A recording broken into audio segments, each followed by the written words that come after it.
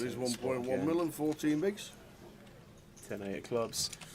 Savas got the queens here. Here we go.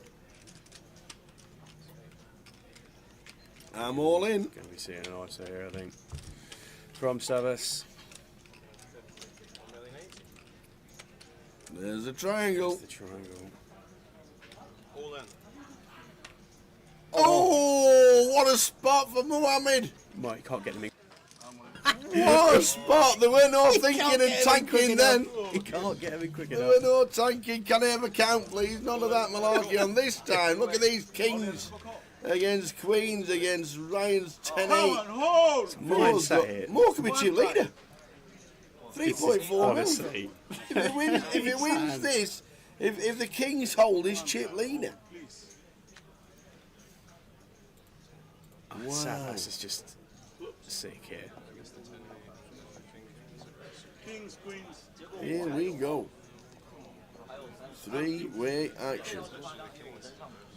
Mo, 60% equity here. 3 ways. Kings versus queens versus 10-8.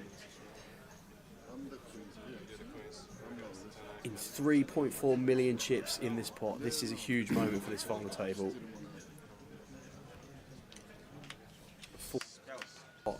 Ace 10-7.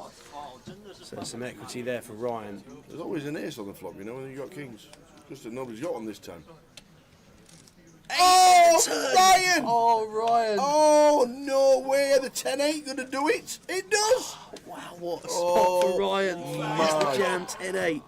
Boats up versus queens and kings. And I think he had Mo covered. They're just going to double check the counts here because it was pretty close. But Wow. that is some hand. 10 on the flop. 8 on the turn. 8 on the river. Are you kidding?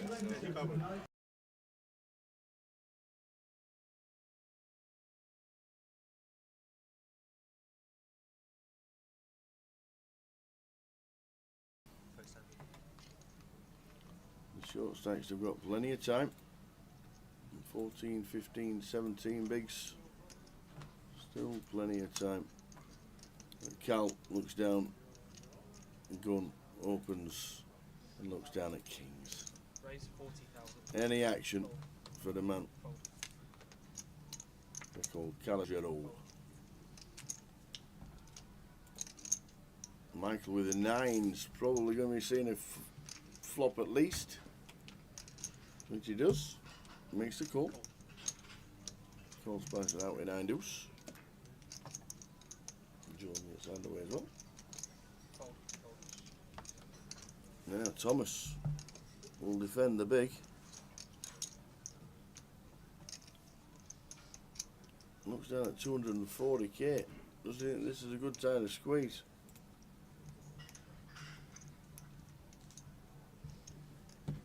It's a sick one here. I mean, Tom's probably not getting away from this one tower, to be fair, but There's the raise. does go 3-bet, not all in, and it's going to be really grim here when Cal goes 4, and then Michael's probably going to get out of the way, and we're back on Tom. We know we're behind at that point, but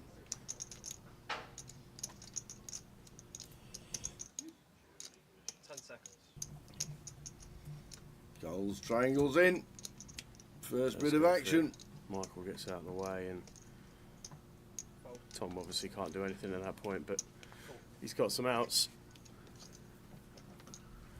And he's taking on Yep. the man of the moment in the first all-in confrontation of the final table Does it here at happen? the high roller. So You know what always happens when you're up against kings and you're all in? There's always an ace on the flop. honestly, It is. It happens more than it should do. yeah, where's your ace there? Ah, There we go. Thomas Clack needing one of the 3 aces, running queens. 7 on the turn, so just 3 outs now for Tom going into the river, or the bubble will burst here. Oh, Barry! The from heaven. Oh, man. Out of nowhere, Ewan applauds. God, Oh, that is a savage one. that is grim.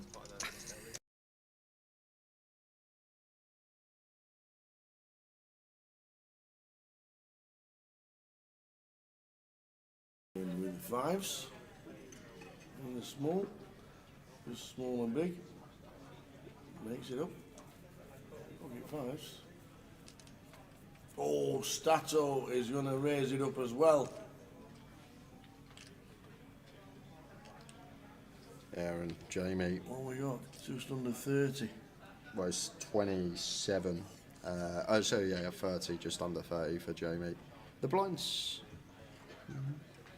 No, we are at 20k, 40k. Yes, 2040.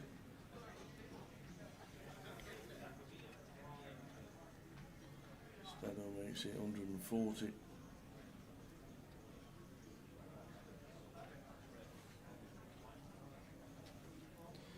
Now over to Jamie. Trev has doubled. He's got about 15 now. He's sitting with 25 and looks like he is going to go with it all. Goes for the jam. Gets snapped off by Stato, and Jamie with the 5s has ran right into it here.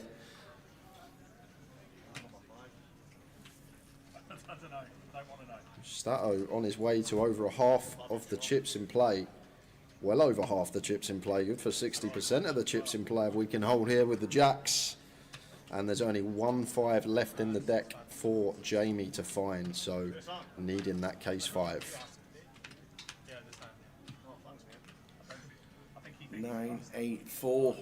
They're needing the case, 5 of spades, or running straight cards. Running clubs? No, clubs don't work. 6, 7, or a 5.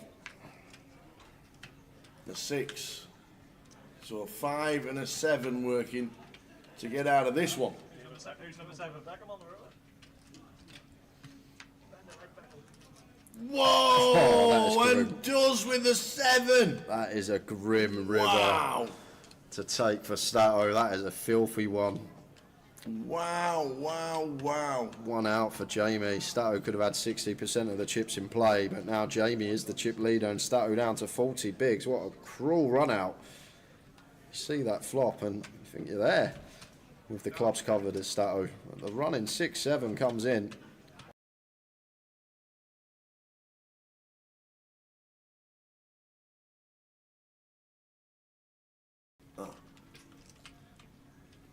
The old ones. Is it 25?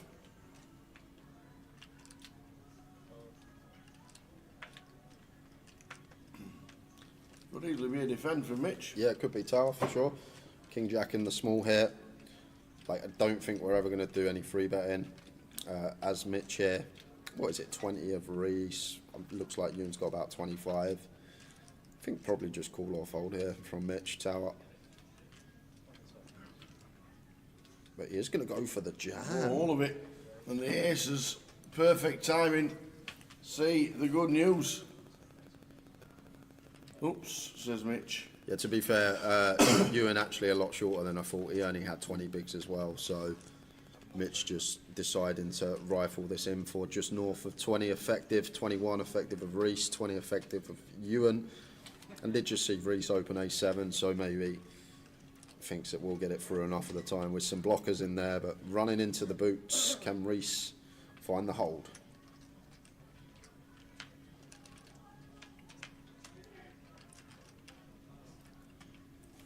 Oh, you can't! Wow, Jack 9 is the flop. That's not fair. That is grim. So Mitch potentially taking all of Reese's chips in 2 hands. No spade either. He needs one of the 2 live Barrys. Wow. Barry! One of them. There it is. Oh, Barry on the end for Reese. what a hand. What a run out. God, dear me, man.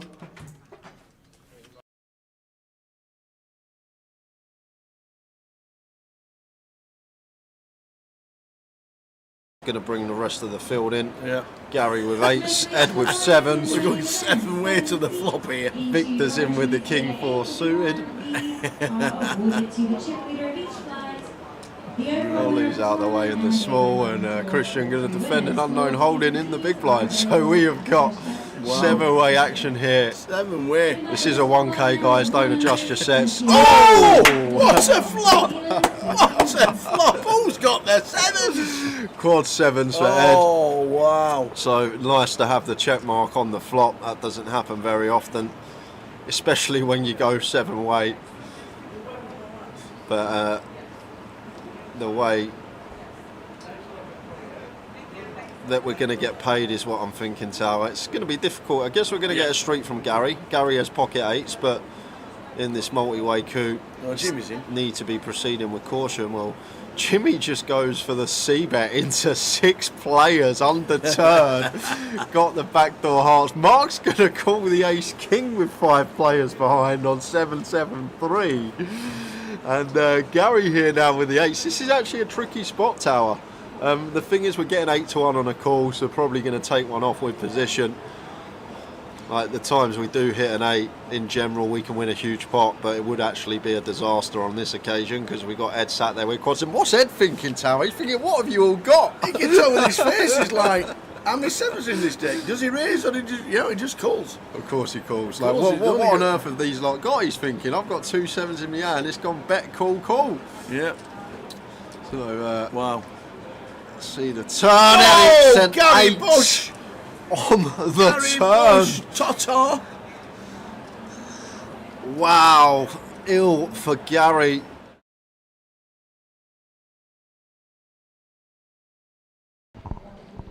We're back. We're back again. Welcome to. We left the other day. 901 runners in the opener. We thought we'd have a nice, quiet couple of days. 772 in the mini main. 772. This table directly behind us is going to be starting the live stream in about 5 minutes' time. So we'll quickly have a quick chat with a couple of the guys at the table. And this guy, we're sitting next to Steve Barnes. Here we go. Oh yeah. How are you? How we doing? All right. Good. You were in the chat the other day, and you said, "Who's got a good chance of winning the league?" Yeah. And I said, You said me, yeah? "I did." Yeah. I did. And I seen you just put it on Facebook the other day, Grosvenor put it on, and I said to me mates, I have got an outside shot of winning, I think. I'm going to give it a good go, and I'd put my money on me as an outside runner, you know? We saw a bit of you last year, and you had a couple of nice results. Been studying nice and hard. Have you? What's changed your game? Yeah, no, yeah, I've been studying, yeah. Obviously last year was like quite a breakout year, had a couple really good results, ran really well. So I said this year I'm gonna really give it a good shot and see what happens. Yeah, see what happens. You might have been surprised when I said your name, but I'll tell you. Yeah. Chip Leaders to your right. Yeah, he is. Yeah, Have he's you a menace, this guy. Have you sat at the side of him during the day, during this tournament? Yes, I was all yesterday, last couple levels. Yeah, so yeah, he's a tough cookie. Yeah. What does he listen to on his iPod? What do you sure. think? Bit of ABBA? He's very stoic. He doesn't say too much. So yeah, doesn't give too much away. Alex is chip leader. I'll tell you what, there's some smiling faces around here. Time Wang's here. Here we go. How you doing, buddy? Nice to see you. All right? I'm good, very good, thank you. Happy New Year. Happy New Year. Yeah, we want to just come back. Well, no, mine's not just come back. We're going to not all one. No, not yet. Yeah, not Not yet. yet. We'll be celebrating that one. All right. Oh, we like it. We like good Chinese. We do indeed. Today, we're down to the last 2 tables. Yeah. Are we going to win it? Hopefully. You're always there to bounce. You always do it. Need to get lucky though. We always need that little bit of luck. Definitely. I'll do it. You're just about to start. Good luck, sir. Thank you, sir. Tai Wang just about to start the tip. But chip leader, seat number 5, Alex Rizvi, is sat there. A bit of a menace, as they said. And we're just about to start. So we're going over to the feature table. Jay's going to start us off because we're just about to start the mini. 772 runners, £31,000 to the winner for a £250. It's not bad, is it? Great start. Let's get straight over.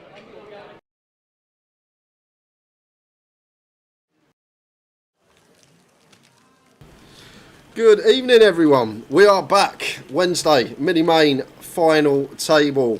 We're not at the final yet. We usually are, but we got 14 coming back today, and obviously that's got to do with the size of the field. Over 700 runners in this one. Once again, creating over £30,000 up top that someone's going to be taking home. 1,600 runners in the first 2 events. It's a lot. Do you know what? As well, just walking down today, some of the stars here, Stato I've seen, Yeah. Ferraldo I've seen, Mitch Johnson, just Keith like Johnson, Ewan Jones. Trev Reardon, But everyone's here. they've stuck on a promotion for the High Roller. I've heard. What a great promotion. Sit down for the first hand in the High Roller, you get yourself a last longer seat for a seat into the main event. Added value. Turns out everybody turned up. Dave Doherty turned up, they all turned up. It's a great field. Nice little promotion. They were talking about it last year on how to get people to start and sit down at the first time for the High Roller. And we'll be on a lot more tomorrow regarding the High Roller, but a bit added value for the players. Sit down for the first hand, get yourselves automatically entered into a last man standing. Last man standing who sat down for the first hand wins a seat into the main event. Nice little 12.50 added value for the High Rollers. But we're on the minute. Yeah, 14 remain, and they are the full chip counts. Alex Rizvi, huge chip lead, 80 big blinds to start the day. Few shorties in the field, so may see a couple of early bust outs till we get to the final. Says to Stevie Barnes, I says, chip leader on your right. He went, I know. He says, he never said a word to me all day. I went, you're right. He went, nothing. Really? Nothing. There you go. Alex Rizvi, chip leader. Yeah, and we'll run you through the table. We have 7-handed here. Ryan Plant in 1, Mohammed Mahmood in 2, David Johnson 3, Ali Abdul in 4, Gary Clark 5, Shuang Liang in 6, Paul Skingley in 7, and that is our 7-handed featured table.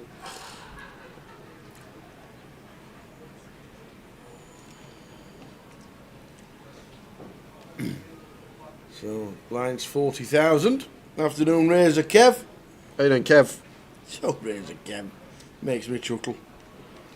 He's got the old Razor Kev arms. The Razor Kev arms? In, It sounds like a pub. Well, it is. I don't know if it's connected to his house or it's his shed or it's his man shed. But you know the beer mats Yeah. that you stick your pints on? It says the Razor Kev arms on. It's fabulous. Good evening, Jerry. We have a star-studded lineup for the rest of the week. We sure do. Afternoon, Stu. All watching on social media, Facebook, Twitch and YouTube. There's Jack in the building. Oi, oi. The Hard Castle. Everyone's here. What a turnout. And it's Stu, afternoon. Apocalypse, good evening. It'll be dark. Where Apocalypse is. It'll just be dark. So, 40-minute clock for the duration of the final 14 of the minute.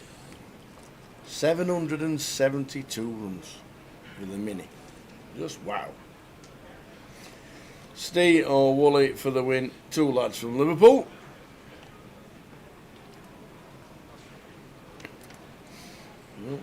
We did have a quick chat with him before we started. Steve Barnes.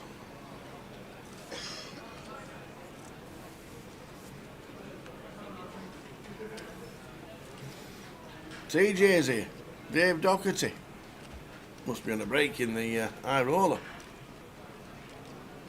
Some names in that.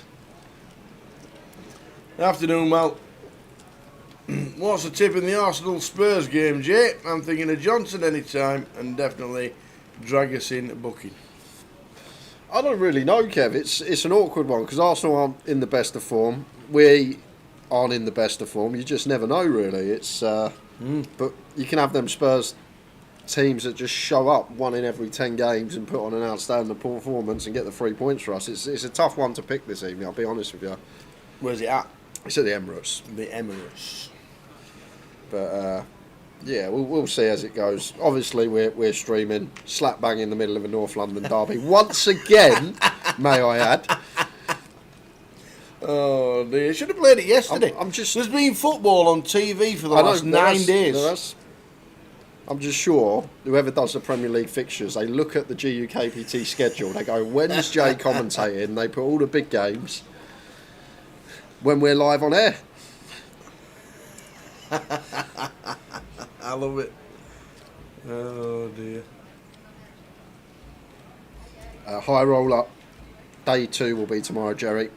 Day 1 today, and then we'll come back day 2 tomorrow. There'll be loads of buy-ins probably, so won't be at the FT when we start. Where's Ace King 10 rolls off, and Paul probably should have shoved pre here, Tower. 15 bigs, blind on blind. We find a pair. Could have just open jammed into the big, but takes it nonetheless, choosing to bet the Ace King 10.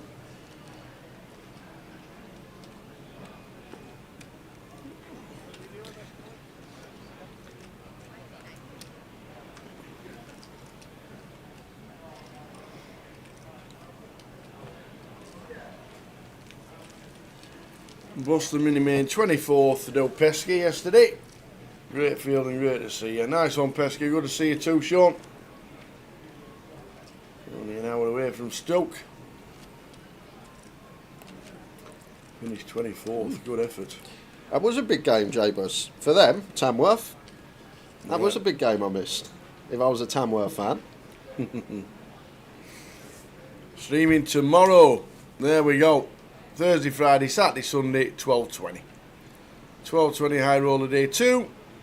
And then Friday, Saturday, Sunday, the main event. That's when we're back for the live streaming. Hiya, Ryan. You and Emily watching in Cyprus. How's the weather in Cyprus in January? I reckon 20 degrees tops. Really? I reckon, I could be wrong. I have no idea. I didn't think it'd be that warm. Hope you're having a great time, Ryan and Emily. Hope you're having a cracking time.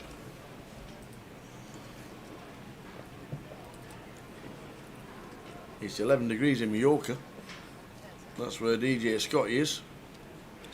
Aaron Money here. Got to go all in. Ace Jack in the big and likely to get called here.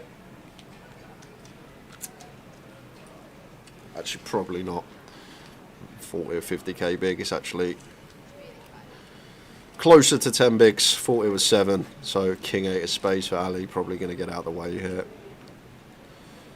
Just calculating. It's fairly fine margins because, like I said, if it's like a 7 big blind shove, probably priced in. But against just south of 10, King 8 of spades into the muck. Manny happy to pick that up. Adam Ben, good morning. Morning, Ben. It's actually my morning as well. I've not been up too long. Have you not?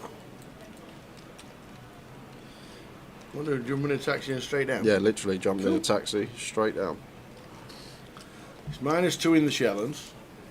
It's 11 degrees in Mallorca. It was about, to be fair, it was about 10 degrees in Coventry today. Wasn't too overly cold at all.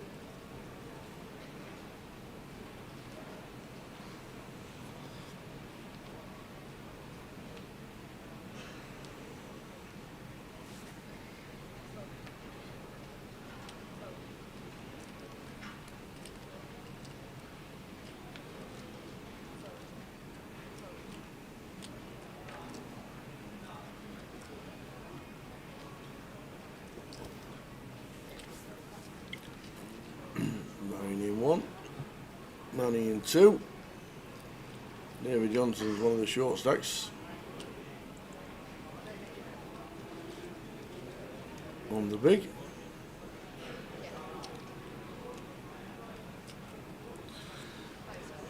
It doesn't look like David's got too much, around 10 bigs of his own here. Is Manny going to think about putting the pressure on, setting him in? No, he is not. I'm going to let the 8-7 off go. Suited, I think he definitely would. Well needed chips for Dave. Mark my word, Rizvi, the NPL champion.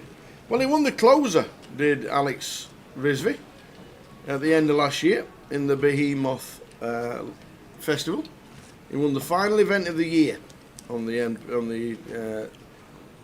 Grosvenor circuit and the Grosvenor Poker Live circuit. The last event, the closer, for £3,400. Also cashed in the Behemoth itself, and his first result was a couple of months before up in Newcastle when he played the 25-50. So a new kid on the block, and Nico is saying he's going to be NPL champion. Got to play some poker for the next 12 months. See a lot of him. and hopefully speak more. As Steve Barnes says he doesn't.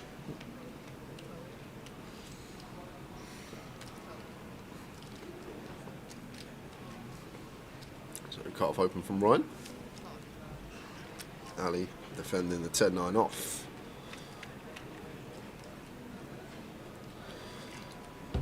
We've got interesting flop here. Double gutted for Ryan with the Jack-9 as the opener. Ali up and down with the 10-9. And interested to see where Ryan's going to continue here with the Jack-9. It is a board that I feel like we will do a lot of that. Checking back. Oh, wow! I want to say, how are we going to... Oh, look at this. Look at this for poor old Ryan. It is grim. The only thing, we're at like 7 SPR here, Tower. There's potential we don't go broke. This is a turn that Ali's just going to get to probe most of the time anyway, regardless of his holding. He's going to have a lot of leads here on this turn. So therefore, as Ryan, we're not going to do any raising here. Just going to call. Like Ali will start leaving some 10x, perhaps some stuff like 5, 6x in there as well. Just hands that we can have drawing dead, which is the important factor. And it's a Queen of Clubs on the river here. So this is going to be interesting how this plays out, Tower, because it's definitely going to be a bet from Ali. And then it's just a decision for Ryan whether he's going to raise this up or whether he's going to call. And I think it comes down to size that Ali elects for here. If Ali goes really big, pot size or more, I feel like Ryan always calls. But if Ali goes small, I feel like Ryan would raise the small size. So I guess it comes down to the size that Ali chooses here, how big this pot gets. And he goes big. So it's just going to be a call for Ryan, as you see, over pot size. Just the one chip call. And Ryan has done well not to lose more there. But as I say, like, I know Ali's gone big on the river there. He's polo. He's saying he's got a straight on. But if he goes small there, Ryan probably going to do some raising when Ali's range becomes like 2 pair and sets for value as well as straights. But when he goes this over pot sizing, he's basically saying he has a 9 or better or a bluff. So therefore, no real merit in raising our straight there as Ryan. Well played from both. Nice one. Spot on again. From Jay. All depends on the size from Ali, and he was spot on. So start of the day with 14. Any eliminations, we will let you know on the outer tables what is happening. Obviously 9 is the final. We're starting the day on 14.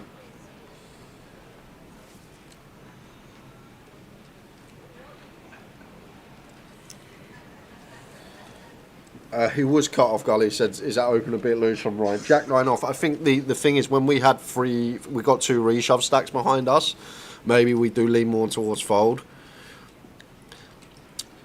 But like probably would open Jack-10 right, fold Jack-8 off. Seems kind of close from cut off specifically. Maybe the thing that swings it, having 2 reshove stacks behind, maybe more inclined to fold. But off to this one. Gary Clark is in with the King-10. Needing a little bit of help. A 9 now needed for an ace. 7 of diamonds, no help. Same scenario. Ace or a 9 needed for Gary.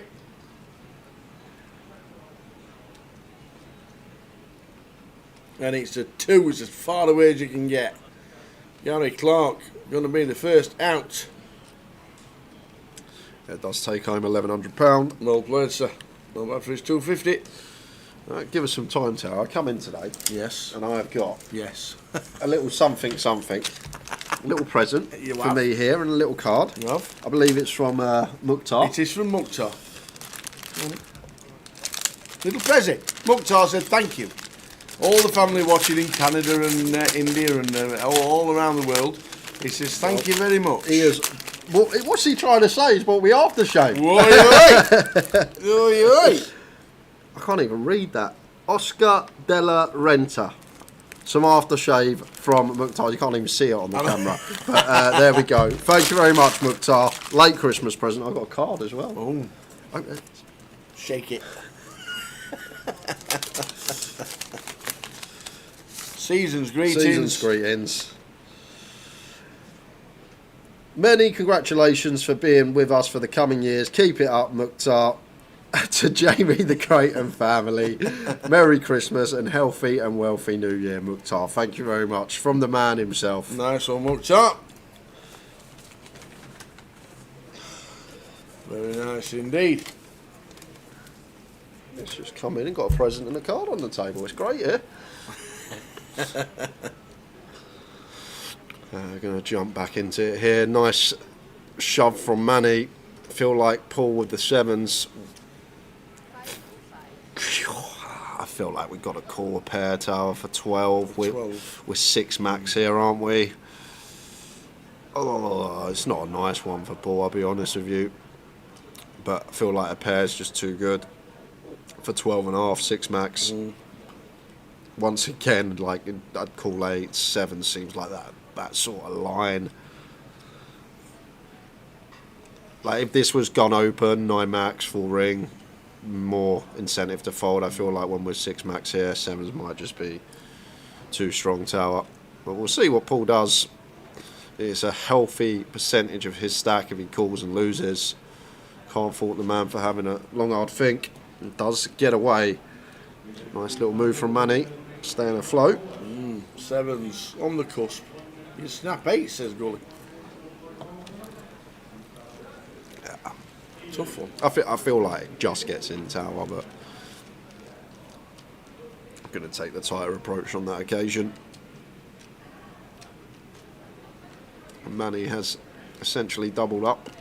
Short stack to start the day, but up to 600k now. Hasn't had to be all in and at risk yet. Just getting these shoves through. Massive this deep in a tournament.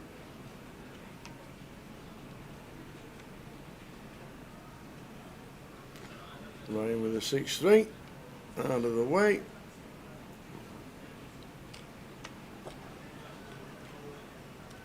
King, Queen and 12. All of it, he says. Yep, seems Ouch. Good. Oh, what a cooler this is. Ouch. Ali just wakes up with ace king. He's just going to say I'm all in. Depends on stacks behind. Like if we got someone that's deep with us behind, it's a cool. like if we flat here, someone wakes up with ace queen, ace jack suited behind, potential. Just keep them in the pot. Well, there you go. Wow, Paul just gets out of there. Top notch fold from Paul. Didn't even think about it, tower. Ace queen straight into the mark. 12 big blind shove from Dave here. Like Ali would call ace jack, ace 10 suited. But the ace queen out of there. That's a top notch fold from Paul. But now David needs to do some work. Can he find a 3 outer? 9-9-7 flop. Not good on that flop.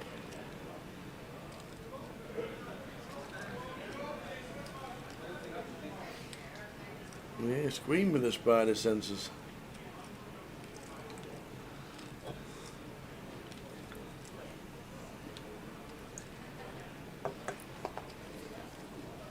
So we need to find one of the queens, and it's not there. So the ace, the ace queen would have chopped it, but correct fold, and a very good fold.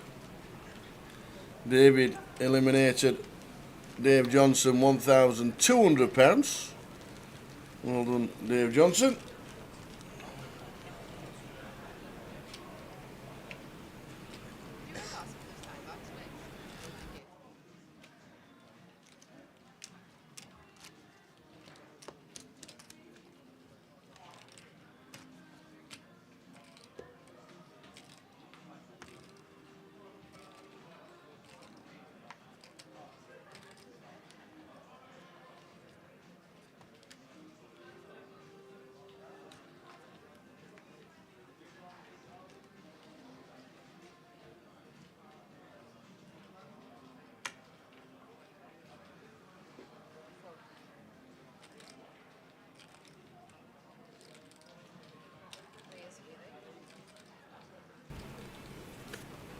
So David Johnson out in 13th, 1,200.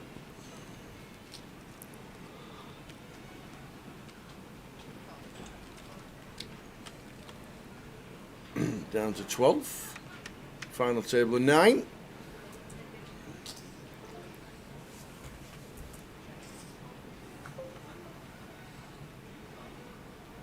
Jack high flop.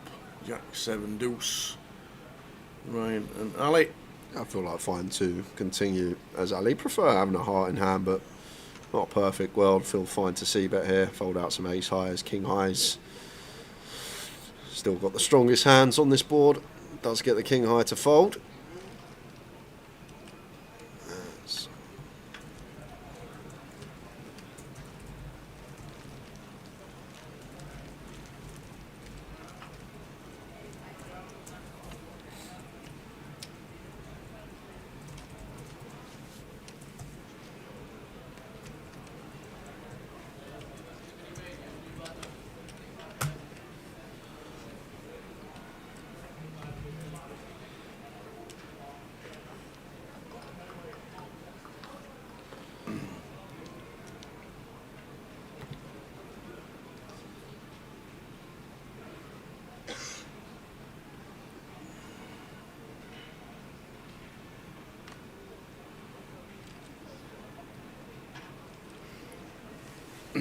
The final table is 9, Jerry. There's 10 chairs around the table because the dealer's got to sit down. Always helps when the dealer's not stood up. Ace queen for Paul. Won't be folding it this time. First in on the button. King 3 off here for Manny. Awkward one. Not quite deep enough to do anything. Does just let it go.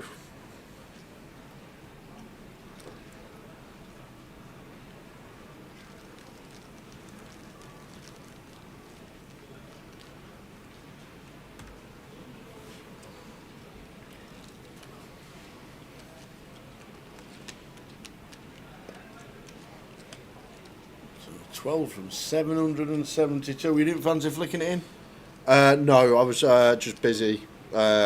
Well, no, what actually happened was Yes. we had plans Monday. Okay. We had some plans Monday, and then yesterday we were sitting there just watching the telly, and I was on the app, and I was like, Cinnamon, and she goes to me, "Oh, you could have gone and played yesterday if you wanted to." Oh, yeah, she gave it the old, right. yeah, you could have gone and. Yeah, I looked down, I went, "What?" She went, "You could have gone and played yesterday if you wanted to." Oh, I just shook my head, but. Oh dear, love it. I'll get me a chance to jump in one at some point this year. It's going to be raise and take from Paul, you expect.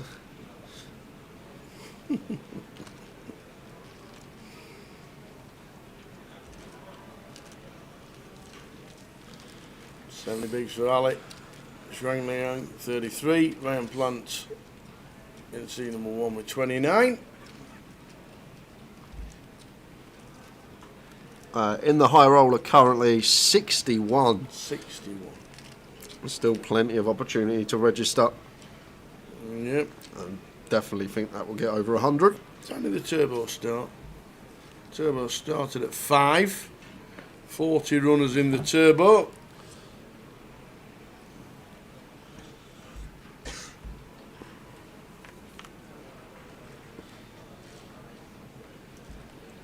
The cash out satellite for the high roller has got 57.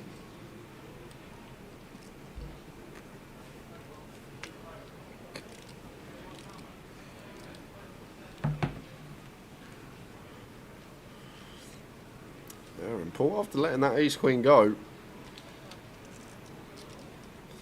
just another big hand. I'm going to get some action from Ali in the big, but on the ace queen 10 rainbow, won't be getting a street from him. No.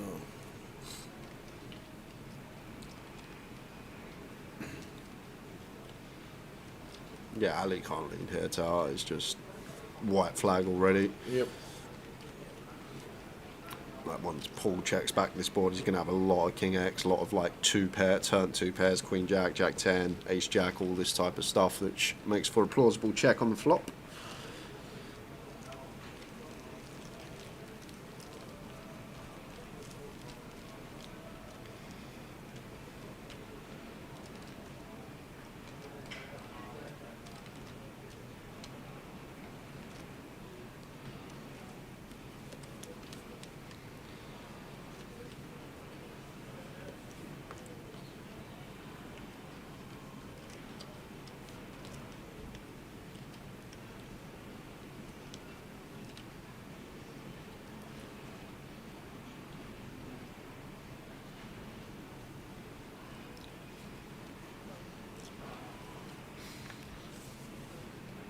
Folding round in turn.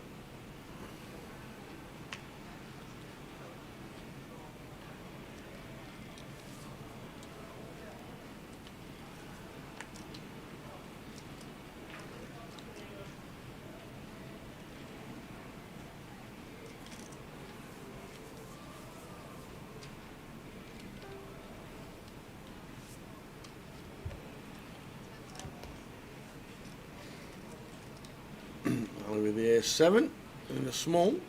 Was it always a raise? Not always, Tower. We can go both ways. We can go complete, we can go raise. Like one that could even go for complete raise as a bluff, like 3-bet bluff. Maybe slightly 2 million, maybe we prefer A6 or lower, but it's not clear whether to raise or complete here. As Ali, maybe as big covering stack, more incentive to raise. Let's get it through. Yeah, I don't know what happened to Ant's picture, but we'll get that changed.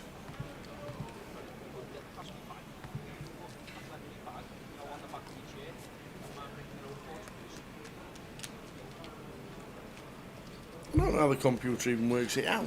Must be some sort of bug in the software that when someone sat at the table, anyone that's been sat there before with the same name, I think the first one that's in that file just adds a picture.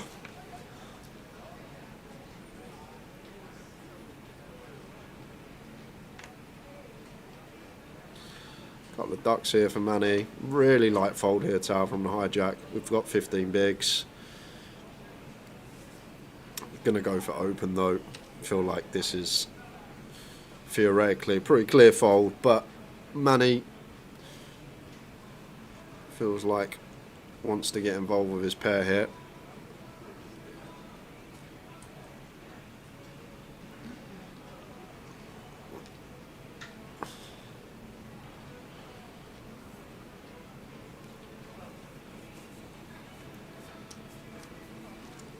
And I feel like if we are going to continue this hand off of 15, maybe like I'd still would just fold, but probably options best fold is better than jam, which is better than open. I think open's probably the worst route to take with deuces, just because you're going to be met with a lot of, well, always met with overcards. Only flop that set 1 in 8.5 times. Seems like on this occasion it's going to be fine for Manny. No connection from Paul in the big blind. Does have ace high with a spade in hand. I think's better of it.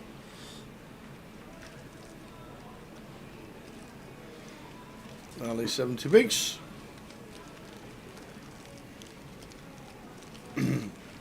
Call Alex Rizvi El Chapo. Might do. I'll ask him. Can we call you El Chapo?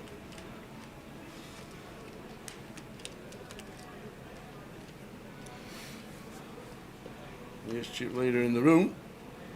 We have 12 players left. Or might be. Started as chip leader. 12 players in the minute. Playing down to a champion tonight.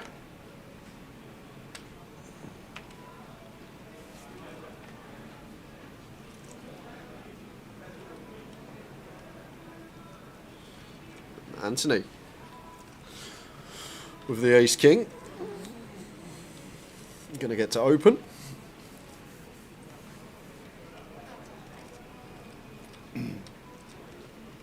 Oh, wow. Yeah, just one of these we talk about a lot, Tower. The shove for 20 bigs. Like the way to eke out the most EV in these spots is just make it 2 bigs when we shove. Difficult to get called unless we're in a flip or maybe the ace queen, but so much more merit to opening. We just get big blind defense that we dominate. We get reshoves that we dominate. Don't get this when we just open jam for 20. It does pick up blinds and ante.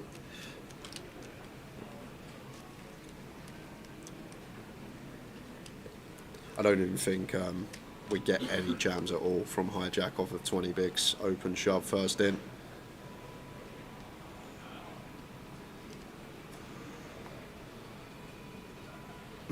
Love watching these, see how I can improve my dealer skills. Practice, Wicks. That's all you need.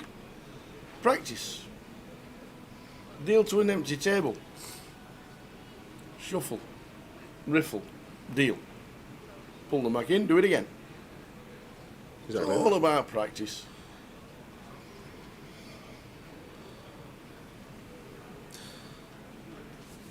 Could go for a raise here as Ryan. Tower raise once in a while. Yep, fairly nice from Ryan. Not going to do it at full frequency, but when we are choosing to raise at 16 big blind stack depth in this situation, small versus big needs to be super polar. So we want our best hands, we want our worst hands. Like we're just going to jam something like ace 9, ace 8. So therefore, when we are raising, going to be top end, going to be bottom end, 10-3 off, falling into the bottom end. Alex just says, what's the streaming schedule for the rest of the week? Here we go. We'll start at the mini main day 3, and then rest of the weekend it's just 12:20. High roller day 2 tomorrow. Main event 1, C, 2 and 3. Picture change please. C3. Yeah man, I'm a dealer at Grosvenor already. Just need practice. That's all you need to do, Wicks. Whichever club you're in. Get yourself in half an hour earlier and just riffle the cards and get on an empty table and start to flick them around the tables. It's only practice, Wicks it. Once you get yourself in, you'll be sound.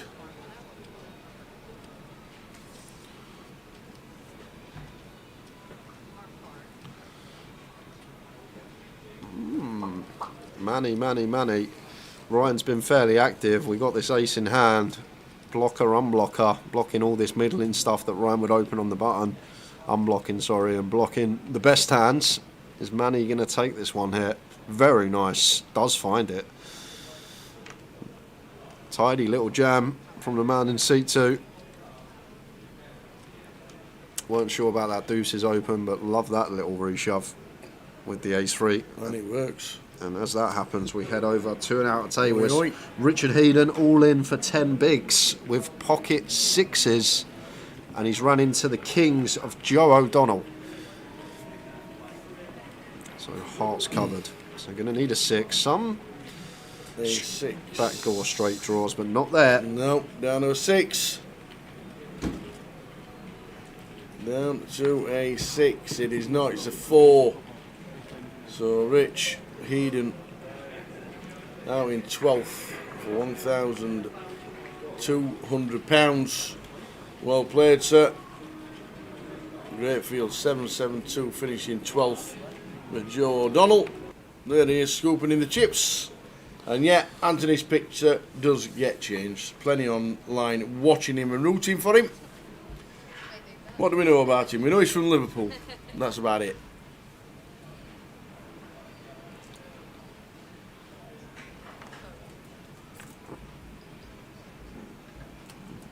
Pocket jacks now for Ryan.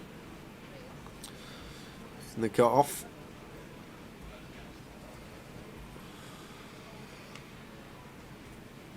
And this is getting in tower, at least it should be. 20 bigs effective, cut off versus button. Manny here, gonna go for the free bet call. Size looks huge though, tower. It looks like, is that 300k he's gone with? It is. It is indeed, it's huge. Yeah. Now then, Ryan, round to you, sir. He says, I'm all in. Let's go and run it, says Manny. So here we go. Yeah, should always get in pre these two hands at this stack depth. That over the long run, Manny just wants to go like 2.5x the open. The 300k, just if Ryan's ever got a bluff that wants to jam, it's never jamming no more with no fold equity. But always getting in, and there's a queen for Manny. But we do have 9s playing for us now.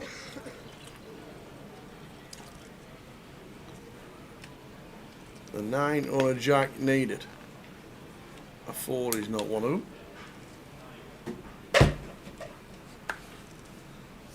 them. 9 or a jack for Ryan. Well, Manny is going to get a nice double, which he does. Up to 1.7. Leaving us on 7 bigs as Ryan plants.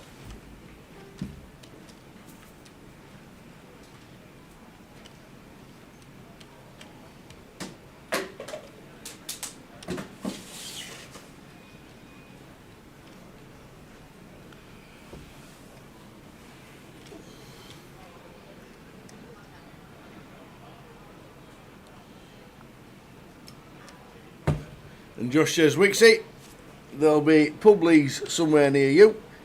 If you know someone may ask to deal a final table or something, get some practice in. That's how he started. Nice one, Josh.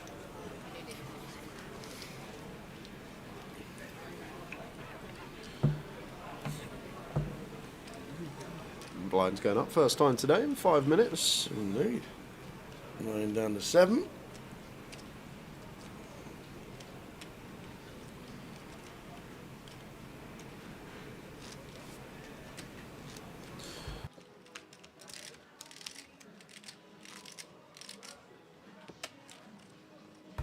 Let's go El Chapo, says Alex Painter Haywood. Chapo! El Chapo. It's a great name.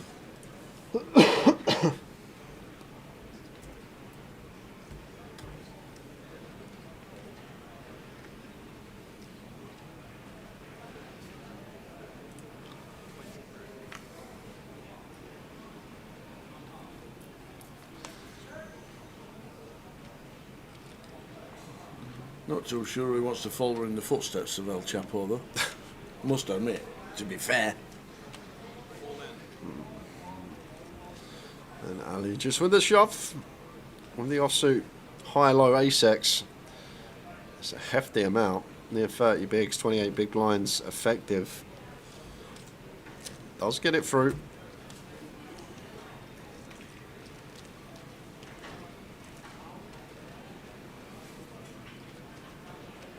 This is the mini final. Buying 220 plus the juice. 772 entries. And there are the prizes at the bottom of your screen. 11 remaining. Should hit a final table some point this session. We should.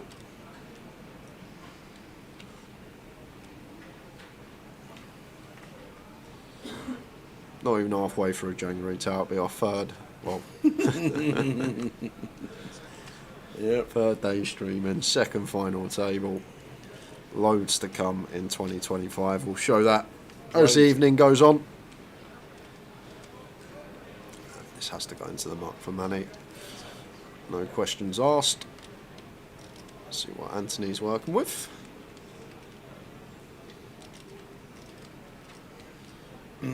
Ace Queen. Look at that. We've even changed this picture. There you go. So he's the beautiful Anthony Worley, as we know. There he is, in full flow. Yeah, much better decision from Anthony. Went for the shove with the ace king off for 20 bigs. This is the avenue that's going to make us most. Wow, this could have got in pre-tower. Paul could have potentially taken this one in the form of a jam, but chooses against, so heads up to the flop. Whoa, look at this. 5-7 deuce, 2 hearts.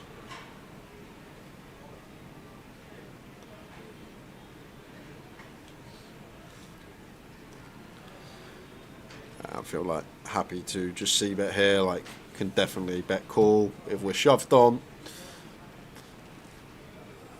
It's going to go for the little check back with the nut flush draw and turns an ace. That could have gone, that would have gone in on the flop tower. I feel like if Anthony c-bets, Paul's hand just may run it. And then we potentially knock out a player and double up, but checks back flop. Does turn the ace. I'm going to check again. Can still get the lot, but not on the 3 of diamonds river. Nope, not on the 3. And they'll have to value bet as Anthony. But probably would have got a street on the turn for a small size. Potentially would have got a jam on the flop. But now on the river, we're not going to get a penny. Could have been a double up for the man in seat 3. It could have all gone in.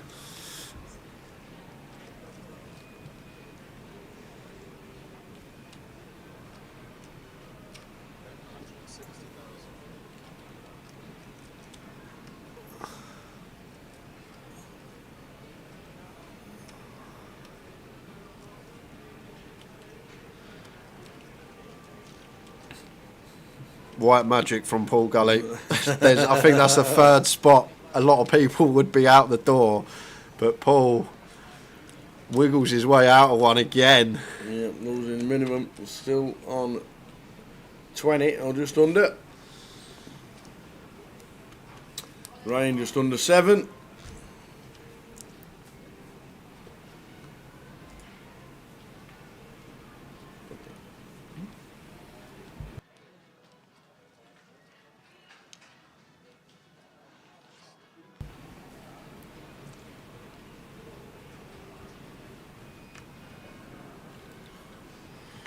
Rooting for Wally and Barnsley. How are we doing, Ryan? Well, things are good. Chip leader at the table, clear open for Ali in the cut-off, King 8 of Hearts.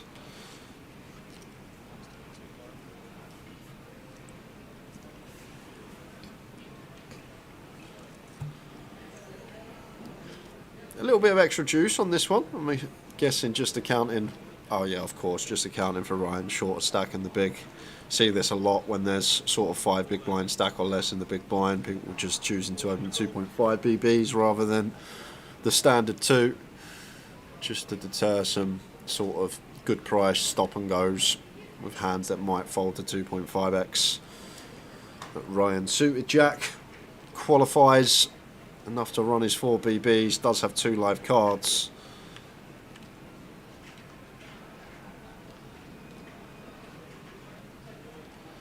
And there is life in Ryan.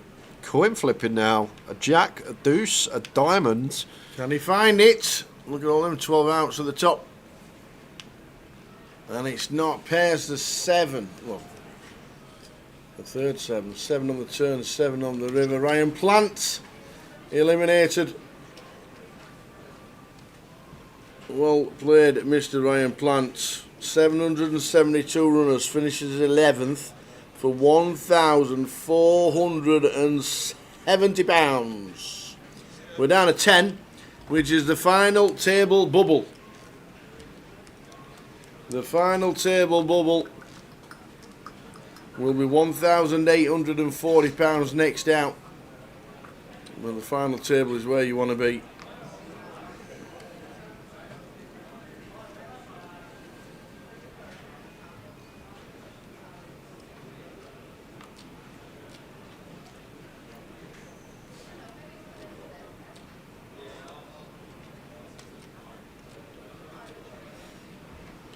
Swinging at 6. And the line's now at 25.50.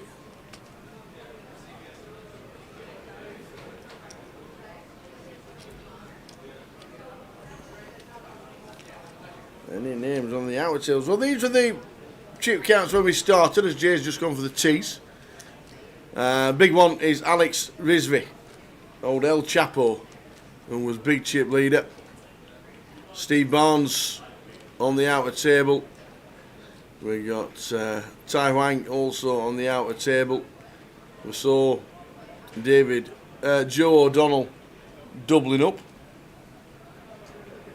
So a couple of names unbeknownst to us. Eminem. I mean, that's Malcolm, who was in the chat on a regular basis. It could be. But stacks, we don't know the stacks apart from the starting stacks of today, which was an hour ago. Richie P. Is Joe O'Donnell still in? Yes, he is. How are you doing, Rich? Hello, Rich. Hope things are well. Still married. Is he? It's been a month. No way. A month? It's been a month. Can't believe it. Lou's put up with him for a month. So he's still had more stag do's than the days he's been married. Correct. At the moment. He's still had more. Absolutely. Needs to be married for 3 years to catch up with them stag do's he had. And happy birthday to Lou as well.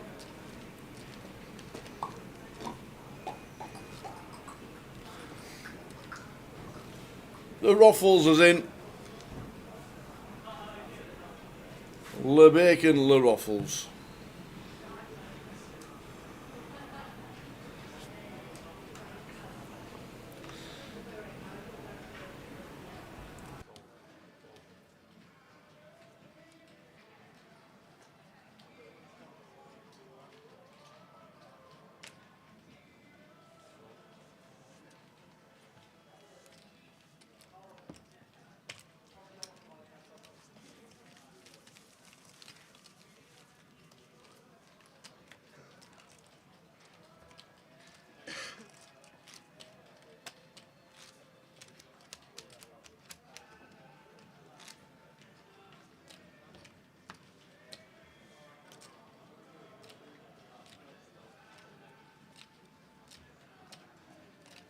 How many runners in the high roller? There was 61 the last time we saw.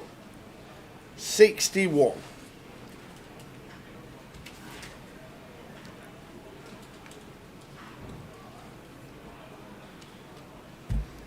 Give me names of those. Guess what I done this week as Go well on, for go my on. team? For your team? I brought Mo Salah in. Our team. Mo Salah, FPL. Yeah. He's been killing it all season. Yeah. Stick him as captain last night. Against His first blank since, I think, September. Forest. Yeah. Why would you put him as captain? It's just Salah, ain't it? Forest a second. That don't matter. It's Salah. Forest a second. He's no. the bloke that's not bricked since September. You want in your team. And then he comes in. What was our other choice? He's my captain. I could have brought Palmer in. I could have brought Haaland back in. But he wasn't very good yesterday. That's all it took for Salah to stop scoring every week in FPL was for me to captain. I'm not joking. That's all it took for Salah's run to stop. Can we buy Isaac? We can buy Isak. Well, yeah. can we get him in? The deadline's closed now, so I should have brought Isak in, shouldn't I? Should have done. Do you know what, Ollie, as well? I know Isak's on that streak. If I took Isak out my team, I think in November, and then since I took him out my team, that's when he's had his purple patch. It's like, I'm the worst. I'm actually the worst, but there we are.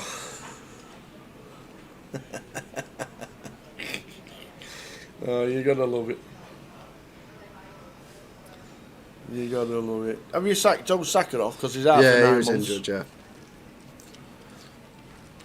But the thing is, like, it's not just his goals and assists. You look at Salah's stats, like, everything off the ball, he's, like, top. Like, off the everything. He's just the best. Look at all the individual stats. Don't just look at goals and assists and even the individual stuff. And then I was like, that's it. We're going to get some points back. And he goes and bricks.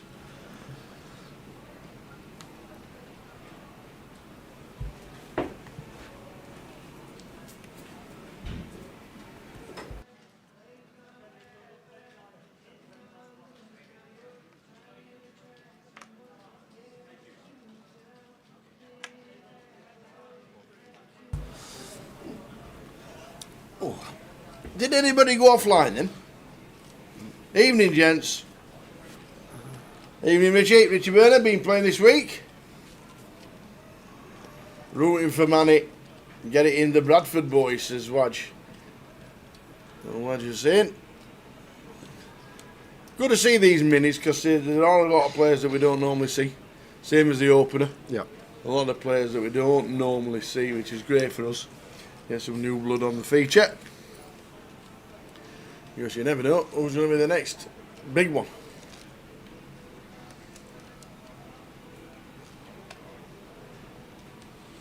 That's what I should have done, Richie Boner. I should have brought the old Arsenal, well, 3 Arsenal players into my team this week, and then we might actually have a chance this evening. I still think we got a chance this evening. You'd have against Arsenal. They're on the ropes at the moment. They are.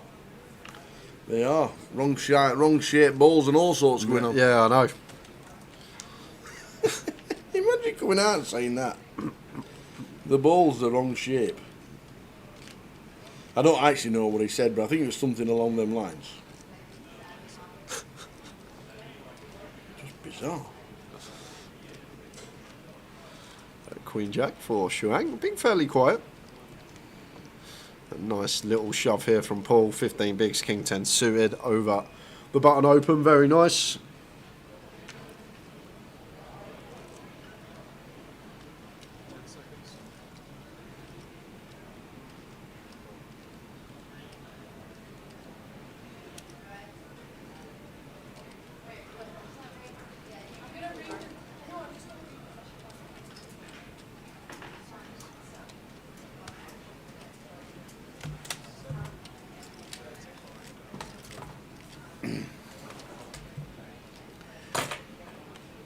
She won't be calling with Jack Queen Certainly not.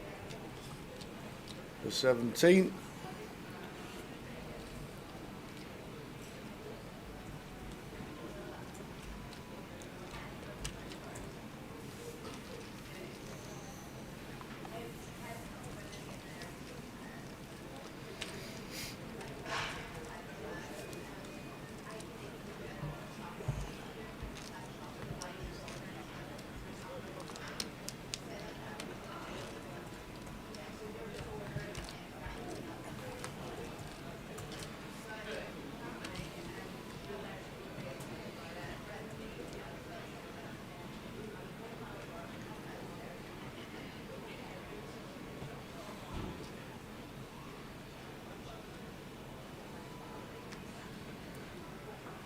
Ace Queen for Paul on the button.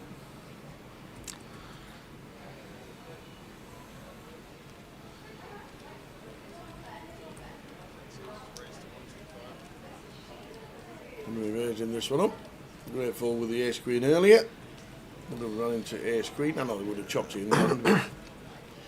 This could be it, Tower. Good fold. Man in the sevens. Anthony's got about 700, 800, right? I'm pretty sure. So just a jam here from Manny. Seems good. Effective stack is Paul. 18 bigs. It's a button open. We've got a middling pair. Feel like jam is the best way to proceed here for Manny. Can he find it? He cannot find it. He lands on flat. Yeah, it would have been all in there, Tower. I think that's a pretty clear spot missed from Manny. Now we just got to navigate this one out of position, but we get a nice looking flop. We do. 5, 6, 2 old clubs with the 7 of clubs in his hand. This is the thing, if we jam, Paul calls, we double up. No, we don't double up, we bust Paul, and we're at the final table. Now probably not going to get all the chips from the Ace Queen. Is he just going to run it here now with his overpair, or is he going to continue just calling? Let's go with call.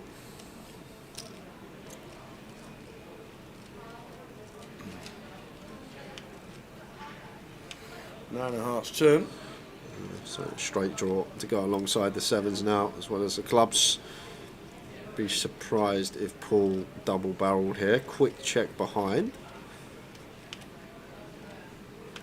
just in case we didn't have the best hand. There's a straight for Manny, but this could have been final table, Tower. Paul, Paul again. It's Paul again. It's the 4th time.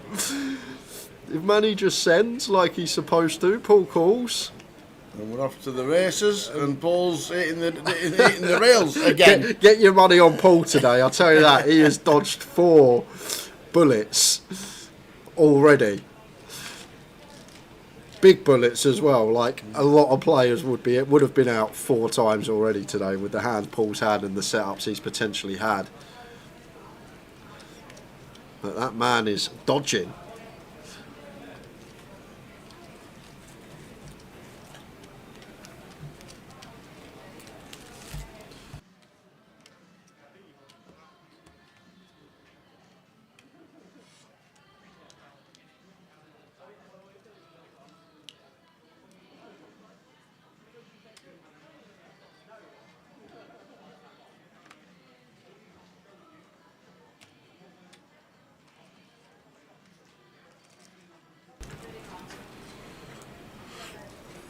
Uh.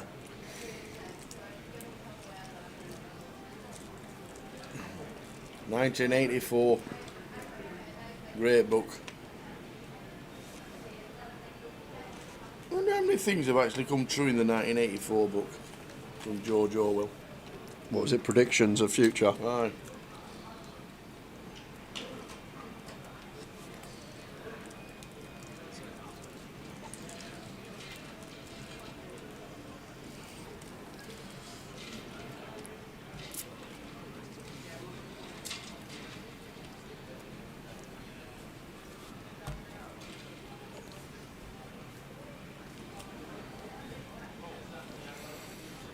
Anthony raises and takes it from the small one against the big, up to 16 bigs. Paul on 12.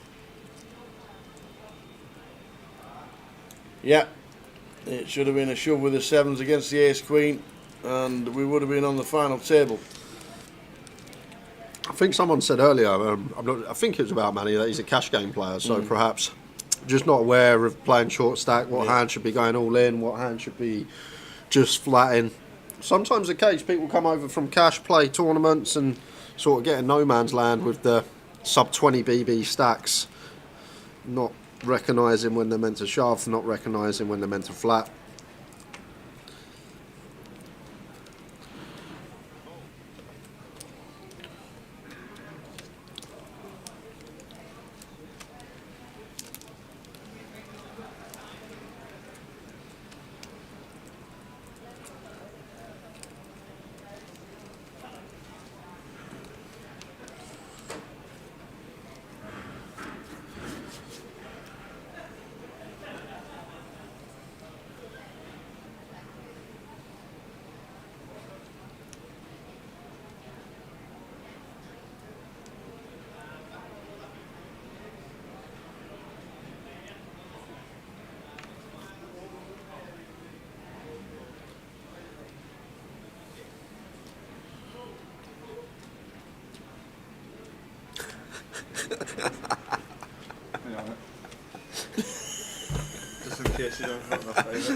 I'll look after you, Jim. Cheers, mate.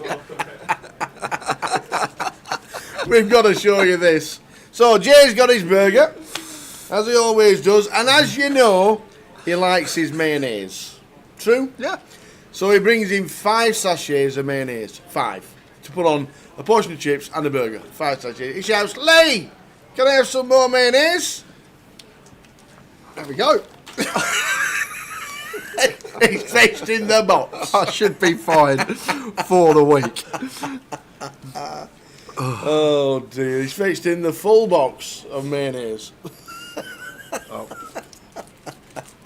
You want to nip to Tesco's before you come to a job that's it. and just fetch your own I litre. usually do. I actually usually do. Do you? Bring my bottle. Well, some stops I bring my own bottle. Bring your own litre off. Hey dear, they'll be in the back doing the stock check. Where's that box of mayonnaise gone? They will. He's not finished the Chick-fil-A sauce, but it's gone home into the fridge. His pint of Chick-fil-A sauce, it's at home in the fridge. Unbelievable.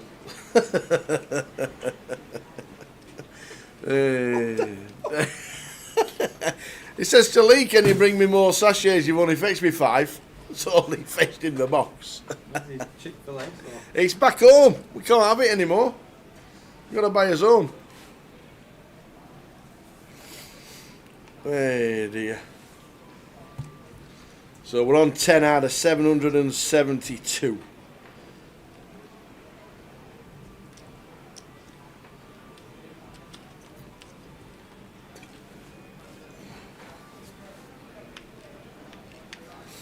Shrang with the King Queen on a 10 out flop, 10-6-4, Manny flopping best. Out of the big, after the defender the big with 10-7. There's a cash player in him.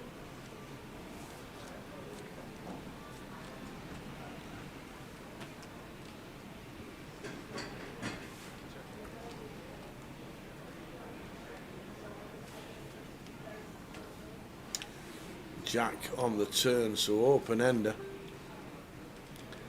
Any 9.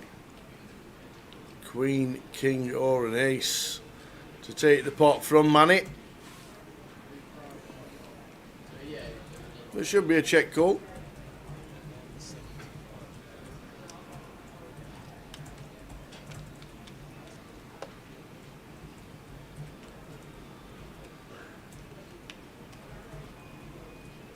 And Manny does with the 10, stays in front. Shrang does not get there. Yeah. Did we give up on this one? With 14 bigs. We'll try and apply the pressure.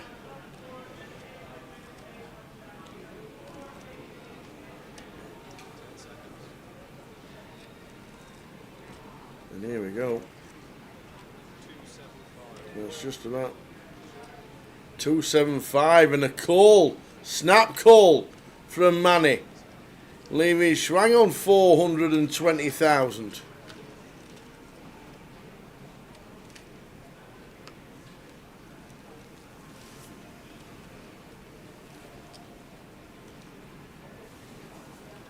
The 10-7, a non-believer. Never been a big fan of mayo. See, I'm still a salad cream man. Always been a salad cream man. I prefer salad cream to mayo, I must admit.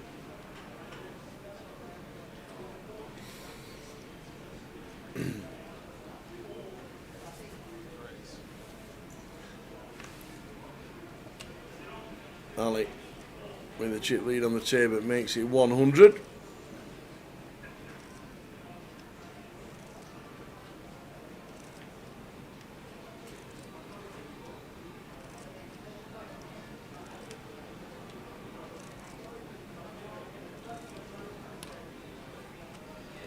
Jacks for Anthony. Seat number 3.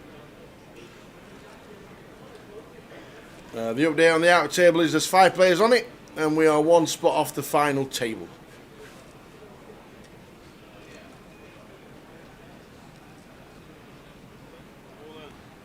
Anthony says, there's the jacks. And Ali gets out of the way.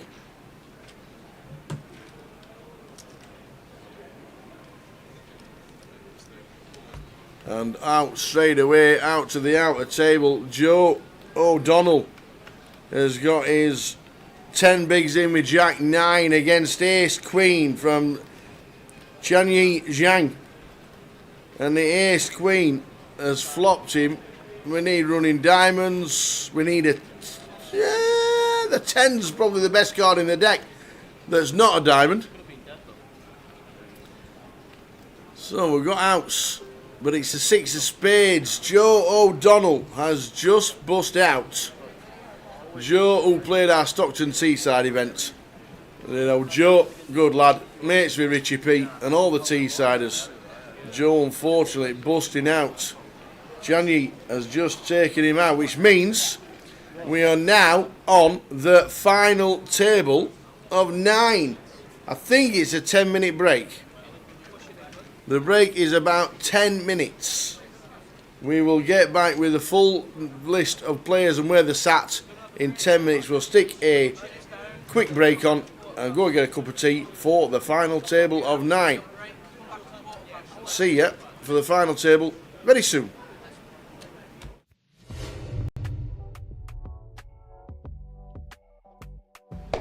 We're spending 10 minutes with Ari and Kashani. Thank you very much for your time. It's a pleasure to be here. Where did you start playing poker? And how on earth did you get into it? I mean, growing up, I've always been very much obsessed with anything strategy-based. So you're no 3-card brag man. No, and I used to play a lot of cards, but a lot of different card games. And I've always been a very competitive gamer. Anything with strategy is just...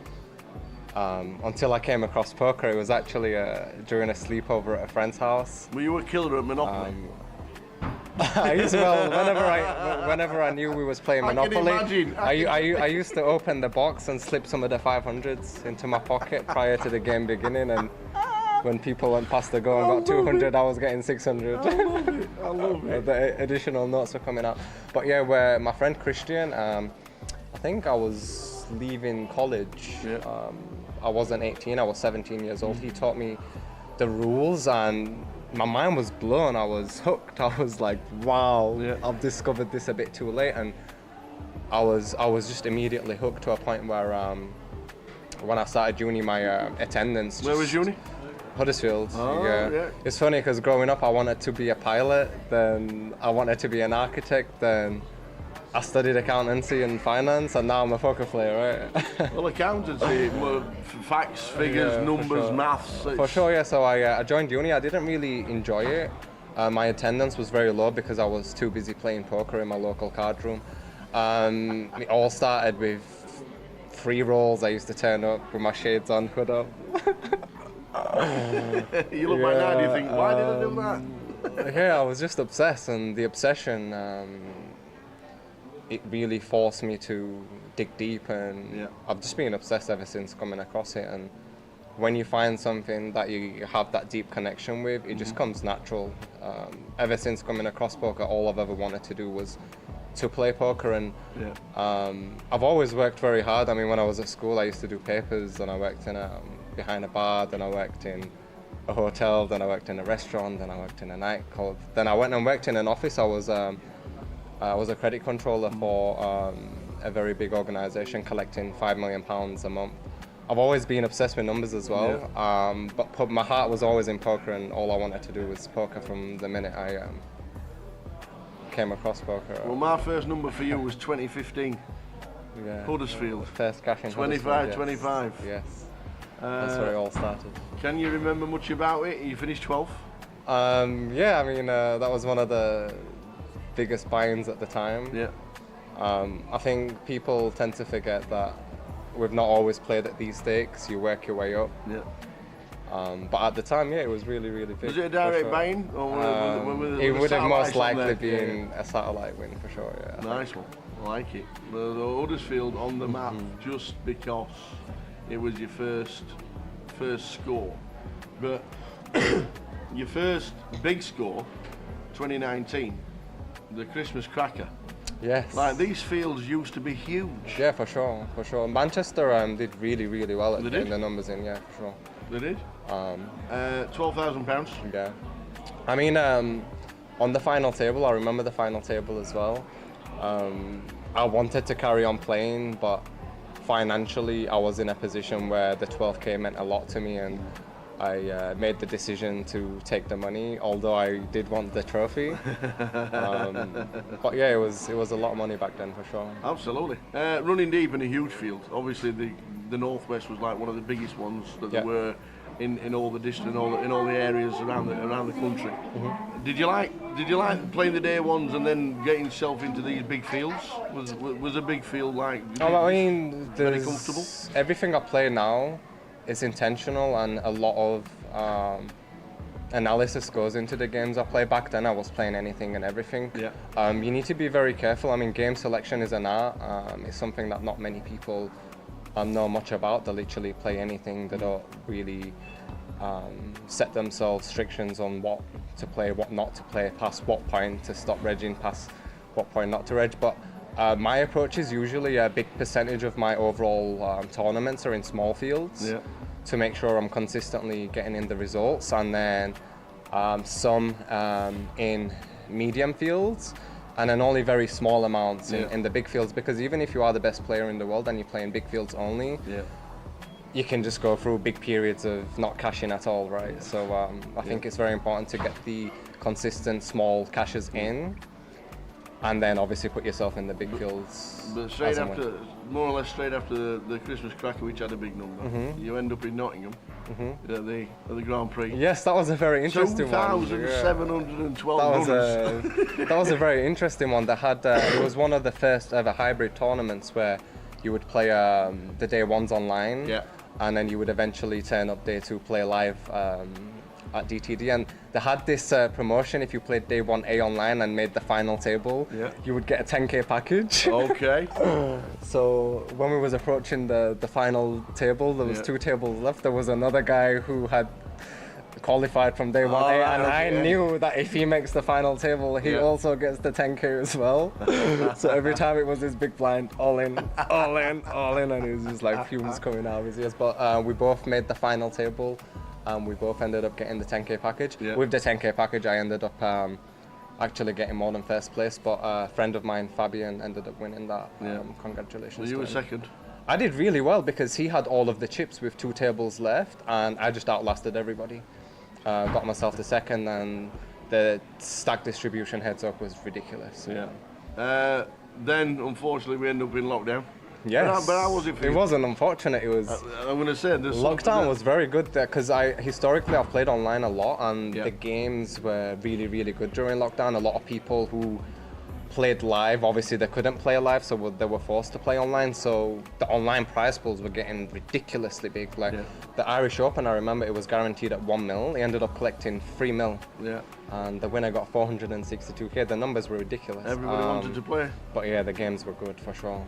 Really, really good. But lockdown was a very tough period for a lot of people also. Of course, but you certainly did well during it, which is really nice. We're obviously coming out of it and coming into live poker back again. Last year, big year for you. For sure, nearly $300,000 as it says on the database. For sure, it was the first year where I started competing for the leaderboard, and I wasn't really going for it till I think March time. I got a few results in a row, and I thought it makes sense, and I made the decision to give it a go. It was very competitive towards the end. The best thing start of the year, everyone was like, "Oh yeah, it's over. Cal's won it." And the deeper into the year we got, the closer it got. It was very, but the very best thing for us watching it from the outside in was you and Brandon battling away. Robbie as well. Robbie was up there as well. It was very, very competitive year. I really enjoyed it. You ended up with the 15K package, which was I managed to get that in the last event. I needed to finish a certain place to get that, and I did just that to be able to scrape the points needed to finish 5th and go over Brandon, I think it was. Did it help with the 15K package, or did it just go on top of the pile and then we just still have the plan to play what we need to play? Oh, it just goes towards buy-ins in the future, that's all it is, Experience. When you play locally, then you play nationally, then you go and play an EPT. Yeah. What's that like? It's obviously different games. They attract different player types, and I think one of the biggest keys to succeeding in poker is knowing how to adapt to different player types. And different players, they play very differently. I mean, it's one game, poker's one game, but everyone has a different understanding of the game and everyone plays very differently. So it's very important for you to try to gauge how someone thinks about the game and try to come up with a strategy to counter that, basically. I don't think it's realistic to play this unexploitable balance strategy versus everybody. I think you want to be choosing to do X intentionally rather than doing it to randomize and to balance, etc. I think everything should be intentional, for sure. When you go to an EPT and the fields, you don't know 99% of the field. Can you sit down and within 10 minutes work out an online quickly. reg? Or very. I mean, a lot of the times a lot of the times from appearance, from how people hold the cards, how they put the chips in, what the table presence is like, etc., etc. If people are regulating the behavior well, all it takes is one showdown. You see one showdown, you play the back in your hand and the hand back in your head, and you start making assumptions about your players. That's the key. I think a lot of recreationals, they tend to only pay attention when they have a hand themselves, and they don't really pay attention when they don't have a hand. The key is to be paying attention all times, to be building this profile on each player, so when you do end up in a hand with them, you know exactly what to do. Yeah. Do you prefer the live? Do you prefer live now more than the online environment? I enjoy them both. I think live poker is a lot more competitive for sure. There's a lot more competitiveness to it, and running deep in a live tournament is very thrilling. But running deep online is also very good. It's two completely different games versus different player pools, and I think it's very important to know how to adapt. There's been a lot of very successful online players who come and play live who don't tend to do that well, and a lot of the times that's because they're not really adapting that well. They're trying to play the same strategy, and a lot of poker is just adapting to who the opponent is. It's not a game of cards, it's a game of people played with cards, and you need to play each individual based on their tendencies. You do a lot of coaching. I do indeed. Online. Yes. You're very successful. Do you like it when your proteges get a nice little touch somewhere and you keep in touch with them? And for sure, it's very rewarding to help people become better at something that they care for, and that something is poker, which I love very much. So it's very rewarding to be involved in the journey of some of these guys, to see them grow, to see them get these results. And I've actually built a community. There's between 30 to 40 people, very close knit. Everybody's helping each other. We have constant, regular hand discussion channels. You're always studying between yourselves? Yeah, for sure. I mean, poker's all I do. Even when I'm not playing poker, poker is all I do. I mean, of course, besides spending time with family, I'm very blessed to have a very supportive partner and to have a 7-year-old son. So whenever I'm not playing poker, because poker can be very, very draining, and for me, I'm very lucky that I have my family to lift me and re-energize me when needed, so I can go again. I think your off-table routines have a big impact on your performance at the tables, for sure. A lot of studying obviously leads to a lot of results, and like you say, you do a lot of chatting between you guys. Is it nice for you to sit there studying, knowing that these results are coming because of all the hard work? Yeah, for sure. I've always believed in hard work. There's no such thing as talent. There's no such thing as talent, and if you believe someone is more talented than you, all you have to do is outwork them. And a lot of it comes down to mindset as well. I think in any industry, if you want to succeed, you need to have a bulletproof mindset. In poker, very much so, because it is very mentally challenging. You have a lot of obstacles and a lot of challenges that you need to overcome, and there's a lot of injustice, and people tend to have entitlement issues. So having a mindset that allows you to play your A game is very, very important, but that's actually a very difficult thing to achieve. Do you set goals for yourself? Yeah, I have yearly goals, I have monthly goals, I have weekly goals, I have daily goals. You have to, because if you don't, you're just living life. Life just passes you by, time goes by very quickly. But when you have a plan and you're taking baby steps every day, it accumulates, law of compounding over time. Let's go.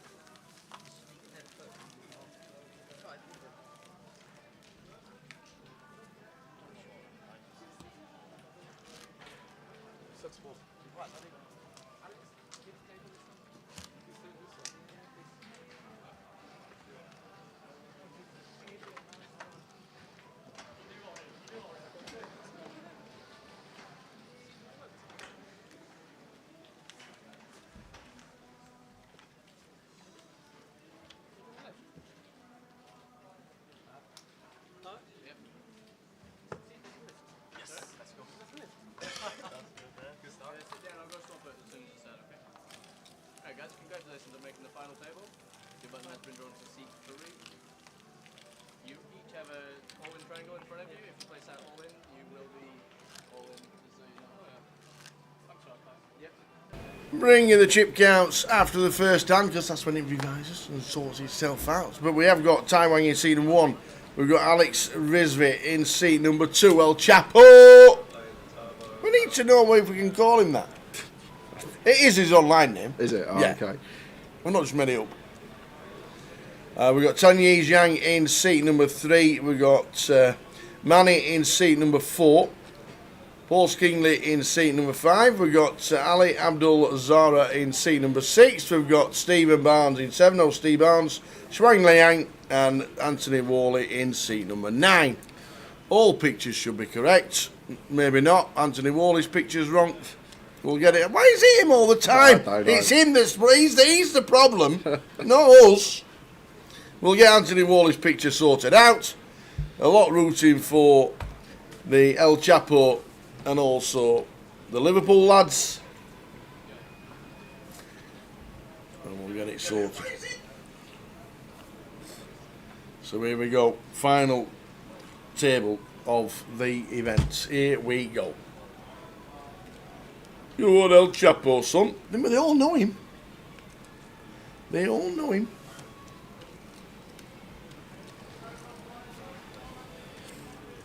Going to be getting involved first hand here. Open from tie, Jack 9 suited. Alex flats the 8s. Flops the set.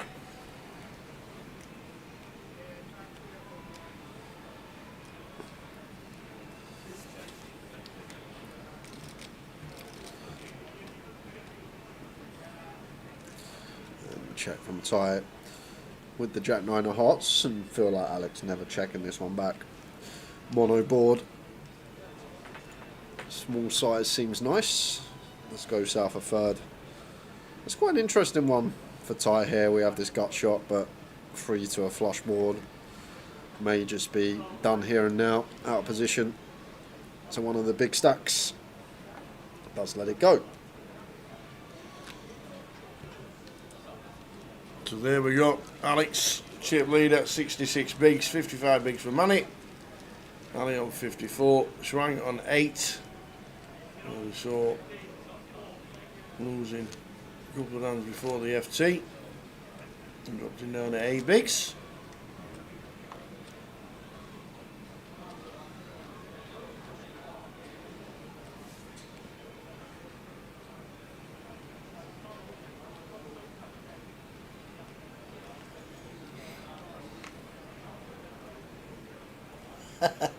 Richie Burner. There's a player of his bit about the behemoth. Remember him being a good player and about 7 foot tall.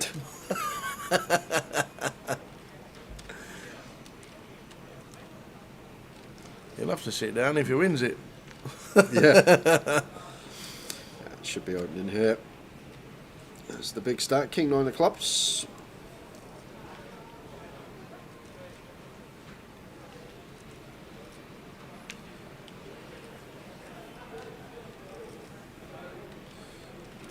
Just the 2 bigs seems good.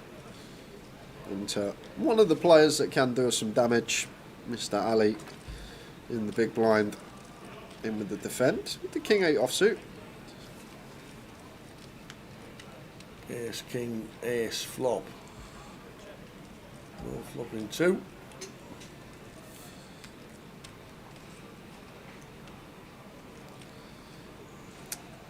May play some checks here, as Alex Tower is just going to go for the 1BB. Seems fine as well, but just how equity's running this spot. Either well behind an ace in terms of equity, drawing slim, or well in front in terms of equity against just a random 2 from the big. I guess on this occasion we are actually going to extract from the king X of Ali. 3 of clubs turn. Alex with the redraw. And still the best of it. Yeah, and Ali cannot win this pot out right now. Can only chop here with the king 8. With the check turn. Boom. There's the back door. So Alex in 2.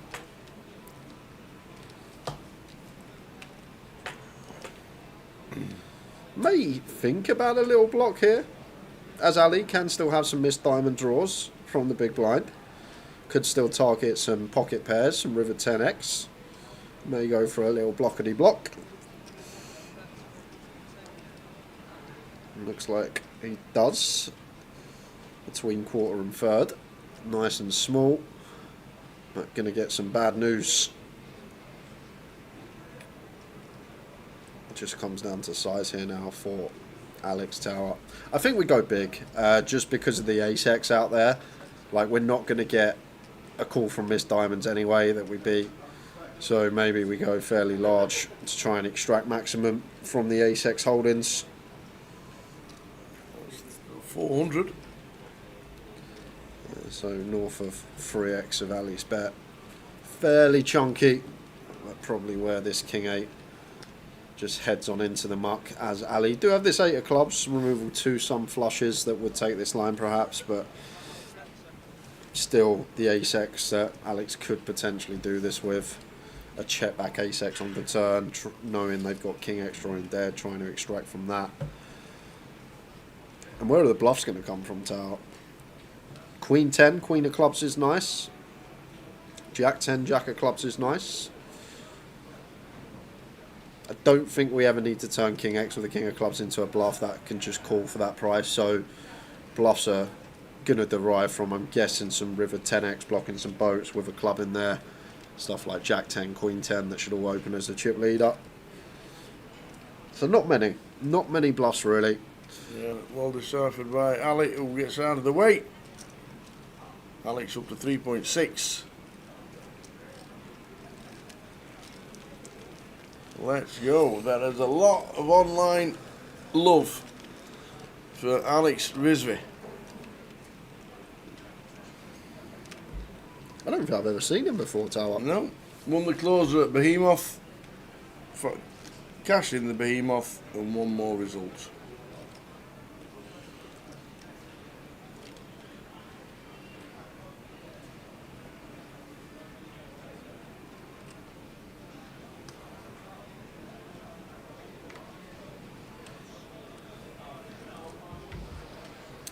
And that's a sight to see when you're short stacking. You got 8 bigs and the blinds are coming round. Yeah, well, the first thing you do, the only thing you do is put the triangle in.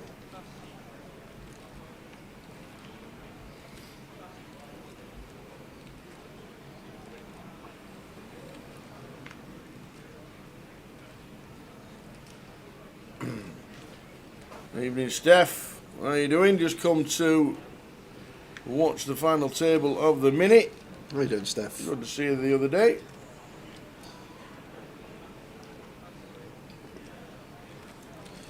And this will be getting through for Shuang.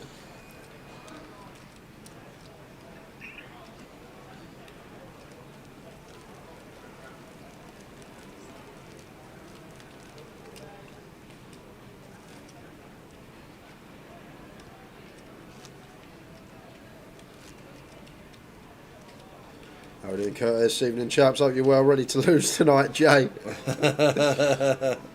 Curtis, he'll be flicking out a bet before all the games come on, I'm sure.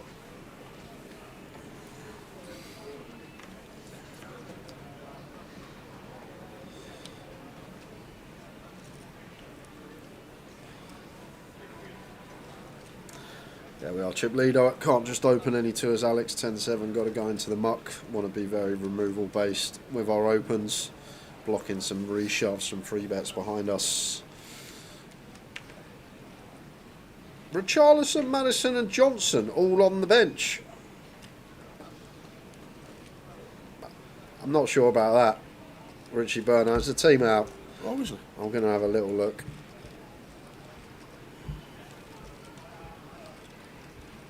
Team's not out yet. He's having you on, He man. is, he's having me on. It's usually an hour before the match.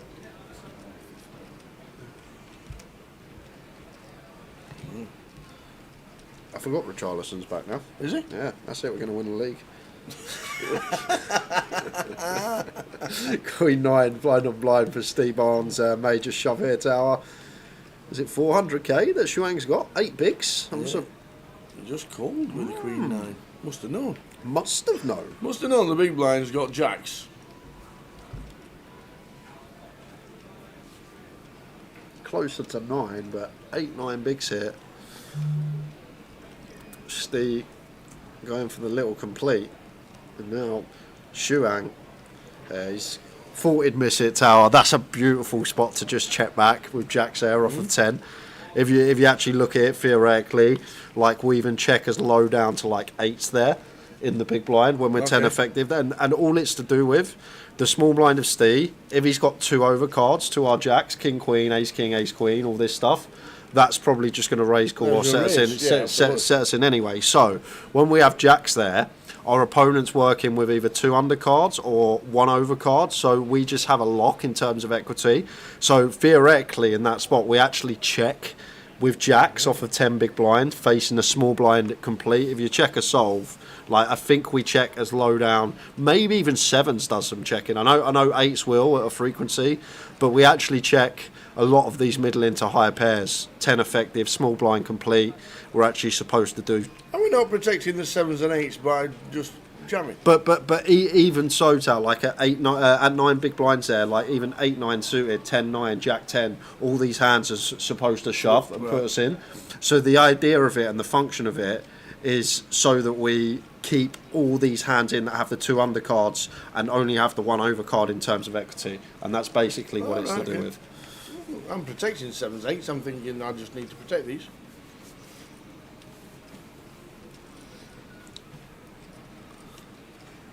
It's a really interesting spot, but when you actually delve into the logic of it, it makes so much sense. We're going to jump back into things here because could be a shove coming from Shuang again, and does take it with the ace 8.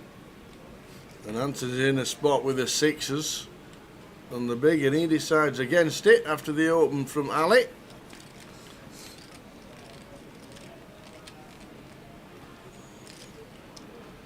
£31,000 for the £250.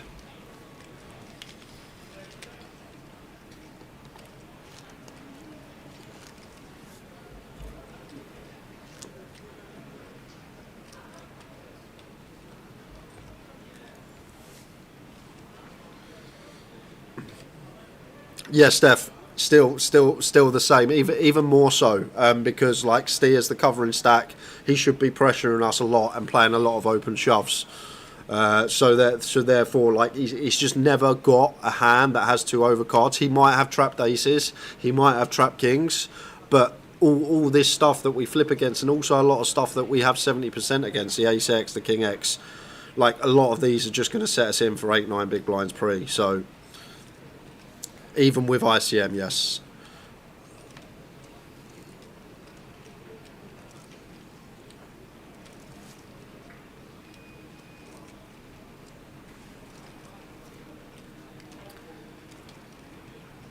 Ali with the Jack Queen Seward raises to 100 with the blinds at 50k for the next 6 minutes.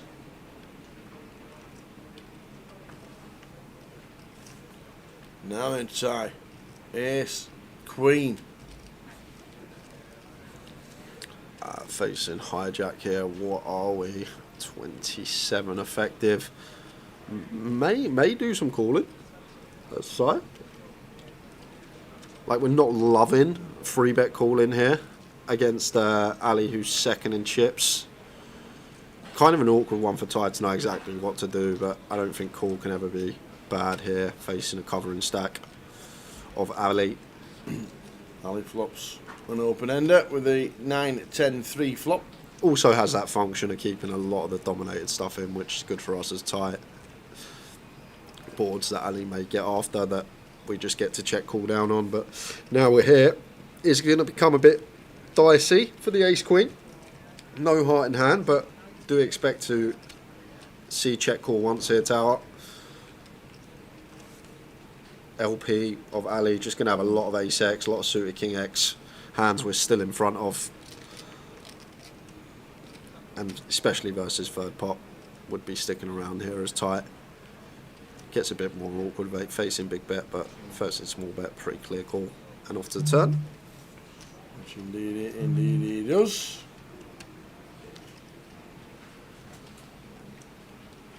To a heart's turn. Not the best barrel for Ali, just because Ty's going to have basically any suited 2 cards that defend now, and the ones that fold aren't possible, like the 7 deuce of hearts, the 8-3 of hearts. So with the 3 and deuce of hearts being on the board, I feel like Ty will have every single combination of heart flush, so it does opt to check back. However, this is probably going to be going Ali's way if we are met from check from Ty. And I feel like Ali's just going to have a mandatory bluff now. Stone cold bottom of our range, no heart. Fold out some ace high, some 3x. Even some stuff like king queen, king jack. Just disaster if we check and lose to a black one of these. So going to have to bluff this spot as Ali wants check 2.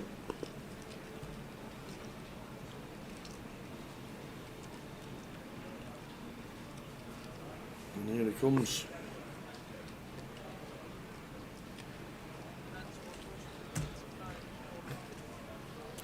From the big blind tower, we're going to have like 10x and 9x with a heart. Much better catches than just ace queen, no heart here. So as Ty, I can't see a world in which we hero this off.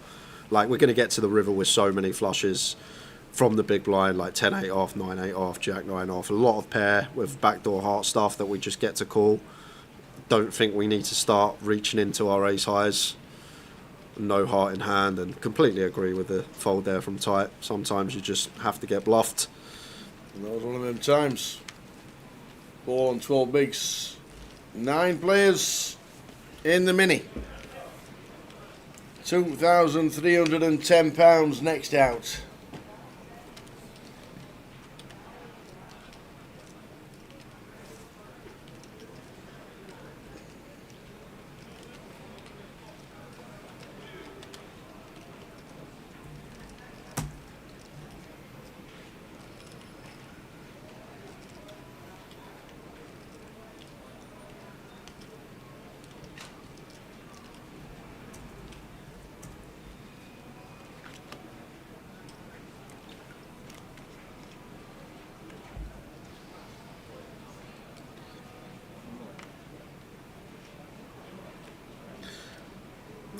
Tierney here. The ace-5 suited gets out of the way. Sort of one of the prime candidates to attempt to still, even as one of these middling stacks, still find to open hands like this. We're going to take the tighter approach. We are raising into the chip daddy, so I can understand why we might just let it go.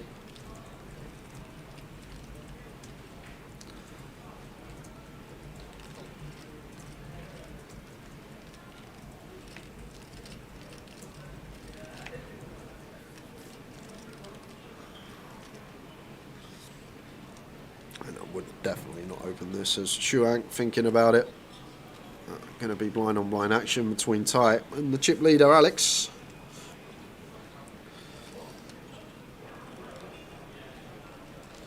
Tonight, I would continue in the form of a complete to fold this one, probably tower, 2 middle in to sort of do any raising. Alex with the 10-6 off here. And once again, I feel like if we have like 10-4 through 10 deuce off here, more inclined to raise, but with the 6, I feel like that's the option to take for Alex. Like 10-4, 10-3, 10 deuce off, maybe once we can raise at a frequency. 4-6-8 flop. Both catching a piece.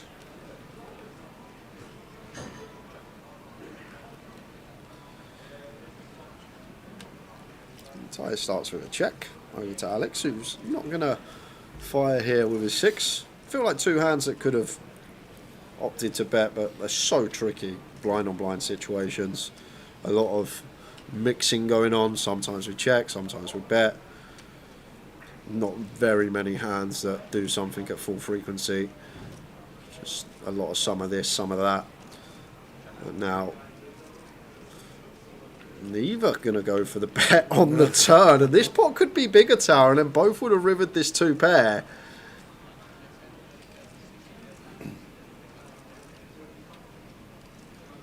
I don't think 9-7's ever a worry. I don't think hearts are ever a worry unless it's 4x or 6x of hearts specifically. 100. No, it's actually a decision for Alex, because I'd raise here for sure for value. Check, check, check, check. I'd personally just make this like 2-7-5 with the 10-6. Target a jack, target a river 10.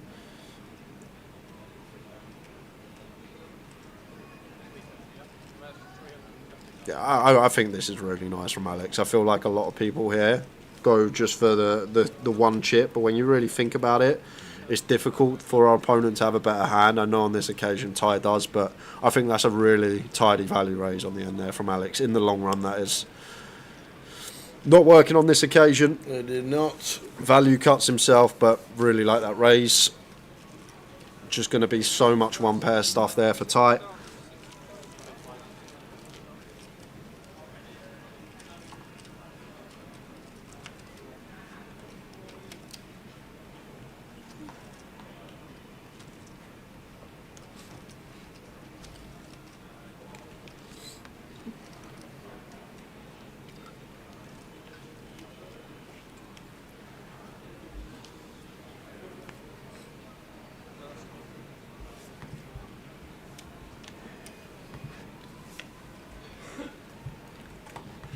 So 9 players out of 772. Unbelievable turnout yet again.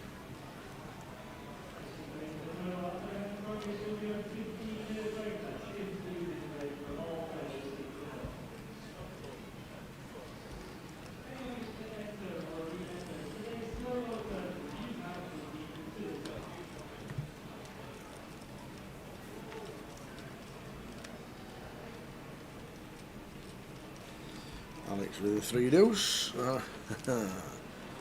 Sometimes we don't defend.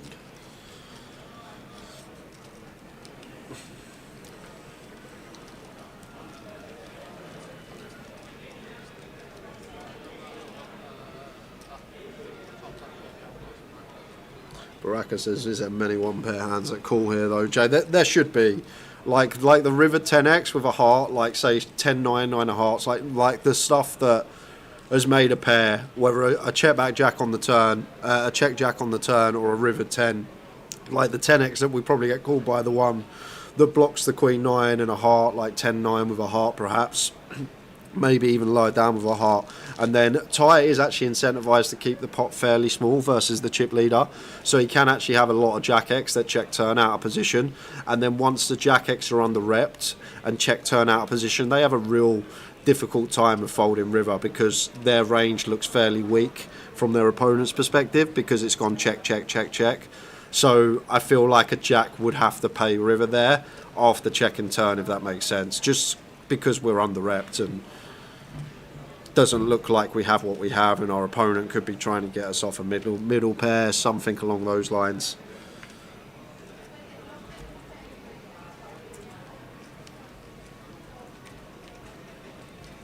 Yes, as for Paul, as a short stack, perfect timing. 2.5x though from Paul from gun off of this stack depth, and if I'm Manny with 10-9 off, I would be doing exactly that. Getting out of the way. Just shows, it just seems to be so much strength. 13 bigs.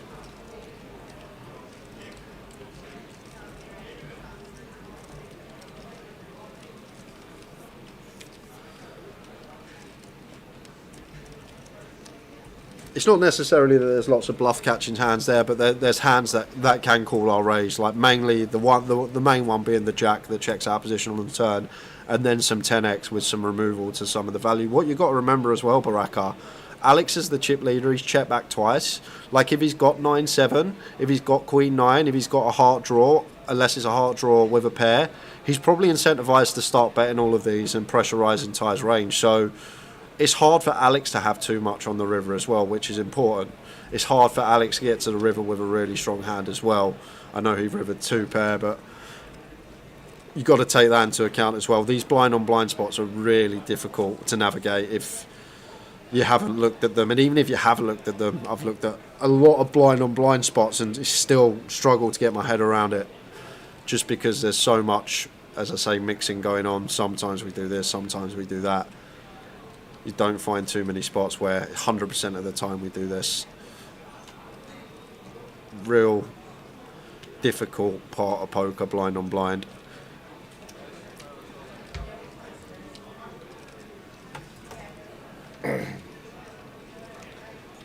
This time with the ace king. So ace is an ace king, building your stack up nicely.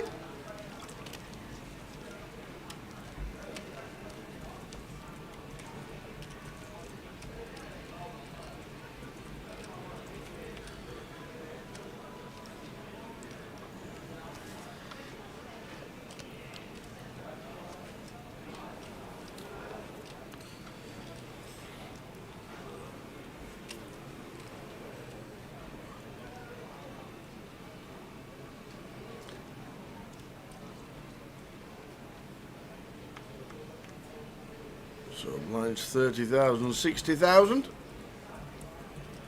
And Steve thinking about an attempt to steal here with the ace-3 suited, decides against. Only starts the hand with 19.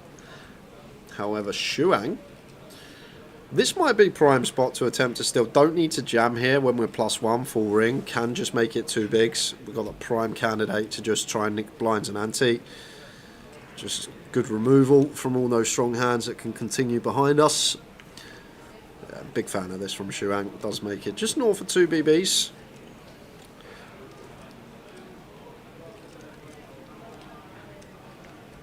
Oh, but Alex here. Ace queen.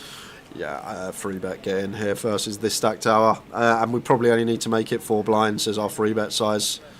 250k, just accounting for Shuang's stack size. Really nice from Alex Tower. This man, he's playing very well.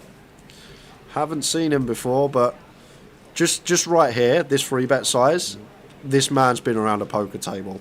Just accounting for Shuang's stack, this is on the money, 4 BBs, where we want to be when we 3 bet this stack depth. And he's found the on the money size, but not going to get any action from the king queen of Shuang. You say that. Should be in the money. We know his stack size says he shouldn't do. Yep. Unless she's going to go for the 4 bet send, but not the combo we want. Preferred to be suited, and even then wouldn't take it, but we'll see what Shuang's got in the locker. I hope it's fold. Here's the call. It's going to pill. There we go. Yeah. Not too sure about this one, Tower. FT, chips are precious. Now got to go out of position here. 8-6-3 flop, 2 spades.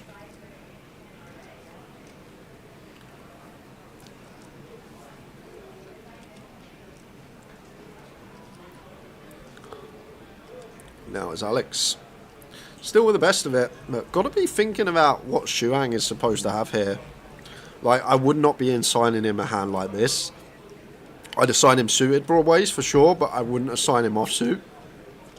And as well as that, I don't think pairs do any flat in. Like if he's got 9s plus tower, I feel like that's going to be gone in pre-flop. So I feel like Xuan can only really have something on this board if he has aces or kings that he's elected to trap pre. But other than that, it's so difficult for him to have anything here. He's just going to have so much king queen suited, king jack suited, queen jack suited, jack 10 suited. I feel like this is going to make up a large proportion of his range here if I was sat there as Alex. And checked all the way down. Alex with the best of it just cements it. Xuan will know. This will just hit Alex so often after check, check, check, check. So just have to wave the white flag.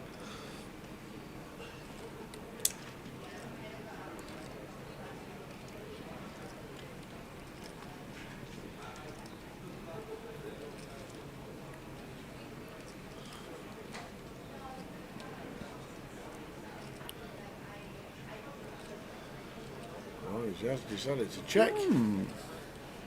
Checks it back. No value? No value with the ace on the river. Ace king never a thing for Xuan. Maybe some ace jack suited, although only 2 combos. Can we try and extract some from that? Ace jack suited, ace 10 suited, perhaps?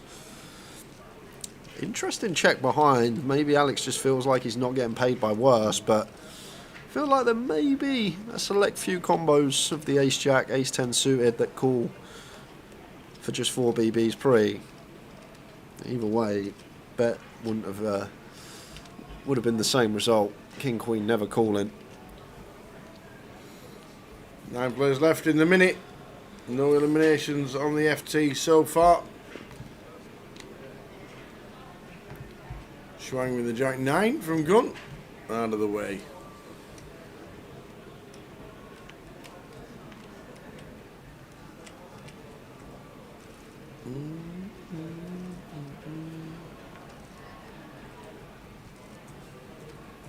Certainly open this one as Alex. Ace 9 off. As I say, removal based.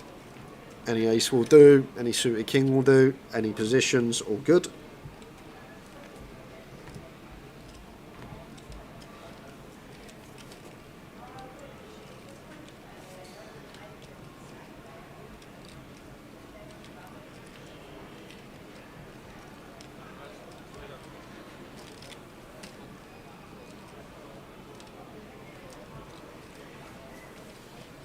King 10 for Stephen. Steve Barnes. Final table of the mini.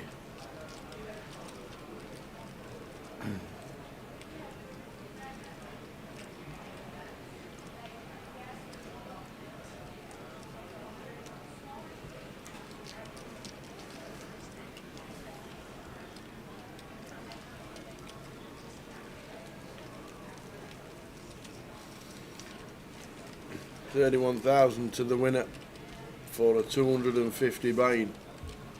Fabulous, fabulous turnout yet again. Over 1,670 runners in the first 2 comps of the year. Outstanding turnout here in Coventry so far.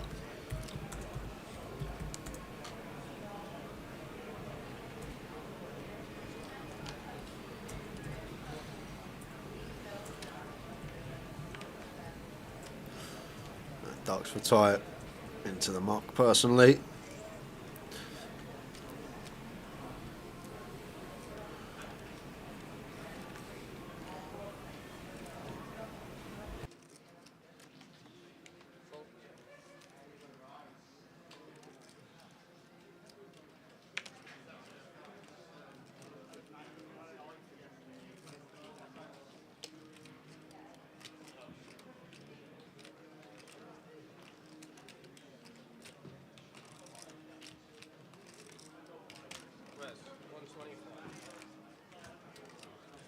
Manny with the 7s raises to 125.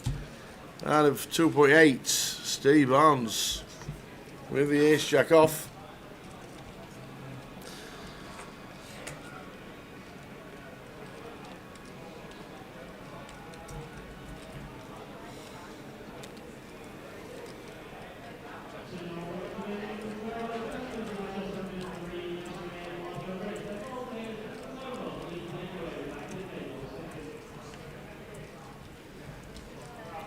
Steve says all of it.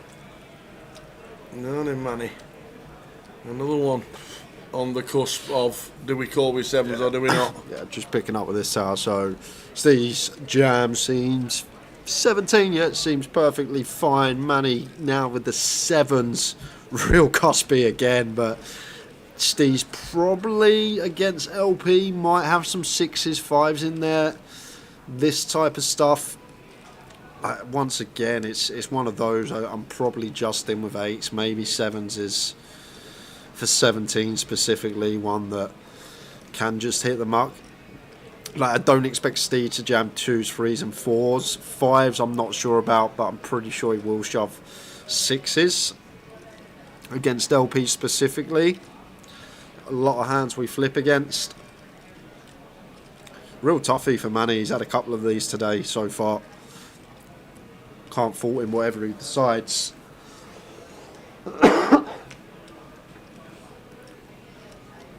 He's going to let it go. Pick up for Steve.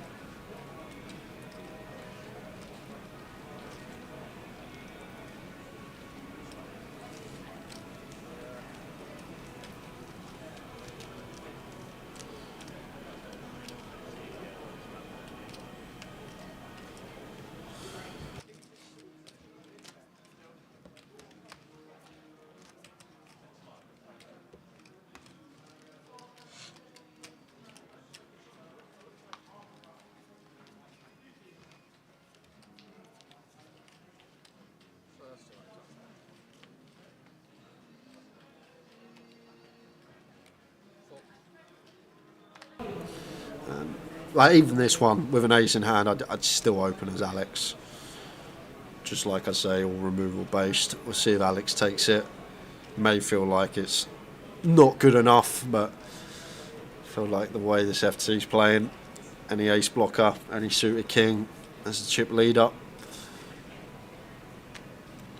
I haven't really seen too much resistance either from the table. Not been any free betting going on. We've seen a couple of shoves, re-shoves, but they've been with legitimate holdings.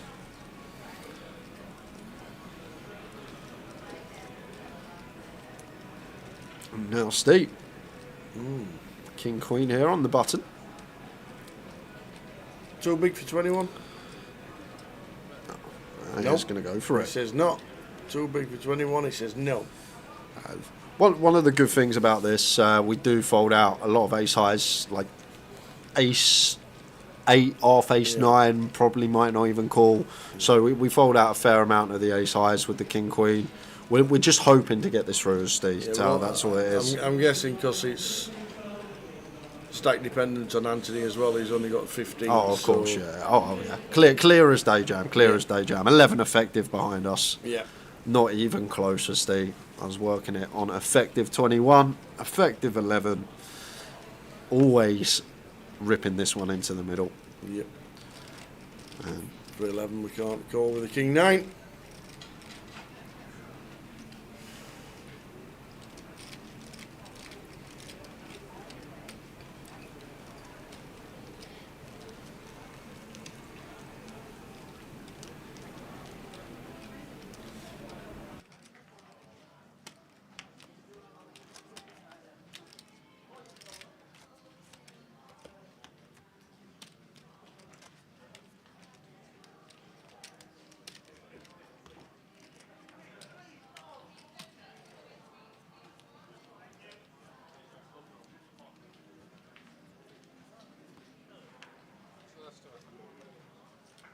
Alex with the ace-5 from gun.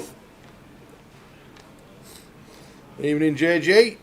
How are you? Are you making it up this weekend for the big one? Hey now, JG. And it's been a great week to start 2025.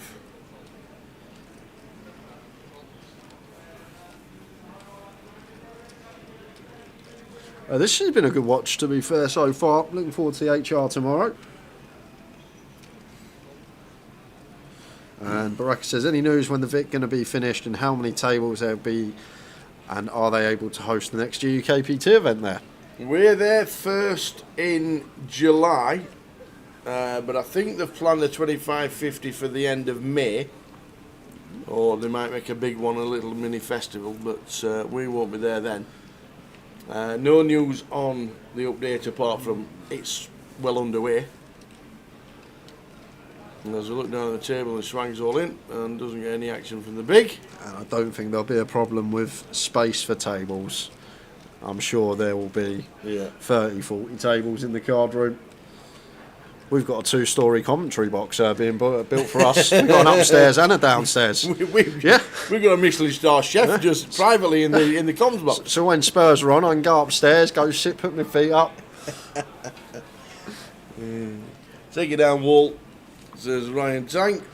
Ryan to go.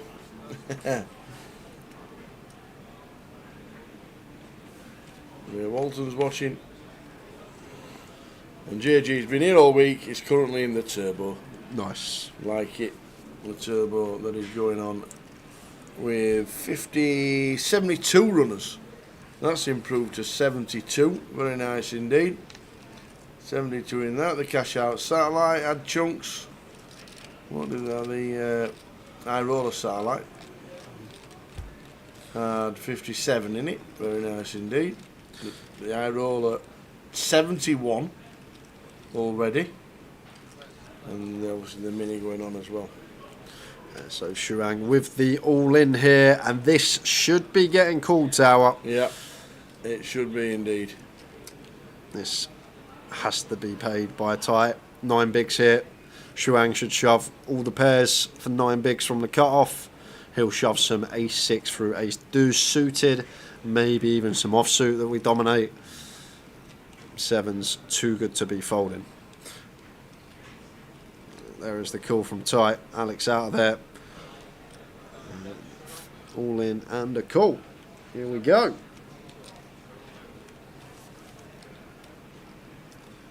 First all in and call.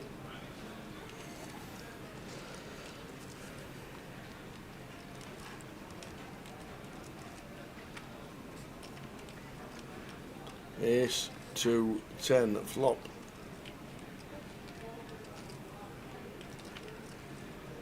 Eight on the turn seals the deal. Very nice indeed. When did Crossy come to the table? So dynamo, it's just like dynamite, isn't it? You got Crossy on your table as dealer on the outer tables, you get 150 hands per day in extra. That's why I have to swap him every half hour so everyone gets him. He does wreck a few decks, to be fair, the way he riffles them. He riffles them that quick, the paint comes off. Has anyone heard of any online issues since the last update? I had a Bohemian £300 ticket, what's that? On your account that I was planning to use at the 2550 in Edinburgh, but it has disappeared. I've emailed them, so we'll sort it out, but I'm just wondering if anybody knows any issues. We've not been told of any issues, Pokemon. If there's anybody else out there that can answer that as well. Any issues with online? £300 ticket. I guess that means a behemoth ticket, because that was a £300 buy, wasn't it? Unless the behemoth was a token where you could only use it the behemoth and it disappeared if you didn't use it. Don't know if that's the thing. I think she said they've already responded, so oh no, I'm so sure they will sort it out. Yeah. We'll see. Hopefully there's no more issues. I don't know on two line there. I know the online team are sending a chunk of people to the Irish Open this year. Going to be a big Grosvenor poker party along the line somewhere. I might even go if I turn up. I'm already booked, can't wait. You have? All online tournaments cancelled at the moment due to technical issues. Thanks, Hayden. Hayden Morgan on YouTube has responded saying all online tournaments are cancelled at the moment on Grosvenor Poker due to technical issues. Yeah, that's the thing. Would the Vic be able to host an EPT or something huge like that? Wouldn't surprise me. I have heard that they're spending. Well, I know they're spending a lot of money on the Vic, and it's supposed to be nothing like what we ever seen before. And we can't wait to get back. But that's in July for us at the moment. What about I don't know if you saw it on Sky Sports. Liv Did you see her on Sky Sports, Liv Marie? What was she doing? She was doing a little a talk down, just like a rundown of the tournament she played in the Bahamas and all that. Like, Oh, right. she's done like a little 20-minute interview on Sky Sports. Oh, excellent. First time I've ever seen poker on Sky Sports in my entire life. Yeah. I don't think I've ever seen it other than that. So we must be athletes. I feel like one. There we are. Feel like one. Professional athlete. Interviewed Liv loads back in the day when she played the GUKPT and the Gala Tour and all the other events. I called her Olivia once. Did you? In a interview, and she went, "Where did that come from?" I went, "I actually don't know." And I actually don't know where it came from. I've never called her Liv. Nobody's ever called her Olivia. I'm like, where did that come from? Well, I'm sorry, I don't know. Yeah, to be fair, Ryan, I do remember Sky Poker every Tuesday night, Yes. 9 till 10, Yeah. about 15 years ago. I remember watching that. Yeah. Just going to jump back into it here. Ty should be all in. 16 bigs. Low jack versus cut off.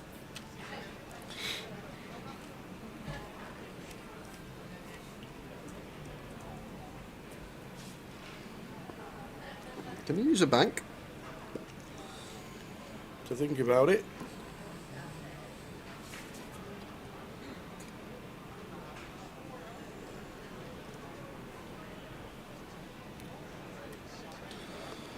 Well, going to go for the half stack. First time I've actually seen this all final table, so Ty, the only one going for the old half stack option. And if you watch the stream a lot, I don't think we've actually ever seen it occur, but it's just for the times that carnage ensues behind us and it's all in, all in, all in, and then we actually get to fold, leave ourselves a few bigs, potentially ladder. 600k.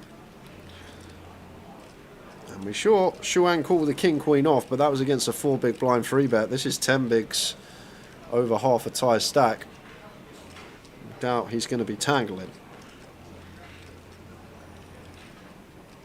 Indeed, out of the way with the king queen of spades.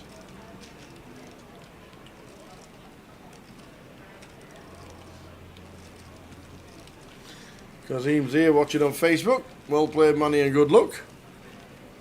He's second in chips.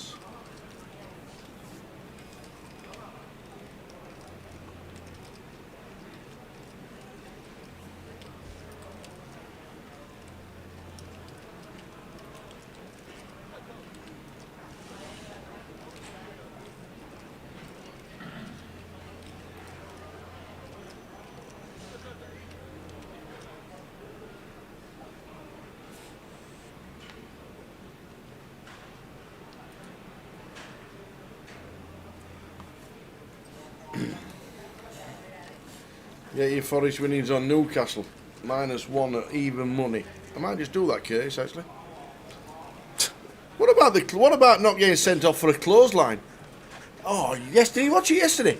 Oh, it was like the Undertaker was playing football. No, I didn't watch it. Did you not watch it? Who was it? He was in with that fuzzy hair for Chelsea. William.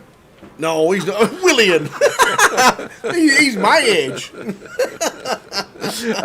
Cucurella. That's the one. Yeah. He went whizzing past this fella to get a throw in for the goalkeeper, and he literally pulled his hair and clotheslined him. Oh. And for the first time in footballing history, the referee went to the telly and didn't send him off. Oh. And he got told it was a red card, and he gave him a yellow. Ah. So the first time he went to the TV, and he were a proper pull your hair clothesline. Was it a red card? 100%. I remember we, Arsenal, about 4 seasons ago, we had a corner. And remember Guendouzi? Who? Guendouzi. No. Romero pulled his hair, pulled him to the floor, and we scored, and it was given. I remember that.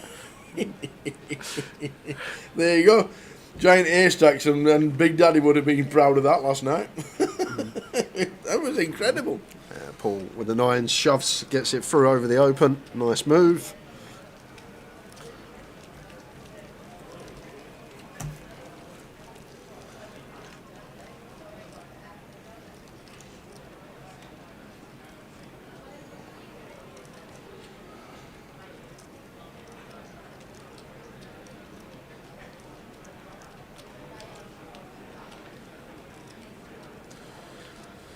I don't see how you can't start Maddison in a North London derby, though. I don't care.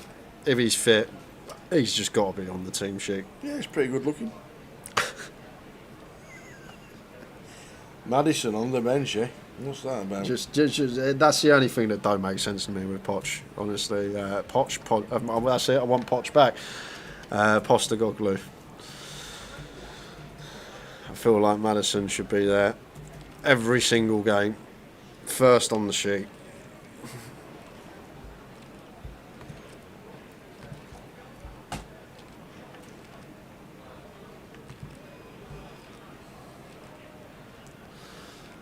He's 3-4 tie, and Alex has gone for a little walk at a final table. We don't often see that, having a little break mid-session. Tianyi with the aces. Makes it 120. Queen 8 off feels like fine to defend as the covering stack as Ali.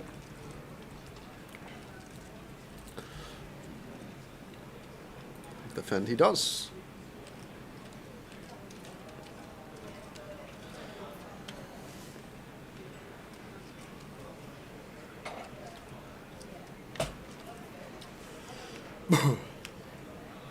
So, flop time. Jack 8-5. Ali flopping a pair. Well, as we can see, Tianyi with the boots. Nice check. I understand it. We got the power suits, we got the diamonds, we got the clubs, but I feel like at 5 SPR tower, we're just never getting it in. Like, I feel like this check works a lot better at shallower stack depths. I feel like at this stack depth, we just want to go bet, bet, bet. At 5 SPR, we're never getting it in over 2 streets, so we need to bet flop, to bet turn, to then shove river, but I understand Tianyi is a combo of aces that potentially would like to check on this board, but I feel like that's at shallower stack depths when we can still bet turn and get it in by river, but now we can just never get the full double. We do get this street from Ali on the turn. 9-10 completing. And now I'm going to go for his second street of value.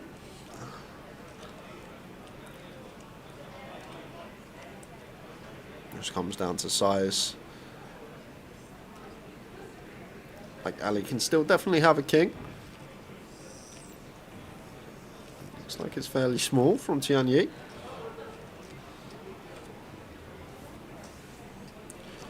Not the best catch with a queen here, tower, and a diamond, although it's kind of irrelevant because it's the 8 of diamonds and it's a pair, but the queen side card, not really the one we want. Bluffs of Tianyi are going to be ace queen, they're going to be perhaps queen 9 suited, they're going to be queen 10. Like, we do beat some stuff, some ace 10, some ace queen, some queen 10, but I feel like a hand that has to do that is Ali. Good laydown. £31,000 and a bit of juice up top.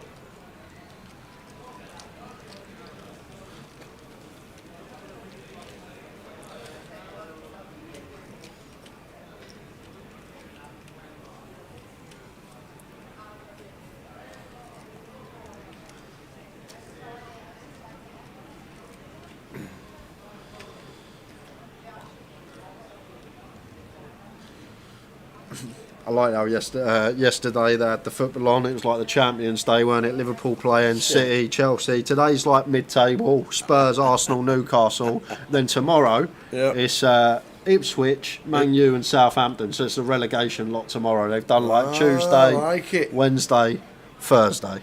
I like it.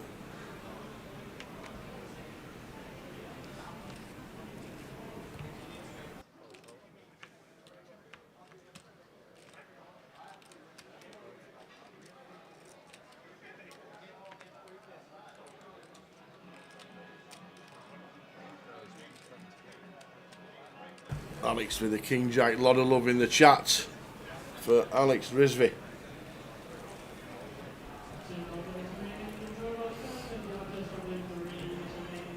Get a man in a cup of tea, surely. Oh. Starting to struggle. We'll see what Ali does here with the King Jack. May get after the chip leader. And looks like he is going to. Going to find a fruity free bet. And it will be working unless Alex has a 4-bet in mind. I don't think that's ever going to be the case with this combo. And there is the fold.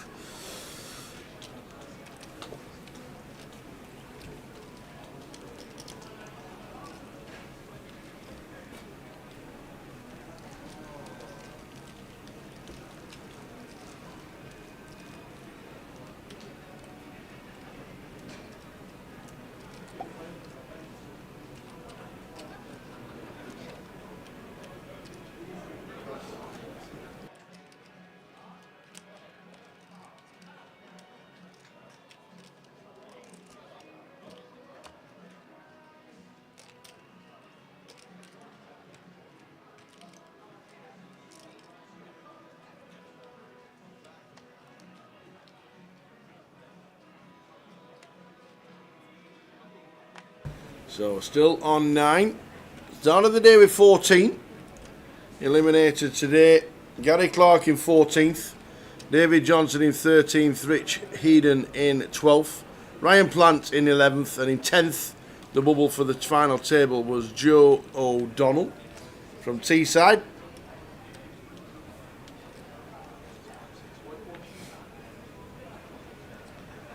Who won the PLO? Was it Mo? Was it Manny? I don't actually know who won the PLO. I'll try and find out. You can check it out straight away. Let me find it for you.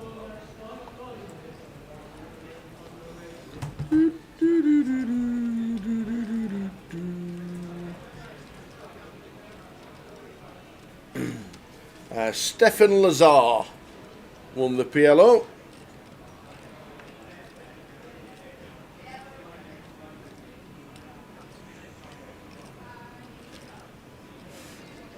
Lauren Bocci was second. There we go.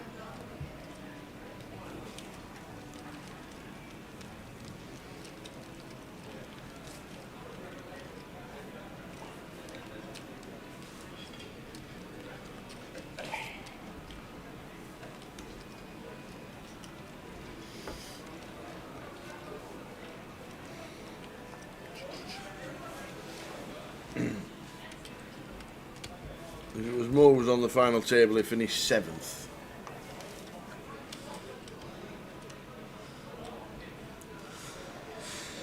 My mum supports Man U as well, Danny, so I'm used to winding up the old Man U fans. Good job you've left. Yeah.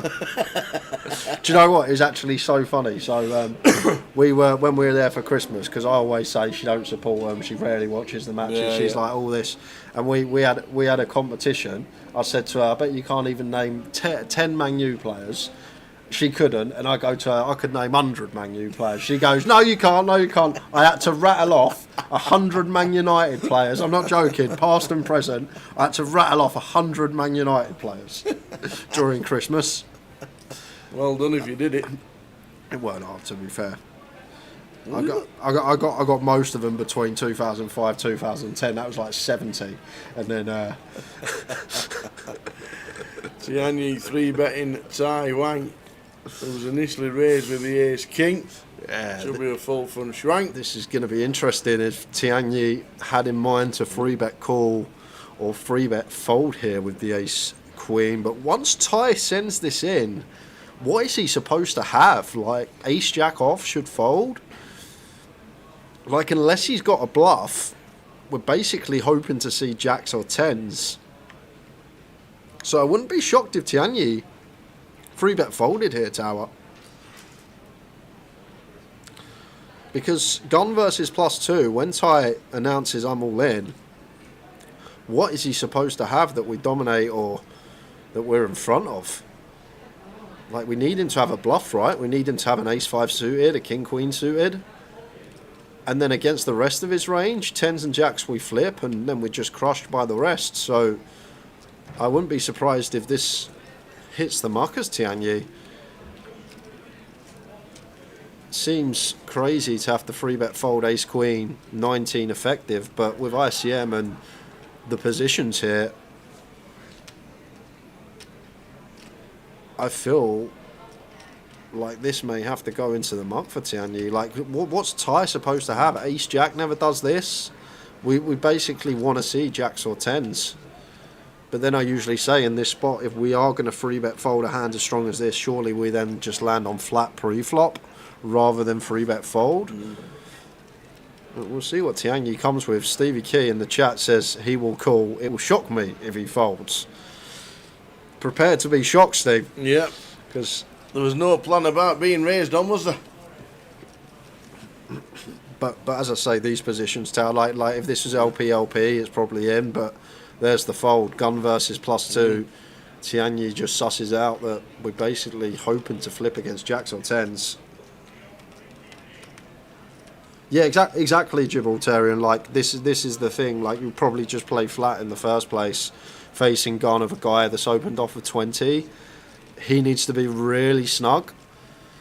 Like, Tai might even fold like ace 10 off here under the gun, not choose to open a hand like that. He'd definitely fold king jack off and this part of his range, but it just comes down to, in the first place, maybe we do prefer just landing on call in that given scenario. Not too sure, but I feel like once we 3-bet and Tai does want a 4-bet send, what is he supposed to have that we're in front of? I can't come up with a hand unless he's bluffing.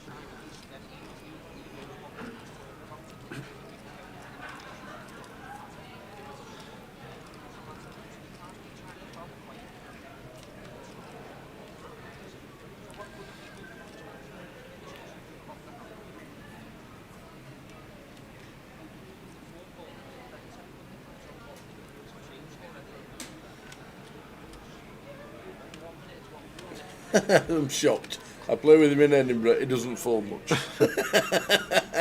Well, now you know he folds ace 3, ace queen. He 3-bet folds ace queen. You've got him now. You've got him now, Stevie. You've got him. I doubt he's 3-bet folding ace queen in the Edinburgh Daily £40 tower. That's the difference. We're playing for 30k here. That's true. I feel like if he was level 2 of a one-dayer in Edinburgh, I don't think that hand's it in the muck.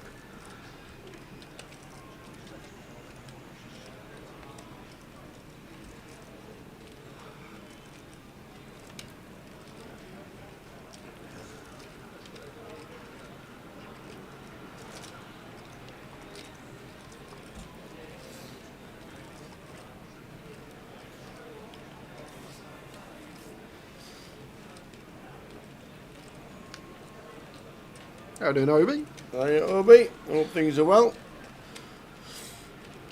What's going on with you? Where are you watching? And welcome along to 2025.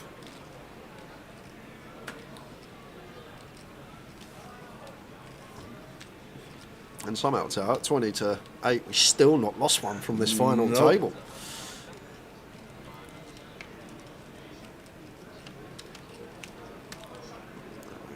Blinds up after this hand, take us into 80k level.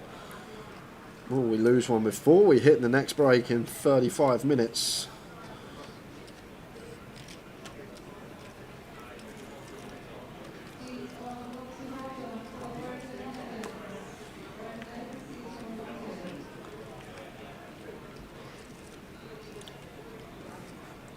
So Tianyi with the continue. Quarter pot. Tai shouldn't be going anywhere with middle pair.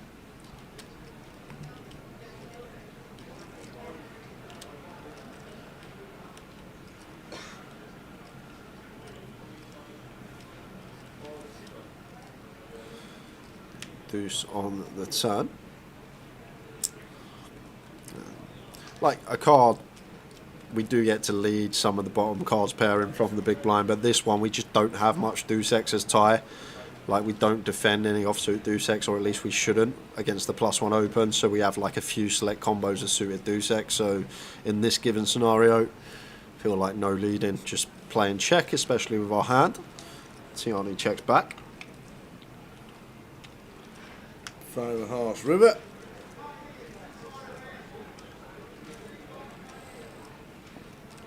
And if Tai checks, snap check behind for Tianyi. But Tai may go on the hunt for some value. We can still have some bluffs. Jack 9, Queen Jack, Queen 9.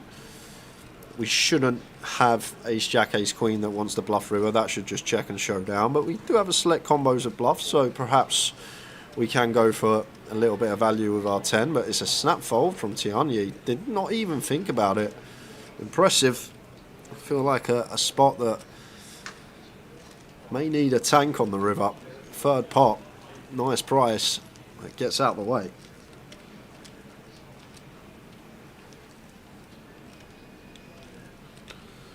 And Andrew Richardson says, come on Alex, Rich V, all Newcastle rooting for you, bring it home bud.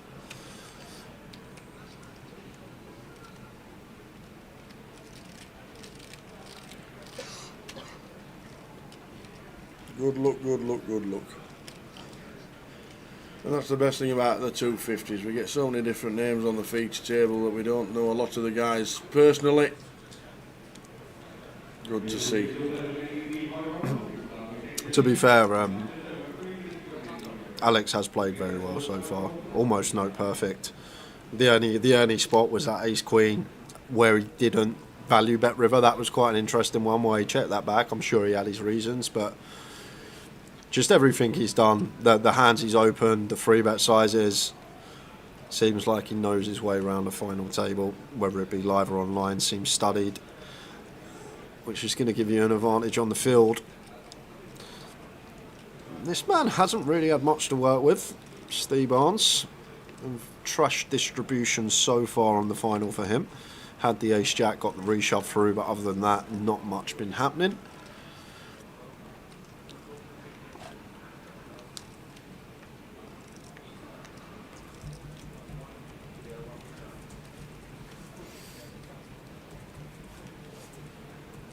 Tie here with the Queen 3. Completes, and one that Alex could attack with here, Tower, as the chip lead up. Definitely a combo we can use. We like this type of stuff. The 9-3, the 10-4, the 8 deuce. Just bottom end range. Want to be really polar. Have our best, have our worst. And Alex is going to take this one. Like it a lot. Seems really nice. Only thing is size is fairly extortionate here. 260. Yeah, over 4x. Don't think we need to go this large. I feel like it's a nice combo choice, blind on blind specifically, to use as cover and stack, and tie now with a Queen 3. Just going to have to relinquish.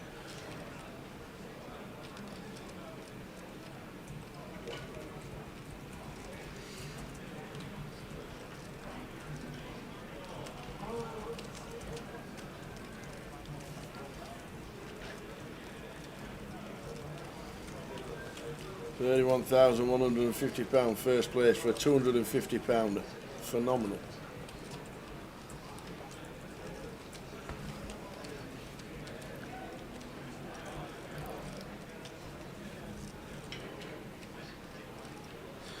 Yeah, the blinds have been up.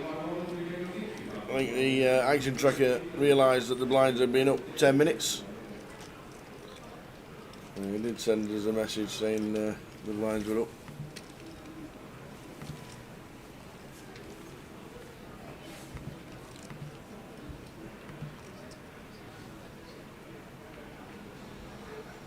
So they should be changed with the graphics disappearing.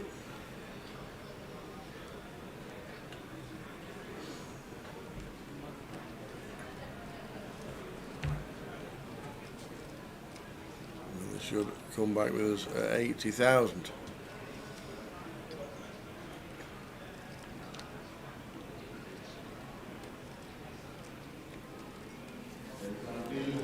There we go. Realised his error of his ways, and back with it now at 80,000.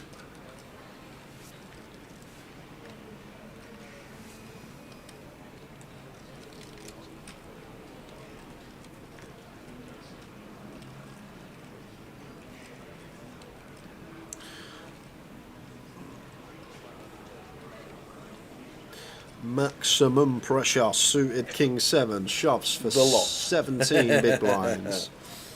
Seems good. Yeah.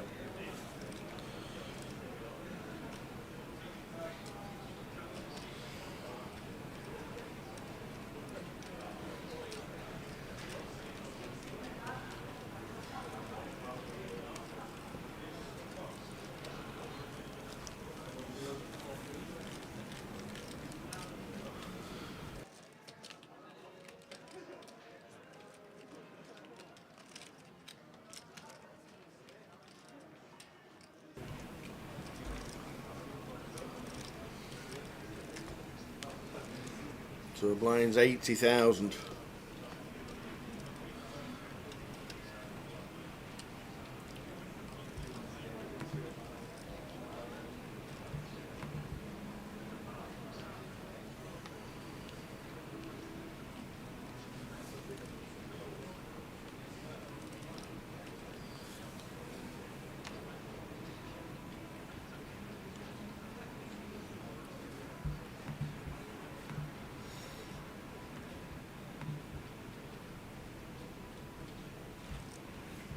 If you were to have a little tipple on the old Arsenal versus Tottenham, what would it be? If I had to, Yeah. I'm not, but if I had to, What would it be? my tip would be Bergvall anytime goal scorer. Really? Get up, Bergvall. If you, to be fair, if you're any Spurs fan has watched the full 90 minutes of the last couple of games, he has really come into himself the last he? couple of games. Yeah, he's... Where was he from? Because I have not heard of his name before. I'm not sure where we got him from. He's only 18, I know that. 18? Yep. And he's playing for Tottenham? He might come through the youth. Look at this, another game. Ace Queen for Anthony with the 9s. 3 bets to 5.25, not all in against Steve. Steve Barnes has pocket 7s. Ty's got Ace 10 who instantly gets out of the way. I like that.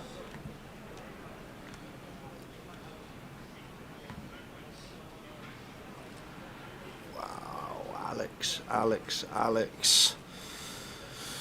Jack's here. I guess we're okay to run it because of Steven's stack. Steve's only got 15. And there is the run it from Alex. Now Steve Barnes will be able to get out the way with the 7s.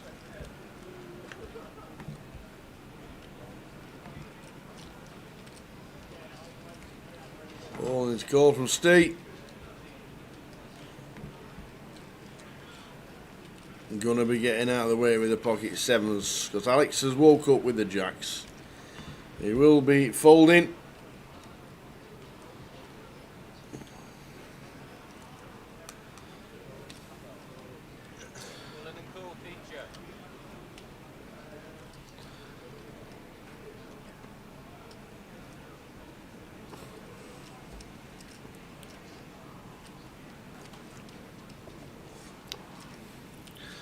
So big flip.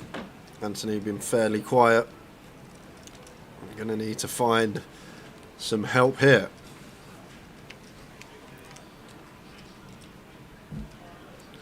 And not looking too good.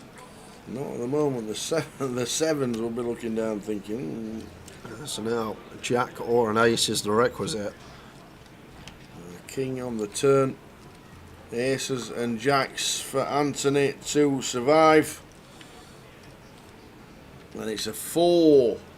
So Alex Rizvi with the jacks takes out Anthony Worley. Got a lot of support online for the wall, but unfortunately finishing 9th.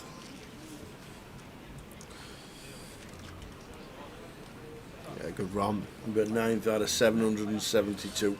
Super effort. Some run to make an FT in this field tower. When there's over 700 runners, closer to 800 to make the final 9. I know you're looking at the 30k and that's summer money, but pat on the back. Great run. Back to your question, Tao. I'm actually surprised you didn't know where Bergvall's from, because according to Google, he's from Djurgården. He's from my garden. He's from Djurgården, yeah? He's from my garden. Yeah, we signed him from Djurgården. Well, there you go. From Sweden, Djurgården. That is where we got him from. It's from my garden. Yeah, he's from your garden. Well, there you go. That's my tip tonight. Bergvall anytime goal.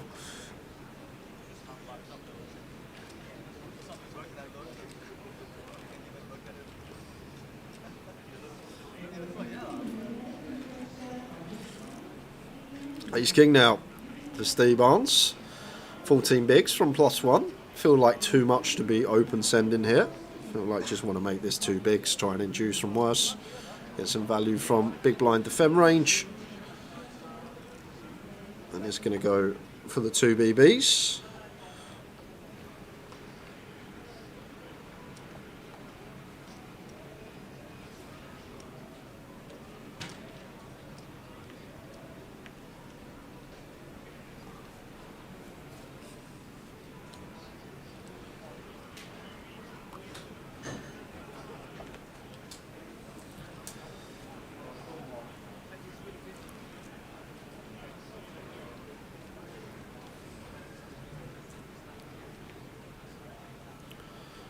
Force here for Manny in the small blind, never take an aggressive route, may even do some folding here, I'm not sure.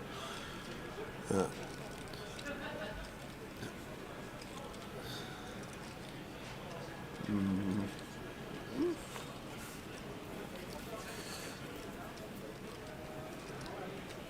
it does go with fold. Seems like a day of close decisions for Manny so far. He's had these sort of real in-betweeners, whether to go one way or the other. Folds on that occasion, raise and take. The quiet one of the table, Paul, he's the man that's been folding and should have been out 3 times before the final Yeah, table, he and should just have been. sat there, not been able to get involved on the FT so far, but still in.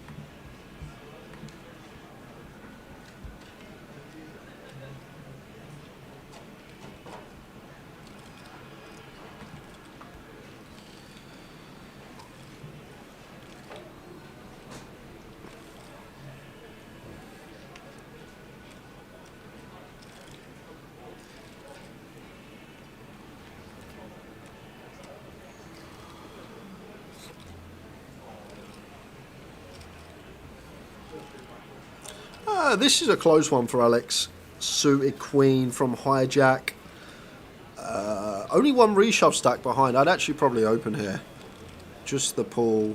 We could reshove. Alex going to go with fold. I think it's kind of close when we have this much of a chip lead now. I guess Tianyi actually with a reshove stack as well. 18 bigs, but I feel like Suited Queen from Hijack going to be really close there for Alex. Like we 100% open any ace, any Suited King. Whether or not we get to dip into the Suited Queens, I'm not sure. Connor Holland. Alex Rizvi plays a stand-up game sitting down. He could get away with it, for sure. He could get away with it. Oh, that's a cracker.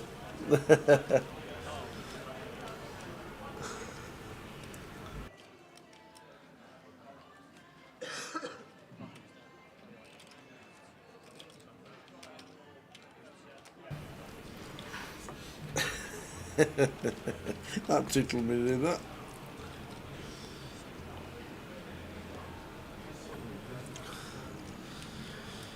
Yeah, we've actually had to pull the old op up out of the storage just in case Alex wins it for the interview with the tower. Well, it might be the first sit-down interview that we do. Yeah. How are we doing? Ian Needleman, evening chaps, join the feed and Arsenal versus Spurs on the TV. What a life indeed for you, Ian. Indeed. Hope you're well, Ian. I hope to see you soon. Probably Luton and London this year, I'm guessing.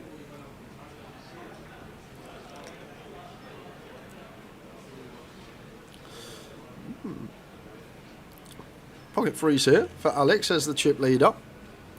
May still choose against it, but only person that does get to open these type of hands when we have whole table covered does open. Like anyone else gets dealt this hand, early position should be in the muck. How the range actually changes dependent where we are at an FT in terms of position and stack depth. The ace 10 off here for Steve Barnes, 15 bigs tower. May take this against Chippy, like against chip leader when they are perceived to be opening wide and a lot of hands. Seems like too good a spot. There's the triangle. Steve Barnes, nice little take.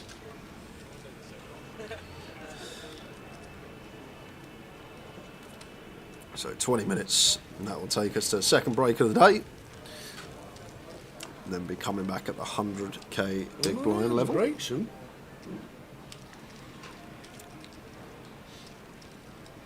You'll be able to watch some of the match.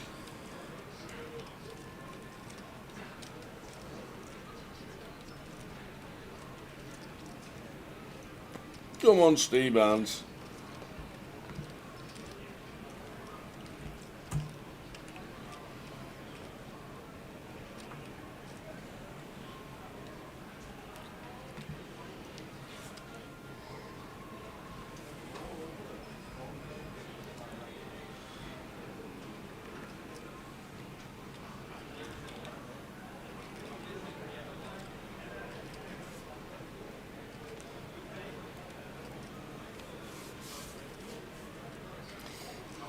Henry Maurice. Any relation to Elliot? Name me anybody more handsome at the table than the El Chapo. Wah.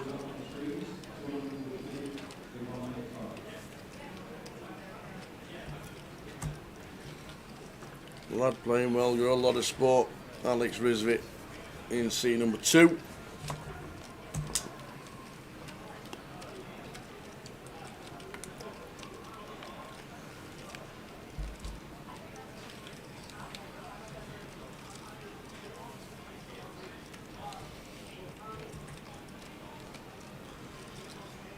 King for Ali on the bottom makes it 160.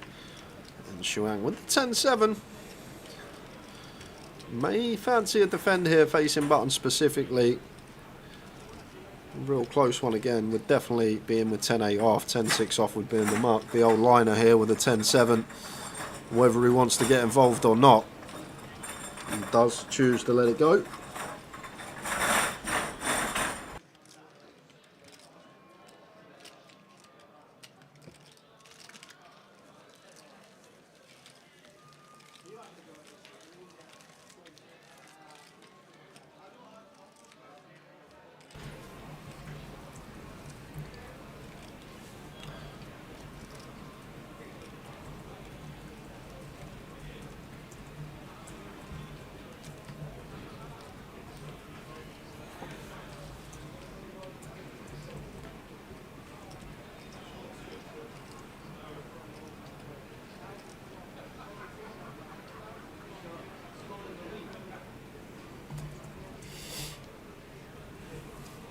So blinds 80,000, Alex in 2.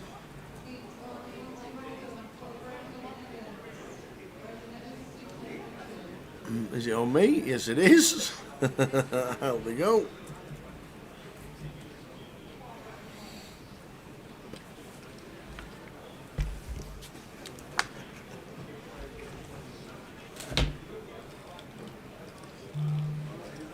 Manny with the 9s. And 30 bigs raising up by 220 or 165. Apologies. Looks like 220 to me.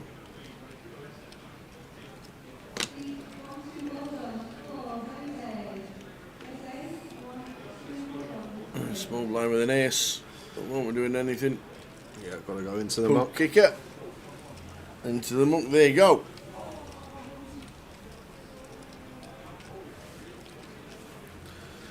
Tie will follow suit. 85 off. Can't see him defend it.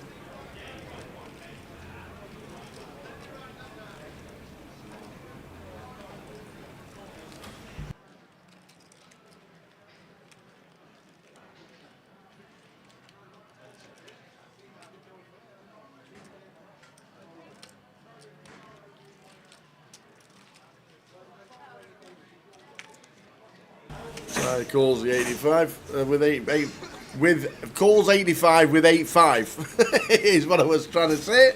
Yeah, I thought it was hand over. This is a bit of a loose defend. Yep, all spades. King 6-2. Will be hand over now.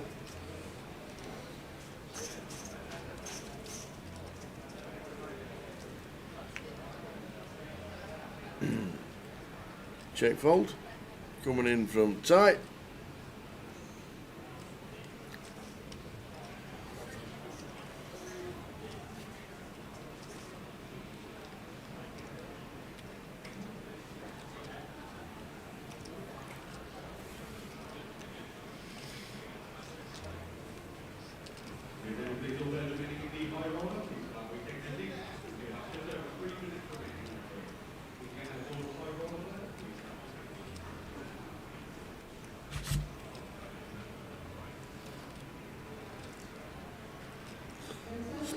There we go.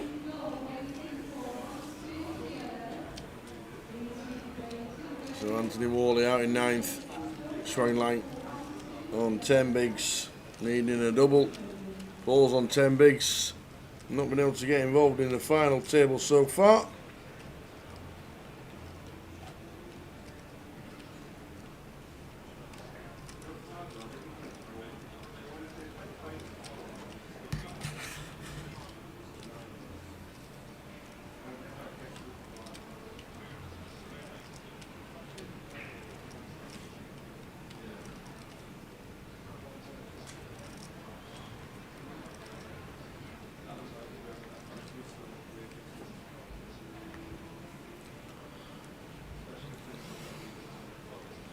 Jenny out of the way, Manny should be doing the same in early position.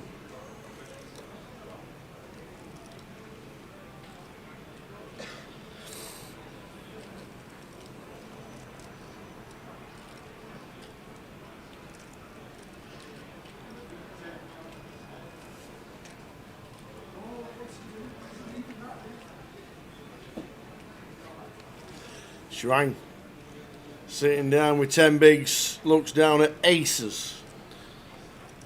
This is really interesting. Like, because you obviously want to open, but what hands do we really open on the button off of 10 bigs? Like, we just play open jam with most of our range, if not all. Oh, wow. Here comes Coolerville. It doesn't matter. Incoming double. We're getting it anyway.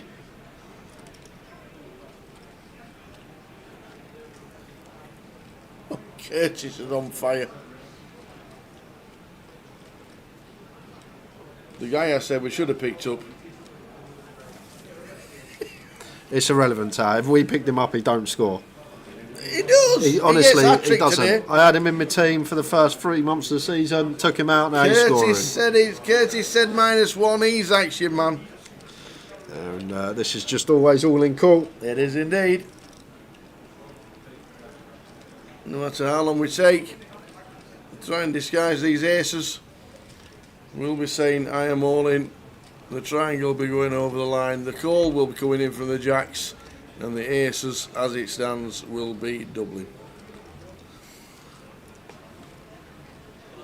So, aces against jacks.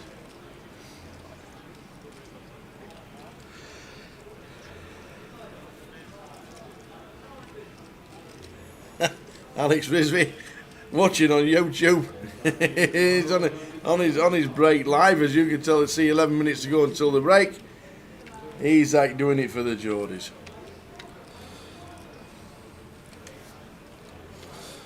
And the jack's going to be doing it for tie. Looking unlikely. Yep. Some possible straight runners. Shuang fading a jack.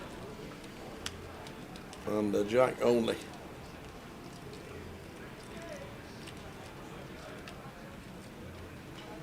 And fades he does, so up to 1.7 and tight. About 9.5 bigs.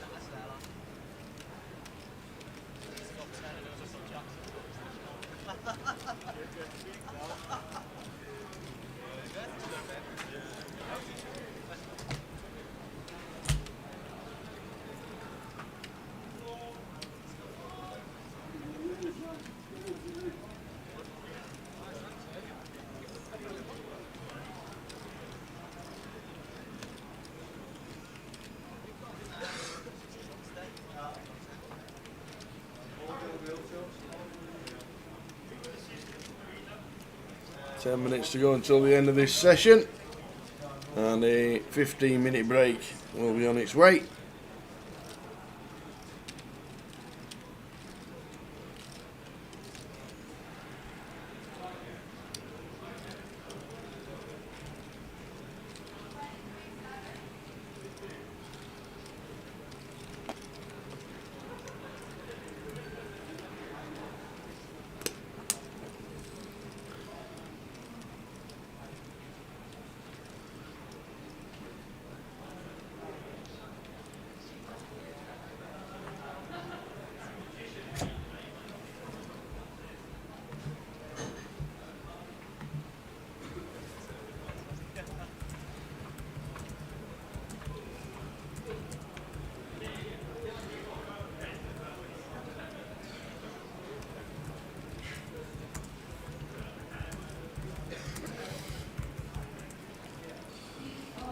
This is 10 for Steve Barnes from the hijack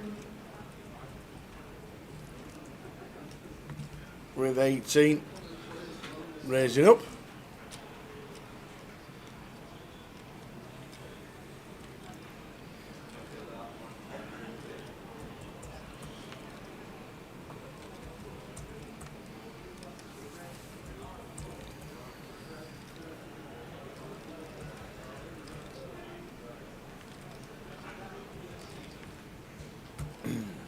Tie out the way. Alex looks down at Jack 3, will do the same.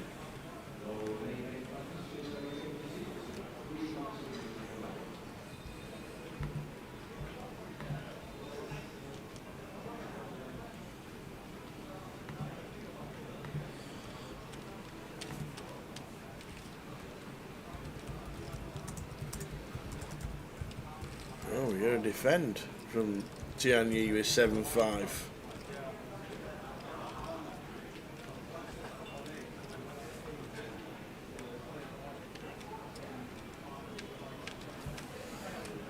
Bit of a surprise with a 7-5, but we get a flop of King 8-7 and flop best. Not really what we're looking for. The state. King Eye board though may still fancy a continue, but is going to check behind.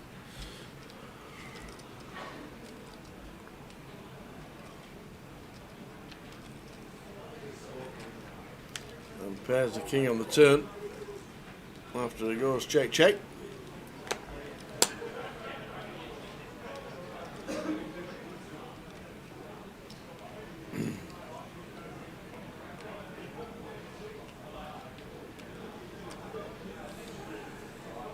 Check, check.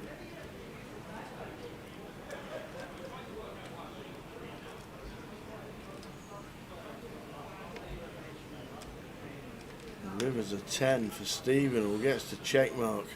Yeah, we'll get to value bet as well, Tower.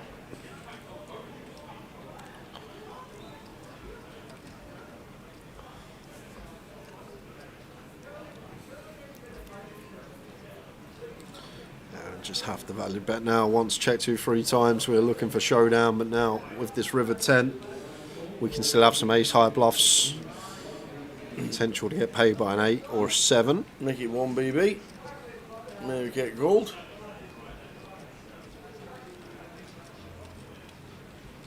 Bets 2 BBs and still gets called. To see the good news.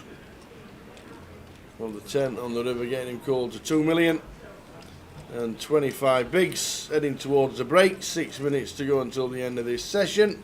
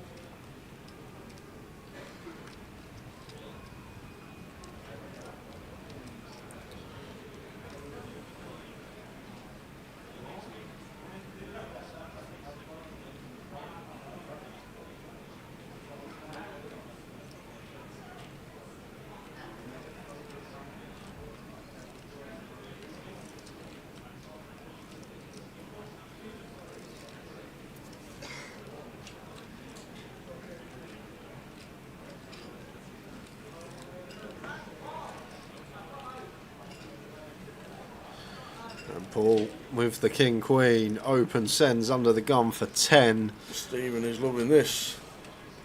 First action for Paul on the final table. He's been sat there all night and patient. Not been able to do much.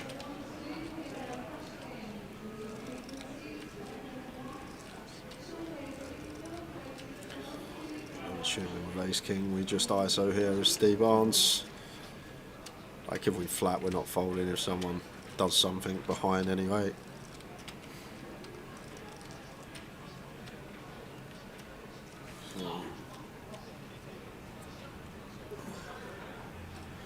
All in.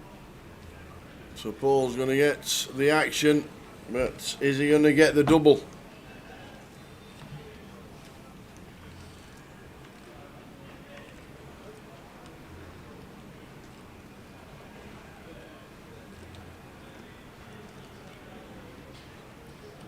Alex flicks them in the muck. Exposes the 10. But on Manny, got one of each. Fold. That's to fold. Yes. With an all in and an all in front of him, ace queen off. And the positions as well, Tar. And like Steve here wouldn't do this with ace jack, No. so Paul sees king queen, sees king queen and thinks this is it. Not had much chance to get involved on the FT so far. Steve Barnes with ace king.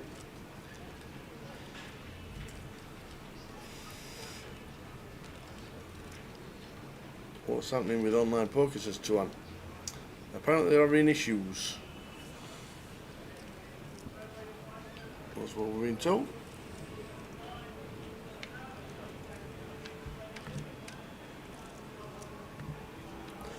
A queen for Paul. How many lives has this guy got?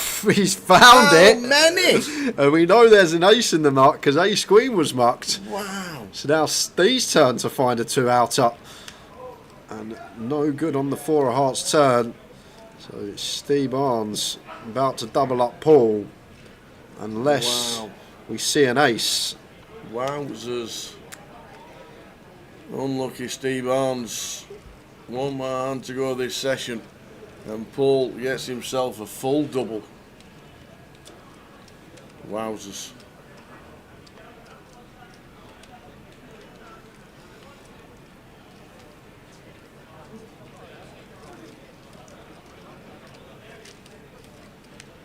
Unlucky Steve.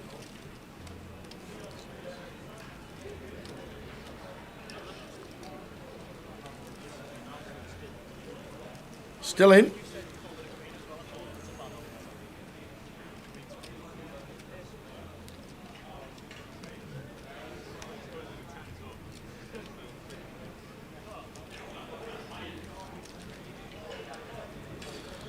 How are we doing, Gary McGaffney? You have joined in with the last hand to go for the session. Then we're on a 15-minute break.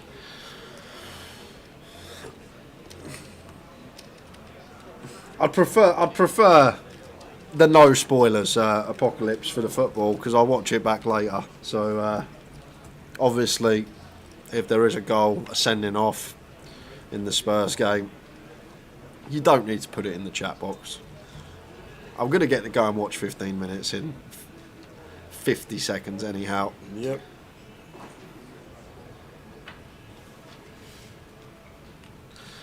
Oh, and now Steve Barnes with the ace queen, chance to get some back. And starting the hand with 14 bigs. I just opened here. Which he has done.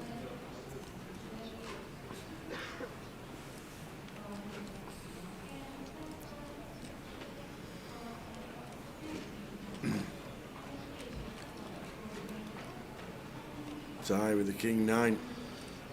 Into the muck.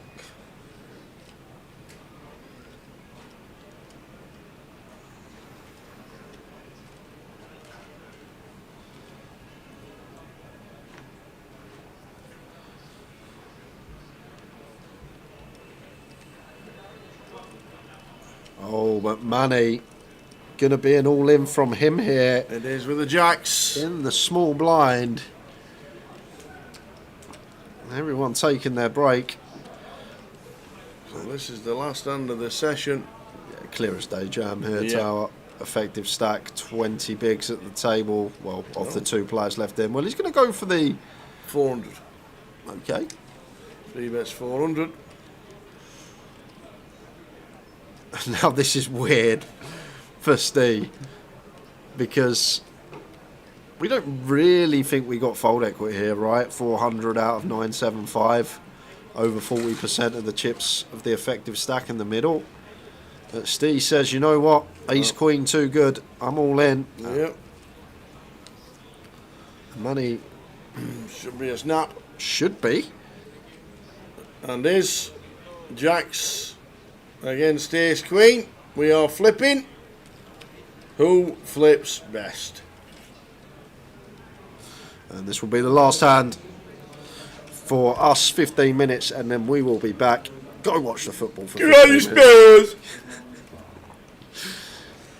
Steve Barnes, Ace Queen against Manny, who's got the Jacks. Everybody not taking the break until they see what happens. Does Steve Barnes take an unfortunate long break?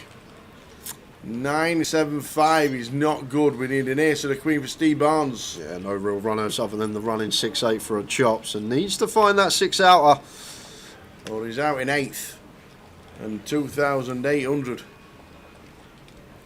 How it can turn in 2 hands. Is it on the river for Stephen? No, it is not. So Steve Barnes, 8th place out of 772 for £2,800. We're on a 15-minute break. Go on then, off you go. Go watch the match. See you soon. See you then. Eventually turn up for sure. Just quickly run through the AK. I What about absolutely it? love the AK. The name just fits with the game, and Yes. it just looks perfect. Thank you. It's like every time somebody walks in with an AK, it's got to be Arian. It can't be anybody else. I've Can had it? a lot of people ask for it, but if I start handing them out, it's not going to be as unique, is it? No, absolutely not. You're still young in the game. You've Yes. had a lot of success. What's the Short-term future? success, I don't take it for Absolutely, granted. nobody does, and nobody should do. sure. But what's the plan for the short-term To future? keep doing regarding what I'm Arian? doing, but on the long term, to me, success is not getting a few results, it's to be able to beat the competition at the highest level possible for as long as possible.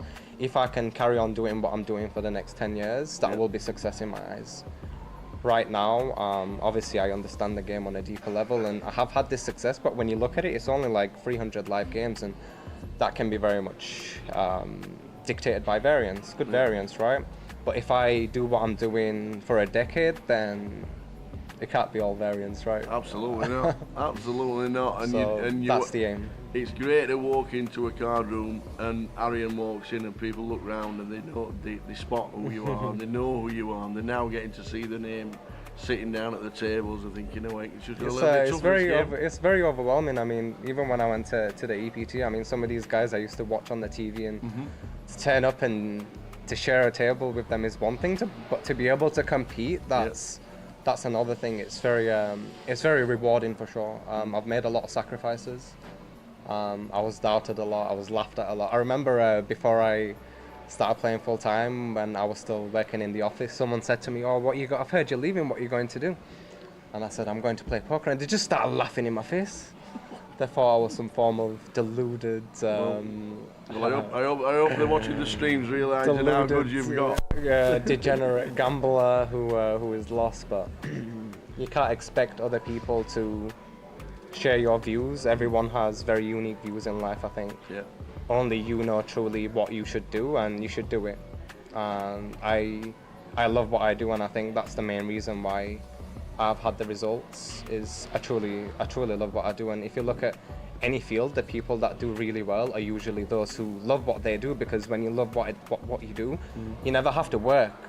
What you're doing is not work, you're doing something you enjoy, and because of that you give it more. Because of that you have more resilience. When things go wrong, you've got more of a reason to push forward, and doing this for a living, I mean, all of the money and the trophies, it's very attractive, but the things that you have to actually go through to make that possible it's not easy.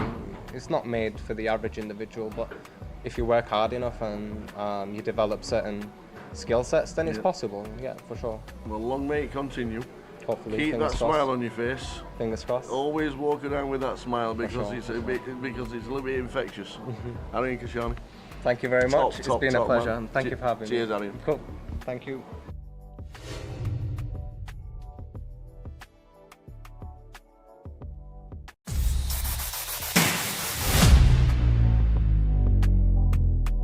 One of the most consistent players that we've seen in probably 10 years of the GUKPT. Bouncy.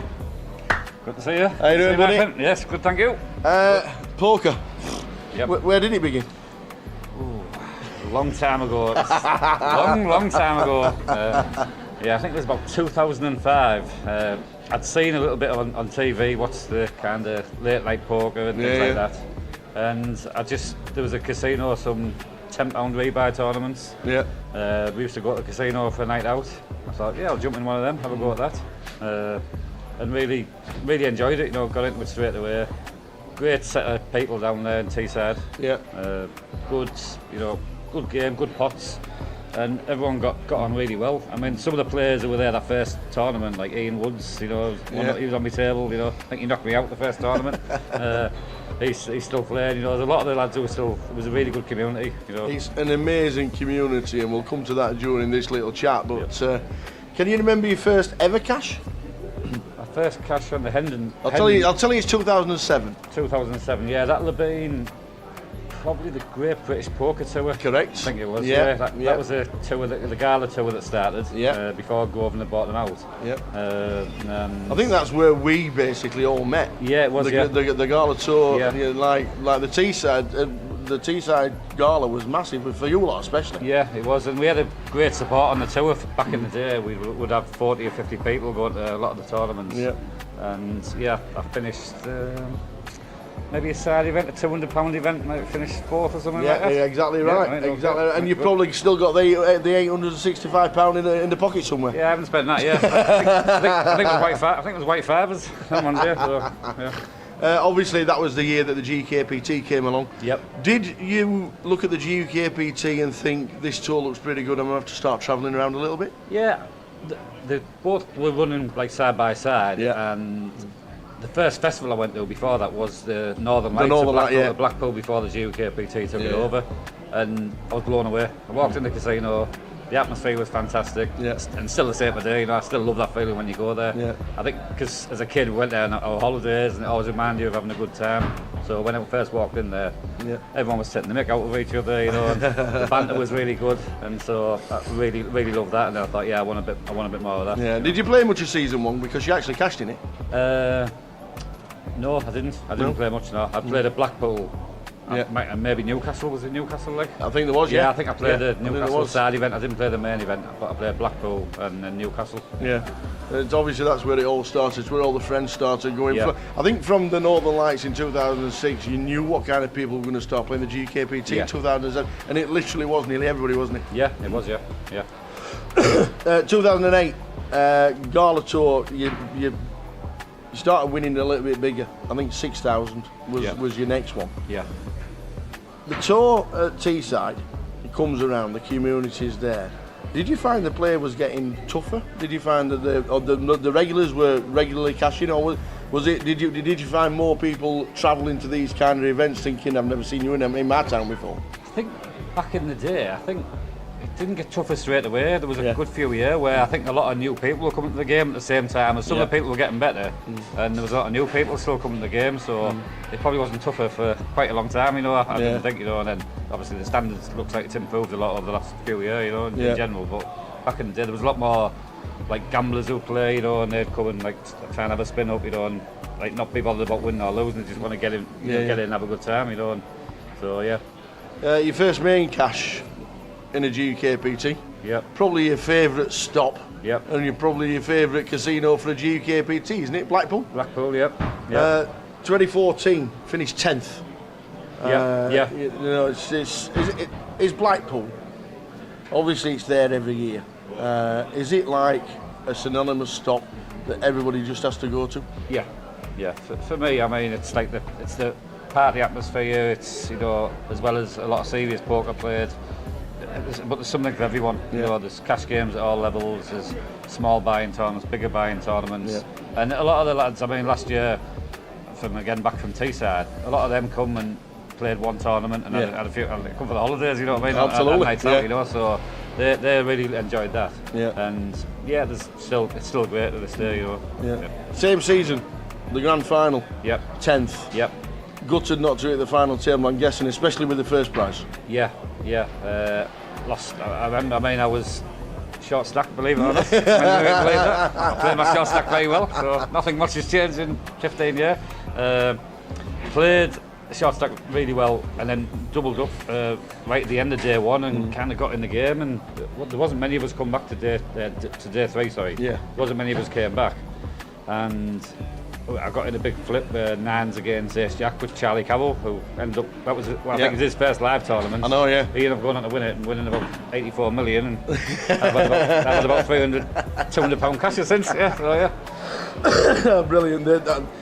Obviously the grand final and the Vic, it's got that thing. A lot of people say it's one of the toughest fields assembled in Britain. Yeah. Would you agree with that? Yeah, but I think there's a good mix of like kind of local like businessmen who play, you know, as well as like the tour regs, and occasionally get people coming in from all over playing, you know. So that was. I mean, the other thing was, well, I was working quite a lot then, and that time of year I got a lot of time off in November, December, so I would play Blackpool in the grand final. But yeah, I would say. There was a really good mix of standards. You know, there were some really good players. You know, and you look at the fields. If you look back through the time, you know the ones who've won it. You know, yeah, absolutely. And keep on coming time after time. There is some fast players go there. Yeah. We move on to Vegas, 2016. Yep. Was that the first time you ever went? Because that was your first cash. Yes, it was. Was it? I only went for a week. Everybody goes to Vegas for the first time at cashes. Yeah. To be honest, I only went for 4 days. Really? I was going for a week, and my daughter had a show in London, so. Yeah. But it was organised after I'd booked the trip, so I had 4 or 5 days there and then came home, so played one tournament, cashed it, and this is easy. Left with all the dollars. Vegas is easy, yeah. I'll come here again. It hasn't quite worked since, but yeah. Brilliant. We introduced the National Poker League. Yep. And I'm just going to quickly run through what you've done in it. Yep. 2019, second. Yep. 2020, yep. You won it. Yep. 2021, seventh. Yep. 2022, fourth. Yep. 2023 must have been a shock to finish ninth. You know what? I'll tell you. Yeah. I want the steward's inquiry for that. What is it about the NPL that just like brings out the best in John Bassfield? I just like league tables and league points, and like so I've always been the same. I mean, the Gala Tour actually had the leaderboard back in 2007, and I won that. That's funny enough. So I kind of always like when that, I've got something to aim at throughout the season. Yeah. And when the NPL was first discussed, I kind of heard a few rumours behind the scenes, and I just knew I was going to give it a good go, you know. It's obviously a big commitment it's been for the last 5 years, but I've loved it, and of course each year you get new players, cover new faces turning up, and kind of giving it a go, and then some of them drop by the wayside when they realise how tough it is to the stamina you need for the full season, you know. Yeah, absolutely. So. If you put a list together of the NPL over since 2019, you're top. Yep. But you're not just top. Yep. You're top by an absolute margin this wide. Yeah, I'll be. Testament to yourself. Yeah. But it just shows with the NPL as well. It just shows how the players take to it. Yeah. And obviously you do see the same faces in the top 10 for a few of the years. But it just means you've still got to be playing and getting results. Yeah, you have, especially the way they changed. I mean, I know I've got quite a big lead in the NPL, like overall leaderboard, if you like. But it was. A couple of the years you got points for cashing, so it's a little bit of a cheat. I got a few extra points there when you were just getting points for playing rather than cashing. They've changed it to cashes, which was a lot better, a lot fairer, you know. And obviously a lot of people have stuck to that as well and give it a good go. This year they've added more stops, which has been tougher again for a lot of people. But we'll kind of see how that goes, you know. Next season, see what it's like then. 2022, your biggest cash. Yep. 31k, the mini main. Was it disappointing not to get the win, or is it all about the trophies at the minute? Yeah. Obviously 31k. I like money. Yeah, I like trophies. I like the fame, the press. But no, it was. I was well down heads up, so it was a little bit disappointing because he had a 5-1 ship lead, and I managed to get just in front, and then lost hand straight away. So it was like I took about 3 hours grinding back the level, got in front, and then bluffed it all off. Yeah, which I don't do very often. So, favourite stop I know we've touched on it a little bit earlier, but where is your favourite stop in the UK? Yeah, Blackpool. Yeah. Blackpool without one doubt. Blackpool and London have always been my two for the grand final. The Vic's like a great card room, you know, and Blackpool is definitely up there. Yeah. Leeds, but I love Leeds as well. We're here now today, Leeds. It's my most local one, so it's very, very friendly. You know, you get a lot of the same faces turning up for that. I really enjoy coming down here, and we still get a lot of the Teesside lads who don't travel as a group. We still get a few coming down here. You know, 'cause it's closer. A few weeks ago, we posted like 20 faces on who would be the picks for the GUKPT Hall of Fame. Would you have any inclination of who would you, if you had three, if they came to Bousey and said, Bousey, give me 3 names? Yeah, I would have to say, I wouldn't put me in it, so I did get a couple of mentions, but I wouldn't put me in it with the main event. I haven't done well enough in that, I don't think, but I would say, looking back over time, Kimber for his record, Jeff Kimber for the record he had for so many years. Ben Windsor for them. For, the grand final wins and the 3, And I'd probably put, I mean, the third one's close because you could put any of 10 of them, but Matt Davenport has kind of been around for a long time. Like last few years he's been brilliant, and he just keeps he's really consistent. It's amazing with Matt as well, because he stopped for a few years. Yeah, he did. Yeah, he wanted the hiatus. He wanted to leave it for a few years. Come back. And has absolutely smashed it. Yeah, I think again, but that's like the NPL has kind of helps people. Kind of you think, well, I'm going to give it a go, and so you do get that commitment. And when you play more, you get to know players. You get your confidence builds up. So there's a lot about it that you get. Oh, what's happened here? Come back, all in. Come back. 30 seconds. We've ended up all in on the turn. Apologies for the late start. And the first hand in, we were looking at the time, and it was saying a minute, and we looked on the time, and all of a sudden, Ali's got the aces. Chan Yi's got king, queen suited, gets it in, and unfortunately, out they go. Yeah, must have.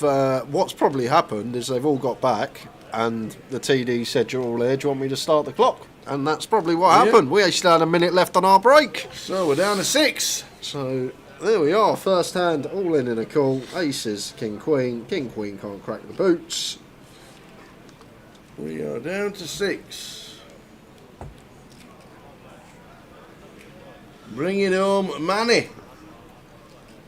Good when you get aces at the right time. There it is.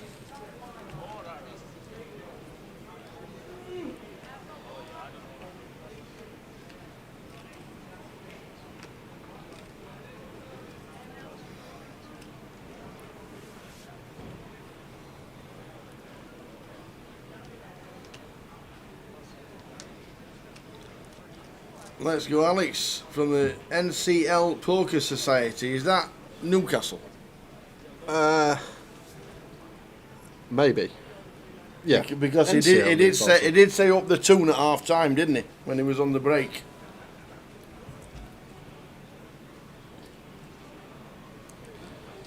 Blind on blind here. Ali just going to set Shuang in for 15, and it will work.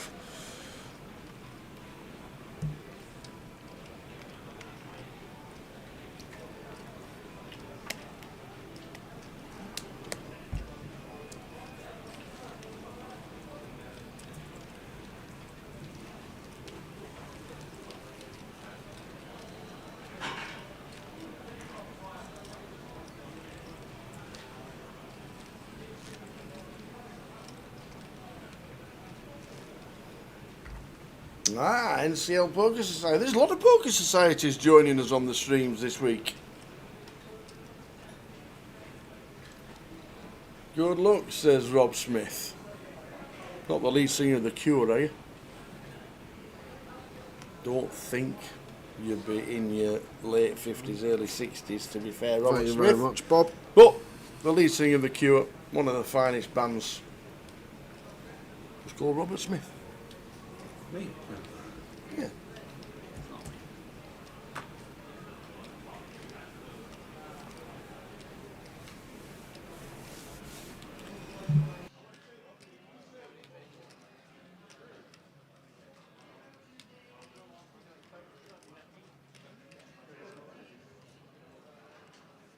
Ace King for Ali. Pull with the Jack Queen.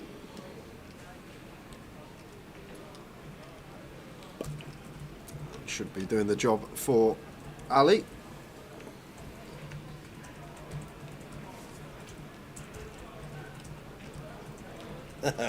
Rob Smith, he says he gets it a lot. Late to the party, mate. Late to the party. That's me.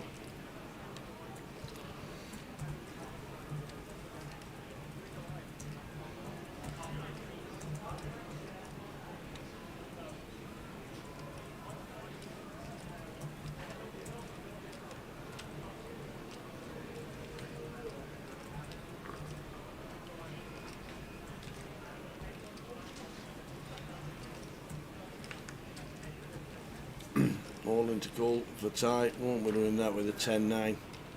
Right. Oh, he is. He is indeed. He is spinning the 10-9 suited. Well, he's only got 6 bigs, so maybe feels like this is a chance to get almost a treble up with the suited connector.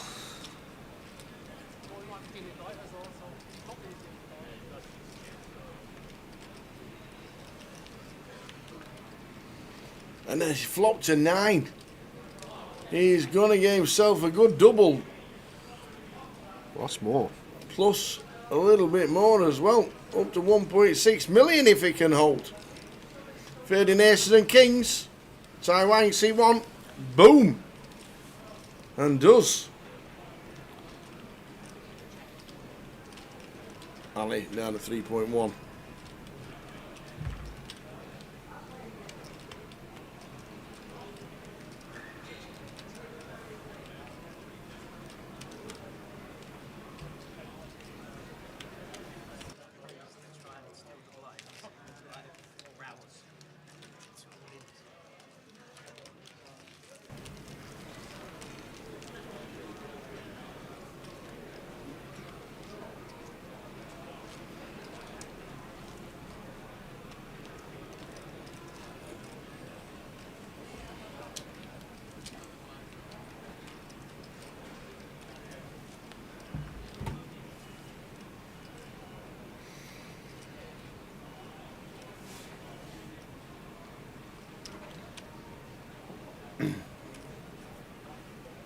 So we're on 6 players. Blinds are 50-100,000. 40-minute clock till we get to 5. And then when the new level start, that'll be 30 minutes. Could go either way here as Shuang. I feel like I like to induce ace-jack on the button, 14 bigs, just shy of 15. Wouldn't be surprised if he open shoved, but like the thing is, we don't get the... We don't get hands that would potentially rip over the top of us to call off like an ace-5 suited, an ace-4, ace-3, something like that in the big, a king-jack, a jack-10 suited. That's the only thing about the open shove. Like, we can still get called by worse for sure, but we maybe lose a few hands that might shovel in over the top of us that won't call the open jam. There you see. Chanya Yang, 3,600, 5,270 for 6th and next out.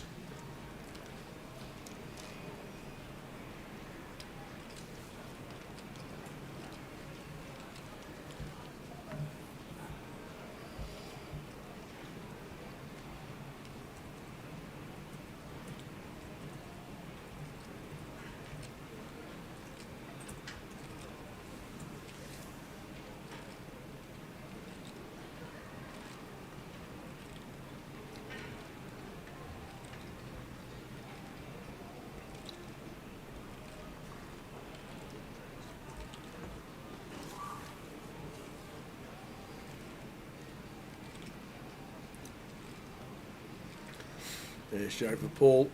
Not been involved too many times. It raises to 240.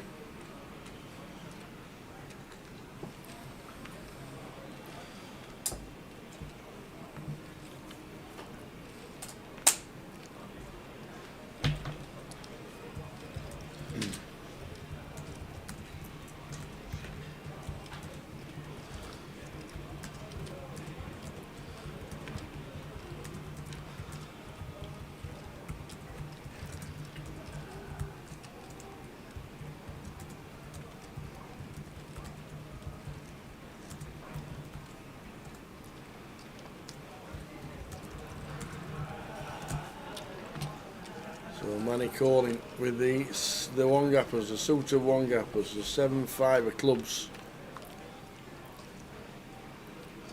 Oh, little lead here, so I'd love it from Manny. This is like potentially prime board to just go for a little lead, little donk from the big. But decides against it, pulls up the flush draw as well.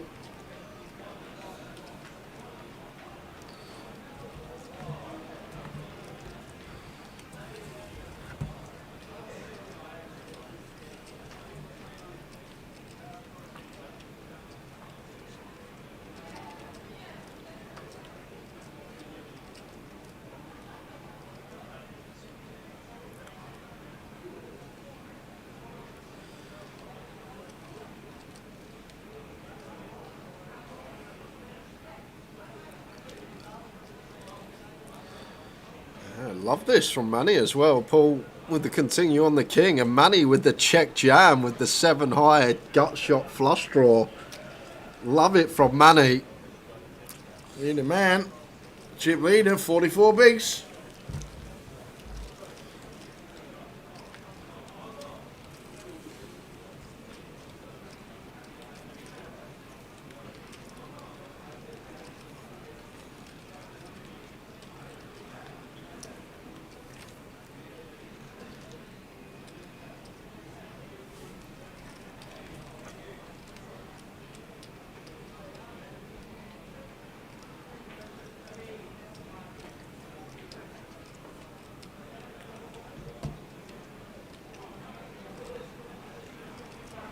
King 5 suit for Ali, opens from gun, makes it 200k.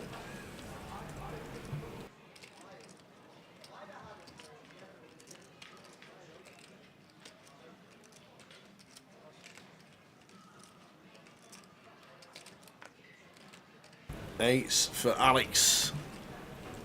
Alex Risby.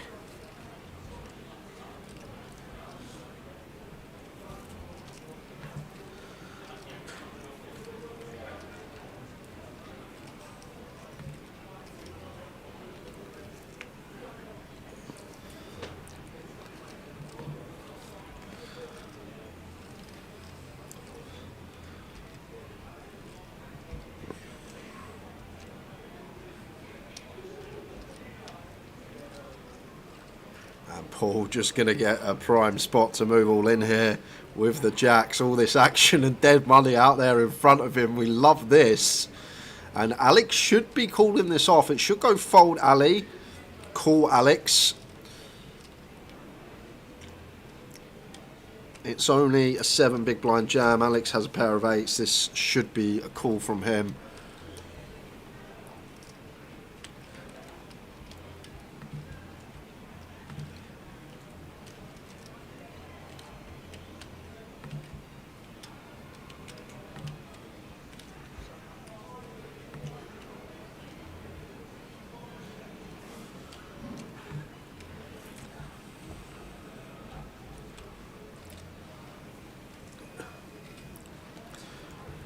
So Alex with the 8s. 5/30 call.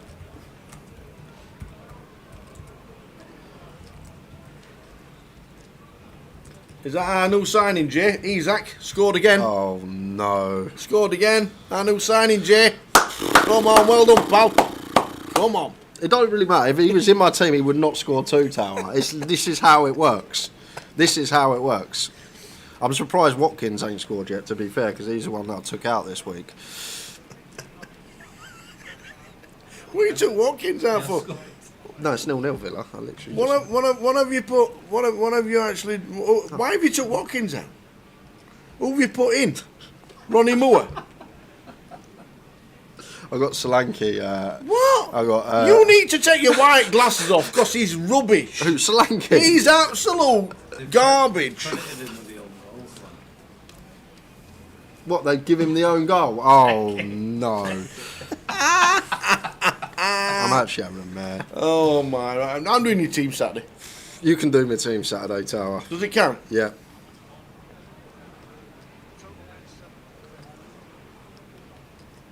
So Alex, still in the tank. He has made the call. Yeah, as he should. I don't think it's even a decision for Alex here. It's 7 bigs, we got 8, so we have to go with it. Manny can now get out of the way with the 6s. Yep. And going to be almost a treble up for Paul if he can hold it. So here we go.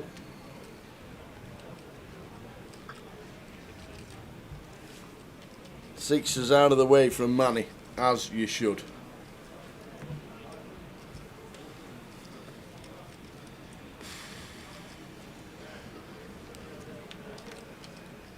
Oh, and he flops it. He flops the 8. That's next week. Yeah, when it's going well, it's going well. Just fading jacks now.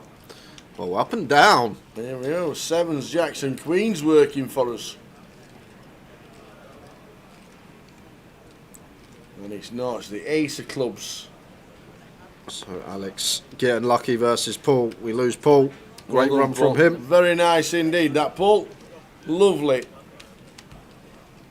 Shakes every player at the table, nods and says thank you very much, and has just come 6th in one of the biggest minis ever. £5,270 for 6th.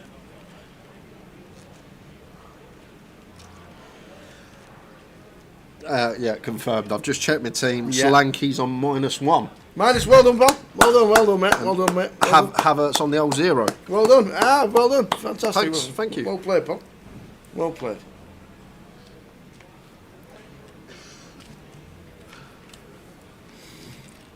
Just as lucky as he was yesterday, give him the trophy, says Don.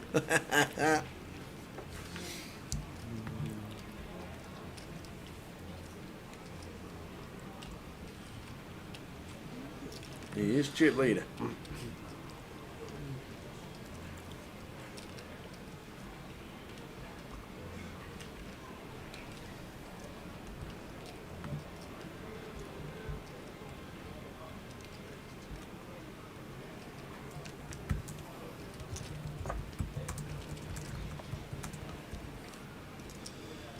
So we're on 5. Paul busting out.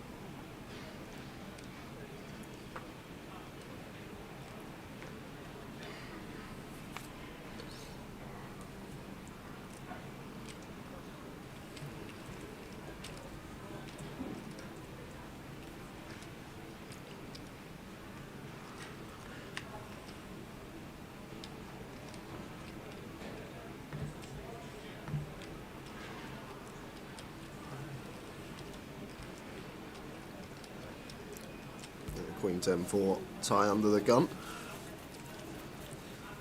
It's 5-handed now, so effective hijack opens and Shuang potentially just going to send here for 15.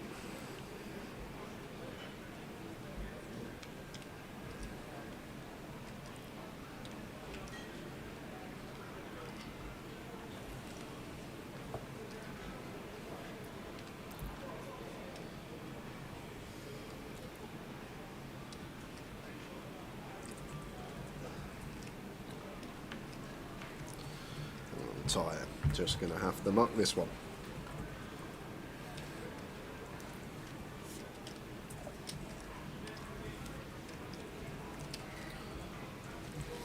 Come on, the big Rizzler, says Nico Bug.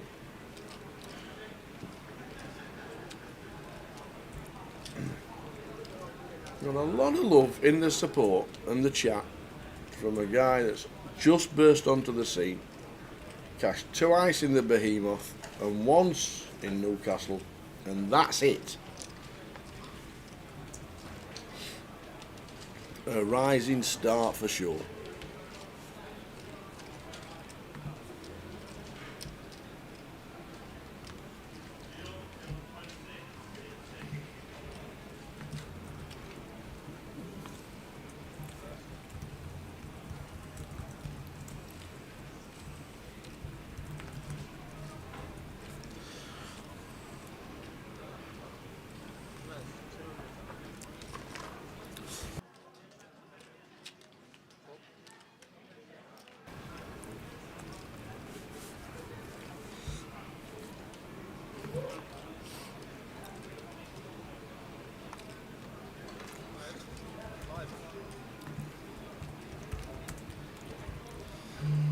Sevens for Alex, raises to 200. Oh, free bet to 500,000 from Mr. Ali with ace king. Do we see a flop with the sevens? This is another pair that's right on the cusp. Yeah, I feel like five-handed Alex will call here to may even four bet send. Nope, decides to see a flop. Only if in your head you're already thinking any ace king queen on the flop, then I'm just checking. Well, 10-10 queen is the flop.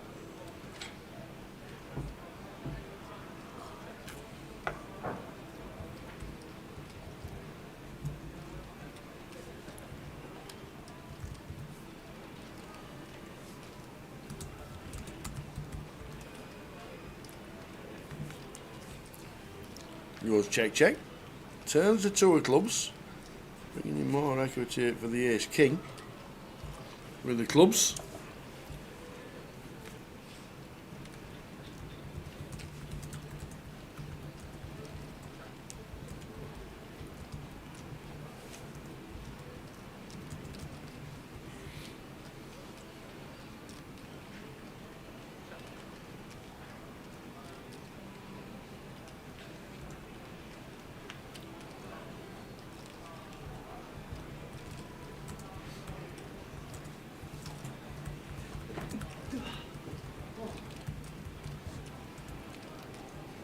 And we hit the nut flush on the river as Ali.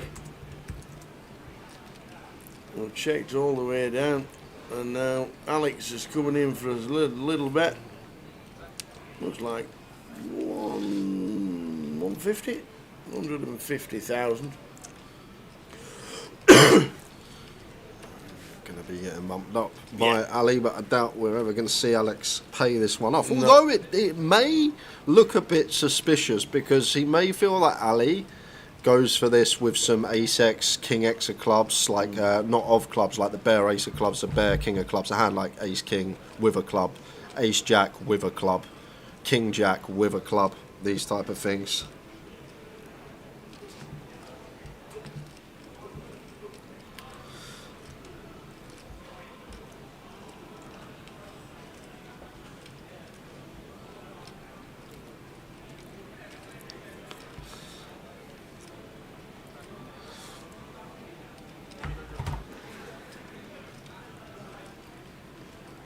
Raising up to 900.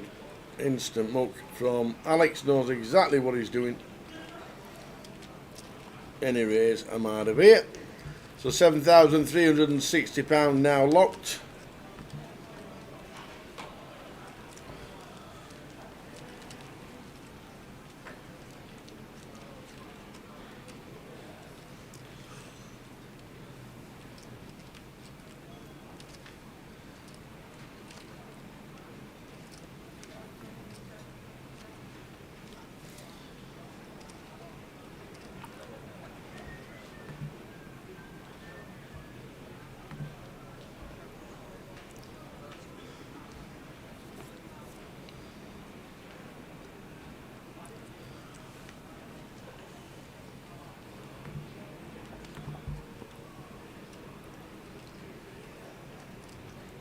Man with the ace-5 suited. Raising to 225. May get aggressive here, Ali. Haven't seen too much of it going on this particular final table tab, but hasn't been much room to do it in terms of stack depth. But we're at 35 effective now, and looks like Ali is going to take one with the ace-3 suited. And has Mali got it in the locker? That is the question, because this is going to be prime candidate, absolute prime for our bluff. Obviously, like if we 4-bet, we're going to want ace-king suited, we're going to want queens, kings, aces. But we need a couple of bluffs in there, and we're not going to get a better hand in terms of combination than this to bluff hijack versus cut-off. But let's see if Manny has it in there. He's just going to snap fold, didn't even think about it with the old GTO aces into the muck.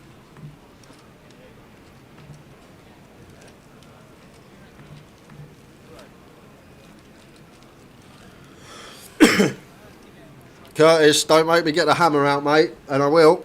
You'll be barred from the stream. It goes to all Arsenal fans that are watching the game. First Arsenal goal was never a corner. So you're telling me that slanky own goal for the first goal was never a corner? Costing me FPL points.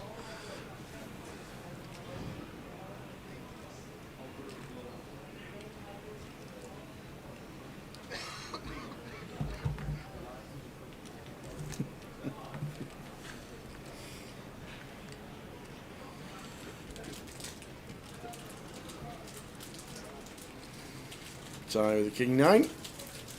Tie Wang survived. Doubled up. Drop down. Doubled up. Dropping down again to 11 bigs.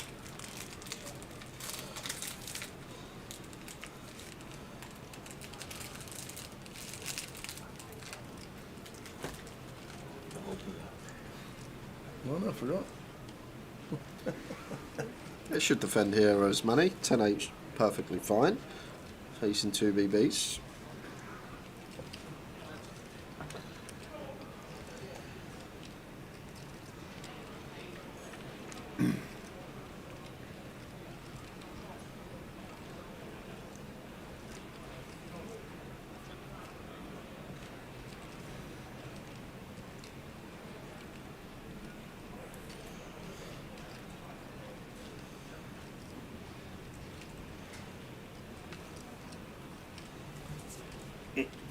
Three, queen, king.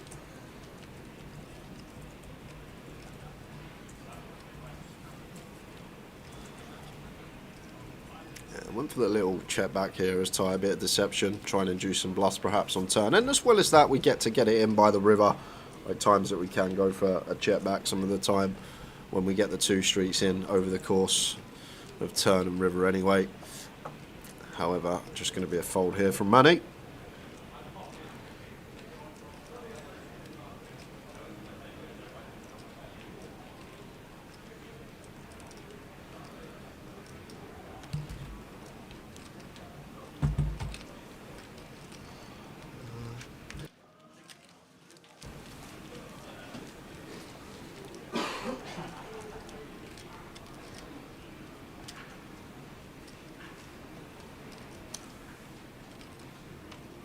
So 12 minutes to go of this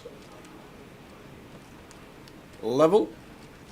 We're down to 5.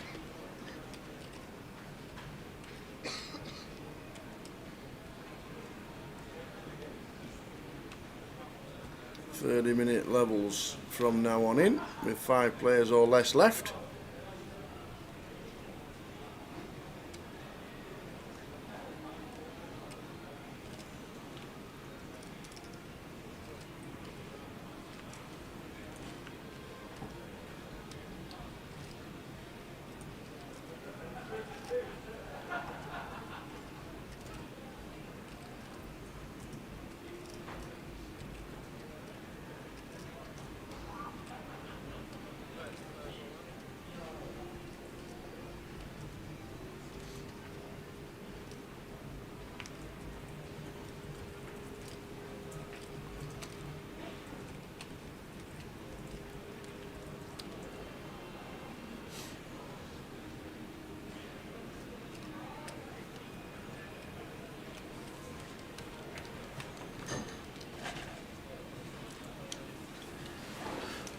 Tight.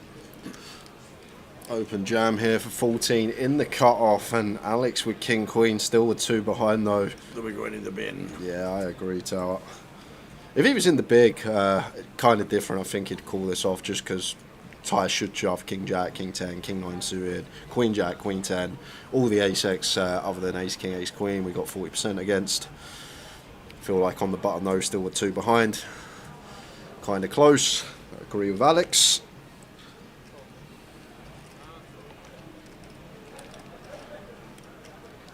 Still plenty of play in this one.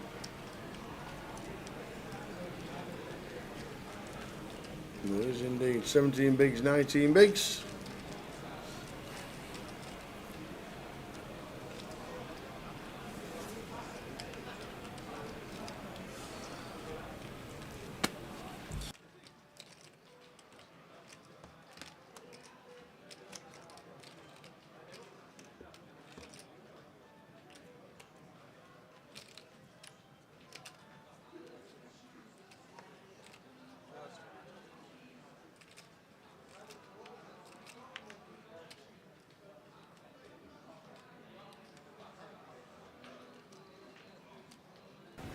It's 3-0, it's 3-0, the -1 in again. Curtis, you're an absolute superstar, you are.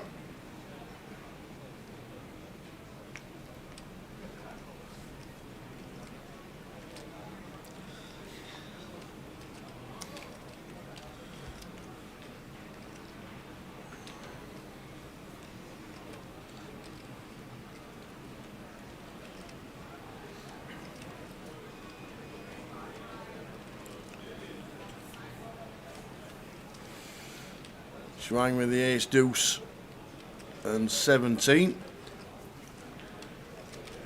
Calls with ace deuce. Flop and ace, where are we? King 10-9 is the flop.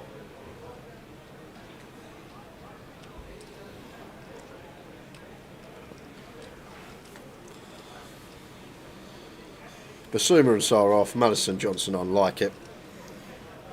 Ty not choosing to continue. I might have gone for a little small continue.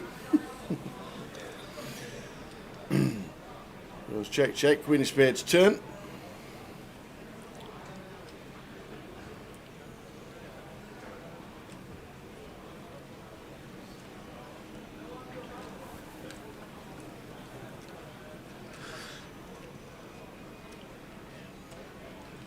Goes check, check again, 7 river.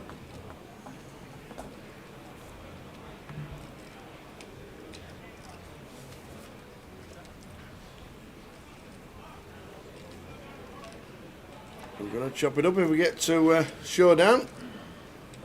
I still might bet here as Ty. I know we can see it's a chop, but there's going to be so much one pair stuff for Shuang from the big blind. Just fold out a 9, a 7, a 10, even like a queen deuce, suited, something like that. I feel like we need to bet here as Ty.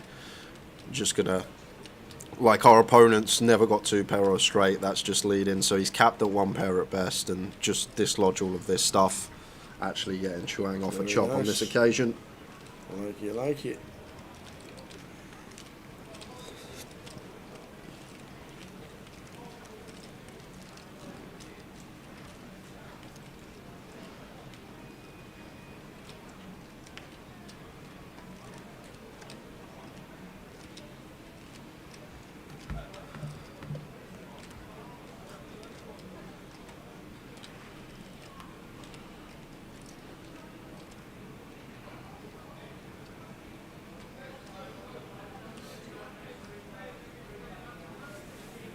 So 5 players left. Alex from gun gets rid of the old queen deuce.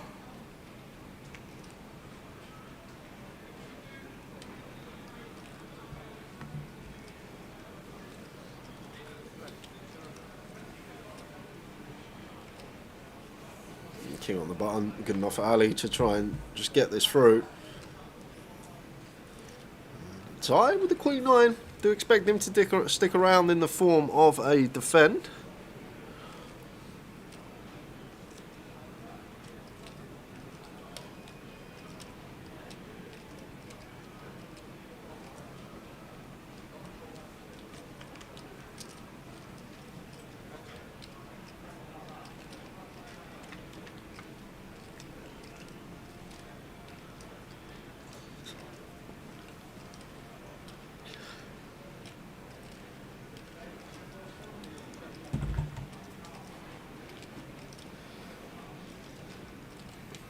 Flop 2 pair here for Ali. Could just go 1 big on this board if we wanted to tower. Looks like goes slightly more. 1, 2, 5. Does the trick. Indeed it does. Still on 5.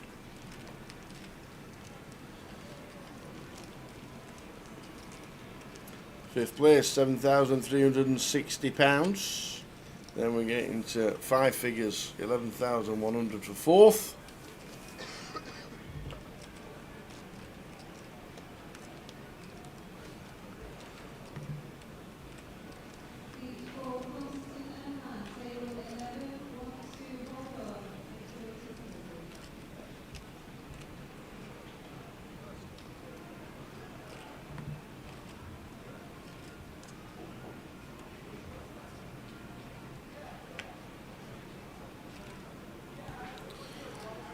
Big hand for Ali, pocket tens in the cut-off.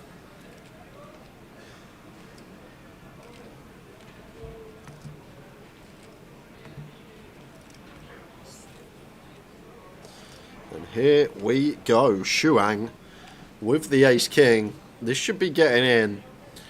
Enough for 15. I don't really think we got any wiggle room to go for the free bet, not all in, even with such a big hand. I think that's the only avenue to take. Triangle into the middle. In we go, flipping, flipping. Who flips best?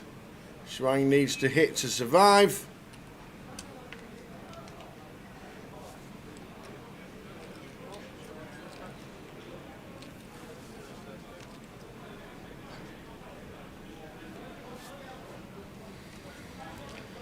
Here we go. Off to the races. Shuang needing to hit to survive. Well, wow. Gonna need them. How are we gonna get out of this one? Only one way. It's a queen or a jack on the turn. And that's not it. Draw indeed. The queen on the river as well. So Shuang, well played, sir. Shakes hand over it. Shuang Liang busting out in fifth for £7,360. Oh, that's good. 3-1, we like that in the Newcastle game. He's got 2 Newcastle defenders and No, it's Isak, 3-0. the guy up. It's ruled out for VAR. Does that help you or not? No? Ruled out for handball. That's what he just said.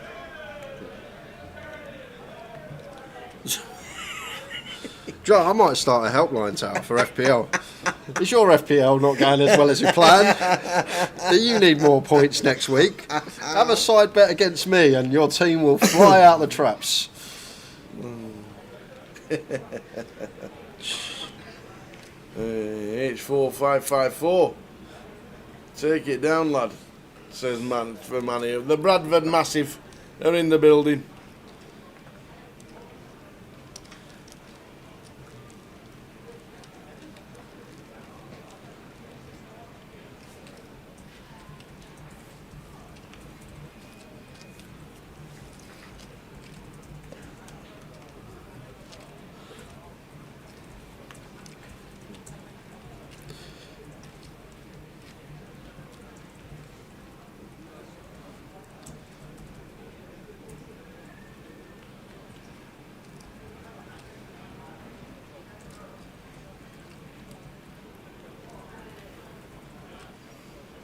So we're down to 4.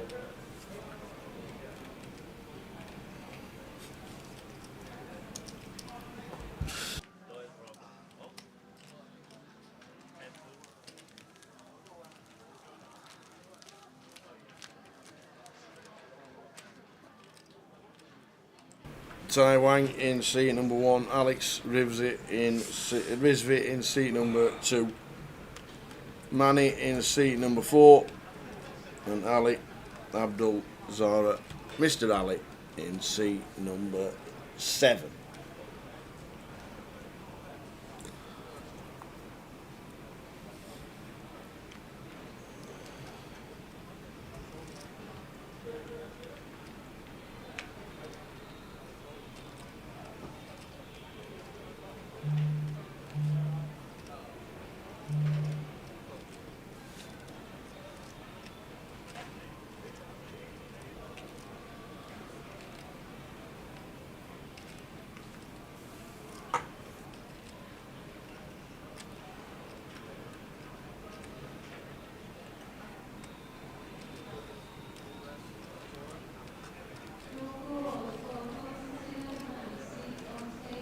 So just with the shove. Yep. Last hand at 50, 100,000.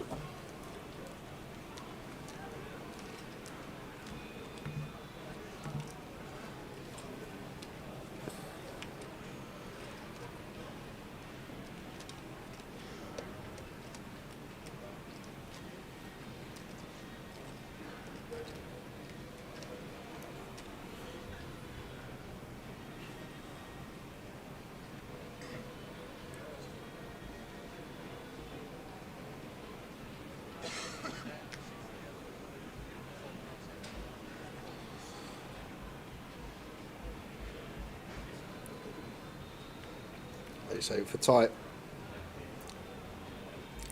One that may happily just jam tower. Gonna go for the complete. If we're completing, would like to see a jam over the top. If Alex got aggro and he actually has a hand to potentially get aggressive with, offsuit high-low, blind on blind, could bump it up here with the king free. And then Ty would get the opportunity to jam, but it's a well-timed check from Alex. Gets to C3. King 6-8. And this could be Bob up. Yeah, top pair against middle pair.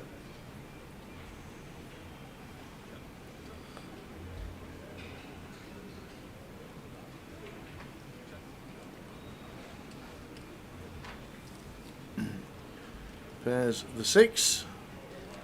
So 2 pair for both. Yeah, and going for one of these top pair checkbacks as Alex. Bit of deception. Now we'll get to go for value on the turn. No, how's this gone? Check, check, check, check. All the way to the 10 river. We saw this earlier, Tab, between the two when they both had a pair and both river 2 pair. It was a 10 on the end, 10-6 versus 10-8.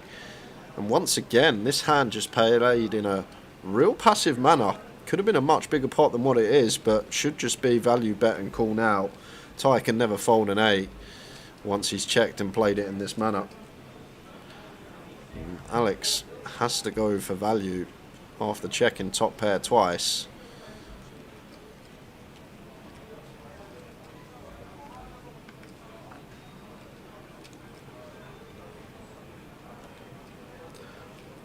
There is the call from Ty. As I say, can't fault as played.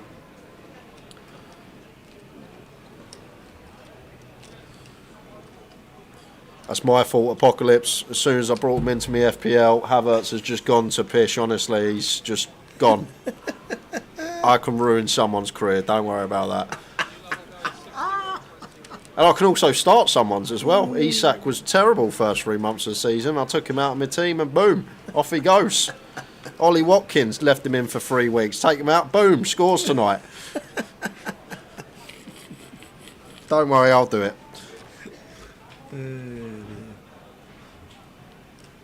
Not doing it next year.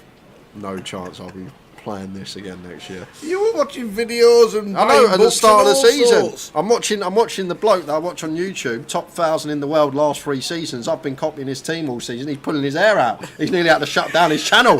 He's nearly stopped the whole YouTube, the lot. I love it.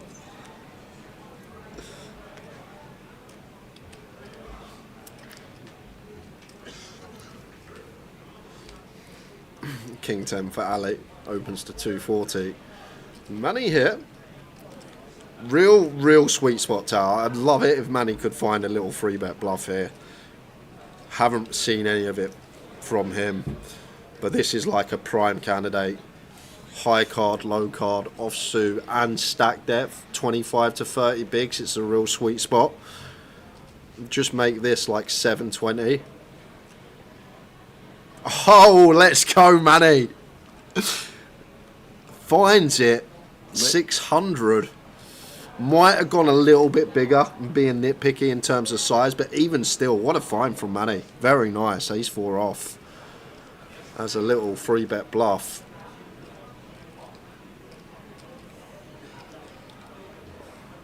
Gets Ali out of there. Well played, sir. Been impressive, Manny. Done a couple of nice things throughout the day, and yep, you got to remember, Tower, he come in today as second bottom of the pack. 400k he had to start the day. And people saying he was a cash player.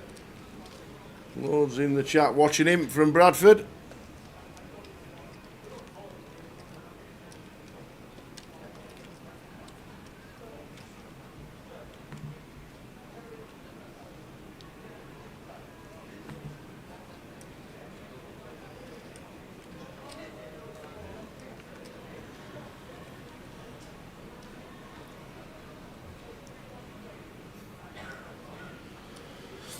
Ace 9 for side. Gun slash cut off. Opens.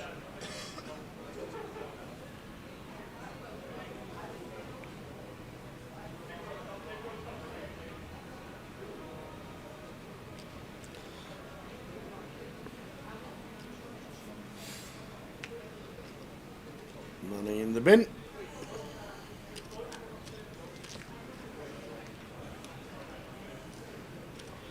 Oh, I forgot. Oh, you got a present as well, Mr. Mukhtar. Be funny if you got matching aftershave, same as me. I'm going to find out. I'm going to read the card first. Thanks, Mr. Mukhtar. Thank you very much indeed. He got us a season greetings card. Mr. Mukhtar brought in the goodies at the tower. Well done for putting up with Jay all these years. Many congratulations on the new contract. Otherwise, many of us would stop going to GUKPTs and 888s. Good luck. You make an old man. You make an old man a people's champion. And Happy New Year from Mr. Mukhtar. Thank you very much indeed. And here we go. We have got a box of Maltesers. I reckon. What do you reckon? Me and you're going to come in smelling like each other. I'm gonna stick it on there. Stick it. The Malteser. Thank you very much, Mr. Mukhtar. It is a pleasure to concentrate on you when you play. We love you to bits, and thank you very much indeed. And we have got some. Ta-da! Oh, you got a bit of Burberry. You got the old Burberry. Woo! Thank you very much indeed. Thank you. Cheers, Mukhtar. You're an absolute superstar, and thanks for the nice words, Mr. Mukhtar. You keep an old man the people's champ. He's an absolute ledge. Thank you very much, Mr. Mukhtar. Ace 9 flop. 2 pair for tight, but man it flopping the absolute world. Absolute Kev. We've got 1 for Jay, 1 for myself. Such a star. Really is. I mean it. It's really nice to see, really nice to have as well. Thank you very much indeed to Mr. Mukhtar. Would have been great if he could have turned over Keith Johnson there just before Christmas. That would have been one of the best heads ups you ever see. Obviously, we love Keith, but everyone was rooting for Mukhtar in the high roll up at the grand final. Even his backers. Yeah. And his swaps. Oh, and it's a 9 on the turn. Boat over boat. However, double paired board may just mean that Ty could be saved here.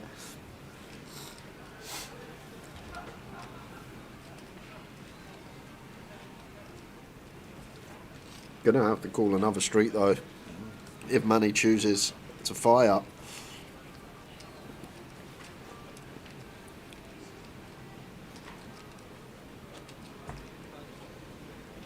Been there, Paul.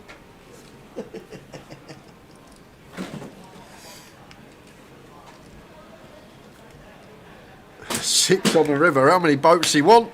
How many? He's got aces. Having them all. He's got aces full. He's got 9s full of 6s. He's got aces full of 6s. See, now Ty's got ball as well. Yeah, and has to pay now, Tower. After turn goes check, check. Yeah. Unless it's a jam, then we have a decision, but sort of any size, 2/3 or less, Ty's going to have to pay this off. Can't fold our hand, unfortunately. We're just too high up. And there is the bet on the end. And we'll have to pay as Ty. If he finds a fold here, it's magnificent, but how can we?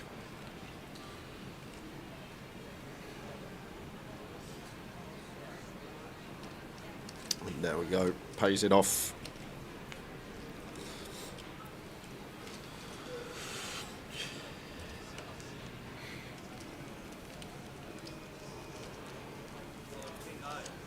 Four players left. Ali and Manny, top 2. Alex Rizvit, 30 chips.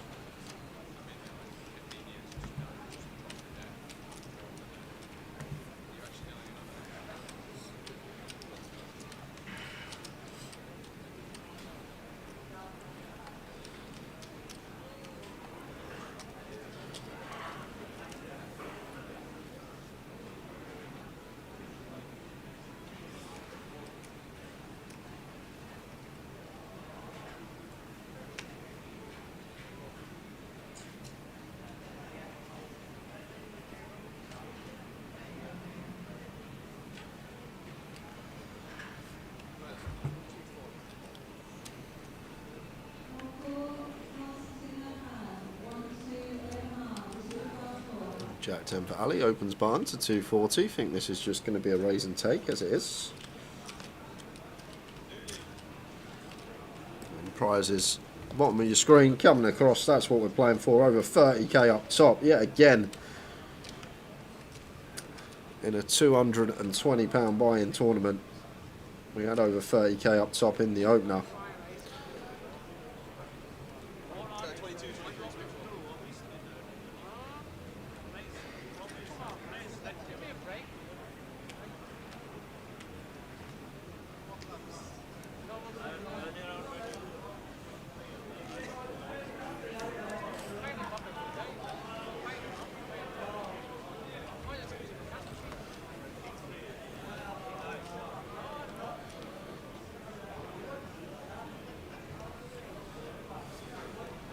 There has been some new rules regarding shot clocks and time, Alistair. Basically, unopened action, you'll get 15 seconds. So that means if it's folded to you, no one's opened, you've got 15 seconds. So that is how it's going to be. But then if there's an open in front of you, you now have your usual 30 seconds, and time banks worth 30 seconds as well. And there's also indication when you get them time banks and when they are either replenished or you get more time banks added. If you go to Grosvenor Poker on socials, you'll be able to see that. Yeah. Nice one. Alex says, new deal of bomb pot. Obviously plays a lot of cash as well, does Alex?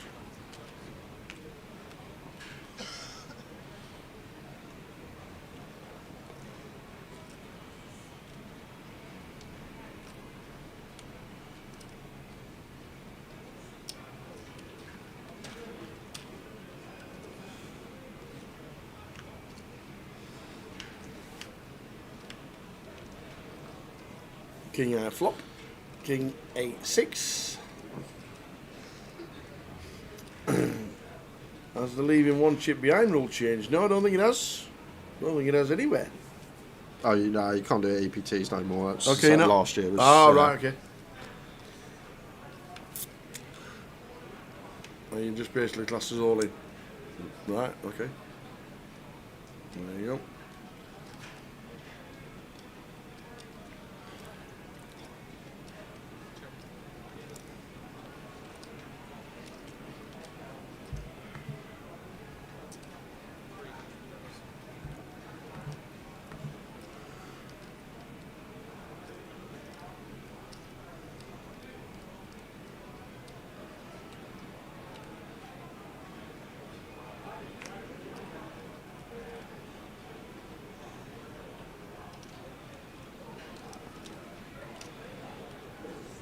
So Alex, gonna call twice. I thought he called flop. Check on the flop from Manny, and just gets better and better.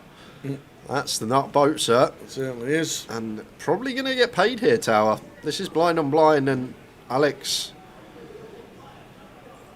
with two pair can't see a world in which a queen folds after flop goes check check, and just depends what size Manny opts for here. But I can't see, even against a big size, how we ever get to fold here as Alex. This is blind on blind. We check turn. Look like we got a lot of ace high stuff. Be impressed if he folds a queen here, but it's too difficult blind on blind when ranges should be as wide as they are. But if Manny does go for a deep old reach, that looks like pot size. At least going to have a think up about it. Time bank used. Let's see how long he takes, Tower, before putting the bet in. Time bank's just been used. Is he going to use the full 30 seconds? Nope. That shows a lot of strength. Just the 10 seconds used. Yep. Time bank, not used at all. A lot of strength. Always is. Tell that a lot of people can change once they've watched the live stream back. If I hadn't seen that, I probably would have just called here pretty quickly as Alex, but that little sort of live tell that you see so often with the time bank cards in play, you see it so often,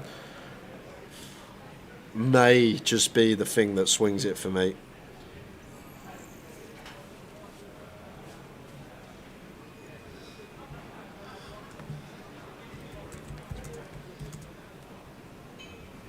Still in the tank is Alex. Relatively new. We know that. Especially to the live stream. It's a tough spot. It is a really tough spot, and I don't know if Alex would think about that the same as I do, but the way Manny only used 10 seconds of his bank and then bet seems very strong, and Alex does eventually pay with just the queen, and I can't fault him for that. If he didn't pick up on the old bank tell, as we call it, yep, difficult to get away.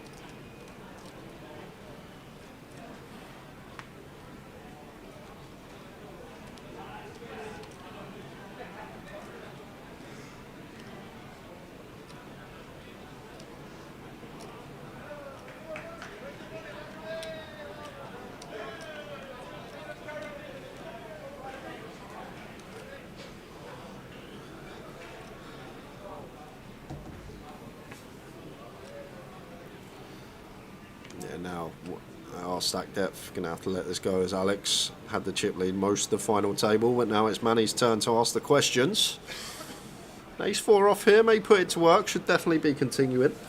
Just whether he wants to be aggressive and try and put this ace to use, and try and just pick up the blind and ante of Mr. Ali.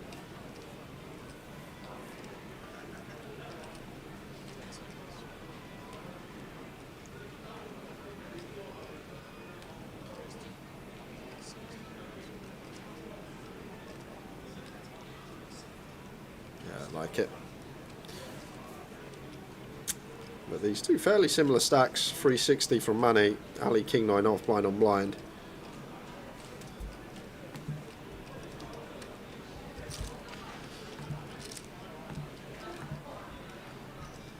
So off to the flop. Queen I flop, queen 3 deuce. Wheel draw for Manny.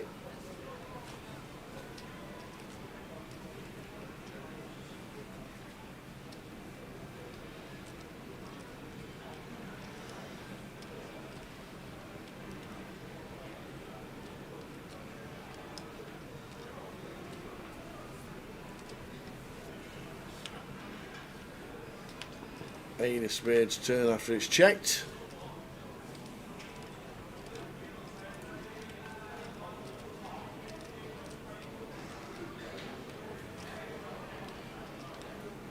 Now going to go for the delay. The delay should work.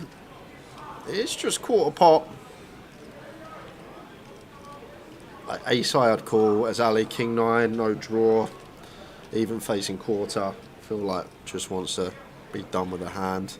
We do beat like the 10-4 off, the Jack 4 off, sort of the hands that ISO 9-4 off. These type of hands that might ISO as the covering stack. That is a delight to see. Certainly is. Things going well for Manny. Sometimes you just get them days, everything falls into place. Yep, a really good river for Manny.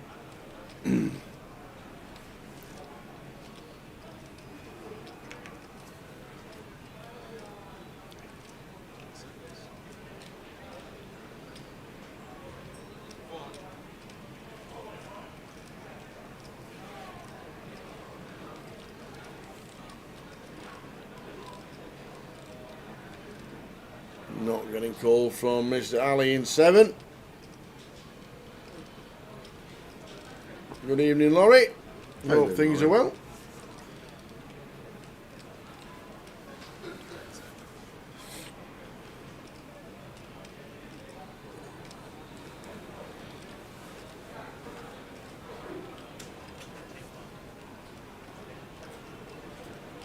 No action for the wheel. Manny chip leader, 57 bigs. 10 minutes to go till the end of this level, and then a 30-minute clock.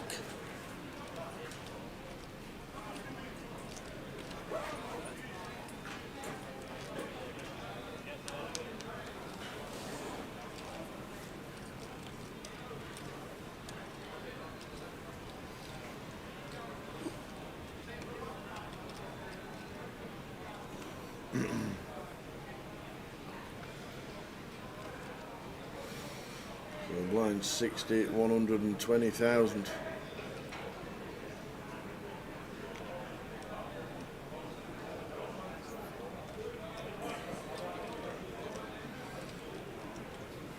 Money on the button. Yeah, got to go into the market even as Bin chip the leader. 10-4. Bin them. Bin them. No. Then maybe he's just running the momentum here, Talbot. Need to be Yeah. really careful here because Ty, being as short as he is, if he jams, we might just be priced in.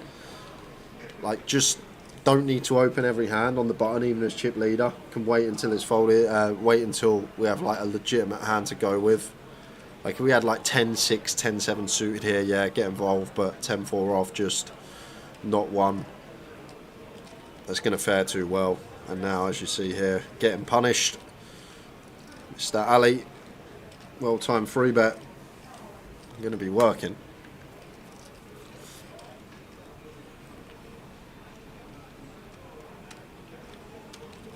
How you doing, Carl? Evening, lads. Watching while playing at Blackpool. Nice one, Carl. Cheers for the stream and comms as always.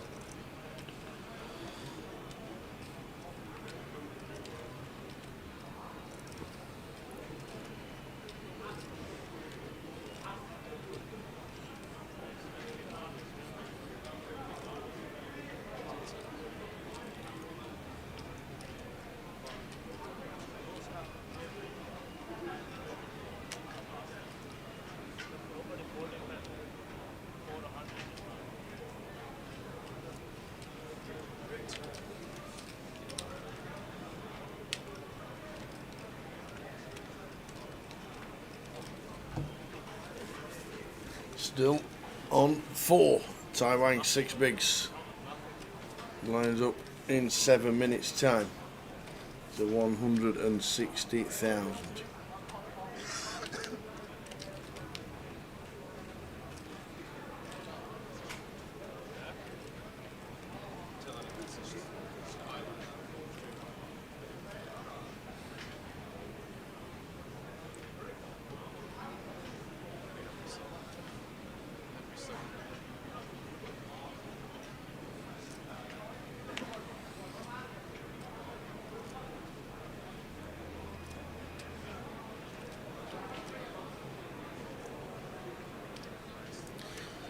Money with the Queen 10 opens the 300.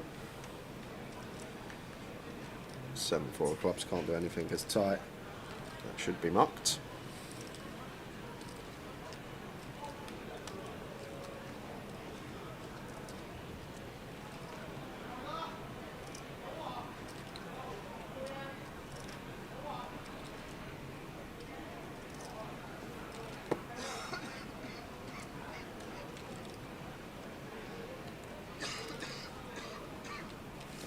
It's just a raise and take for money.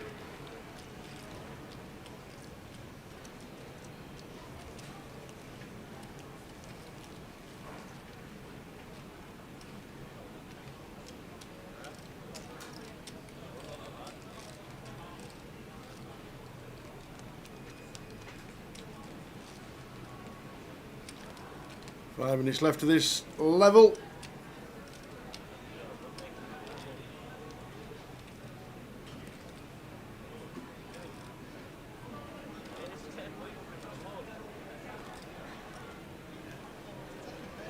Four players left and a 772. Amazing effort from everybody.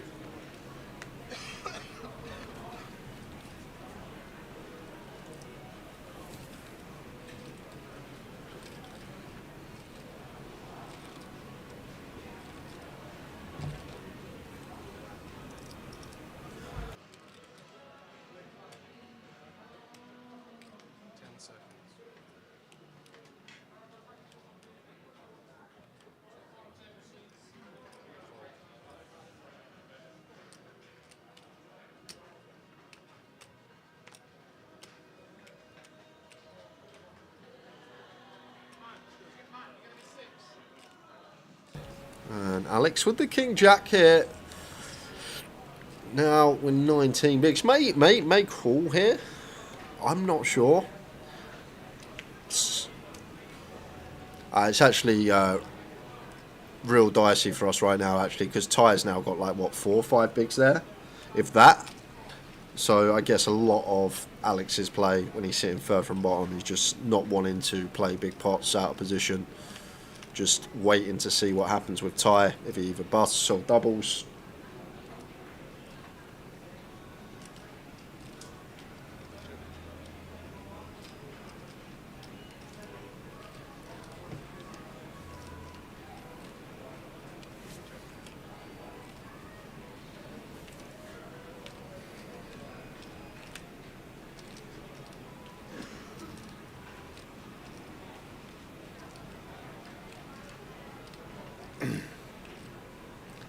So 5 of clubs turn.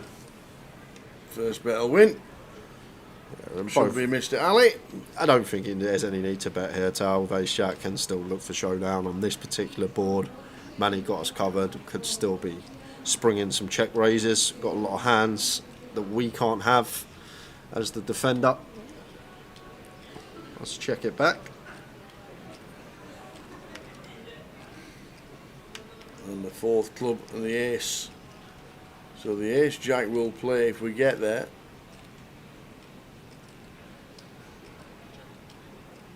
Should get showdown value with the ace and turn over the ace jack. But we know Mr. Ali. Yeah, no, it's just check back here. It's always check back. Yep.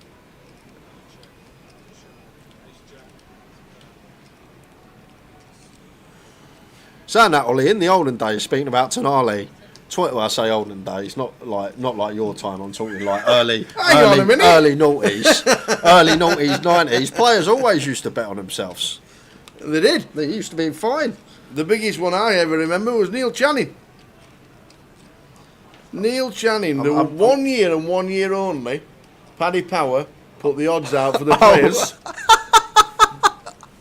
I'm thinking, who the bloody hell did Neil Channing used to play football for? I'm thinking about, I'm on about poker players. I was actually Oh, thinking. we were there. I was in thinking, the 80s. I never knew Neil Channing was a professional footballer before he was a poker player. Right. Backed himself to win a tournament. I was talking about footballers backing themselves. Back in the 80s, the footballers from Rotherham United used to walk into the local Ladbrokes, straight across the road from Millmore, Yeah. and back themselves when they realised they were playing, and walked to the counter with the money, paid it, and off they went. There you go. Walked into the betting shop, and everybody's like, "You got a game, Sean? Yeah, I'm on it. Right, 8-1. There we go. Thank you very much."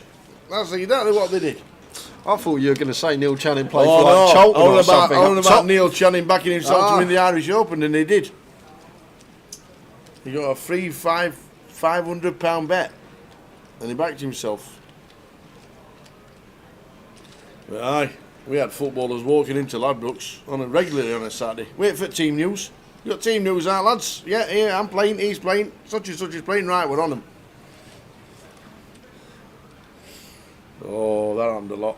Probably still does. Black Belt United.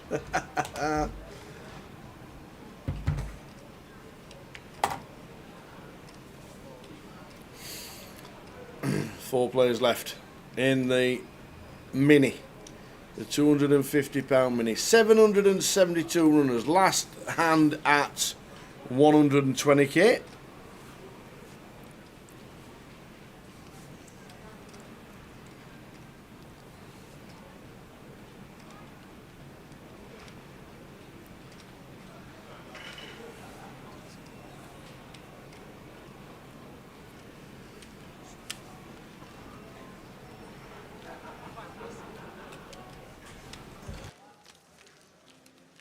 Blinds are up, everybody. 80k, 160k, with 160k into.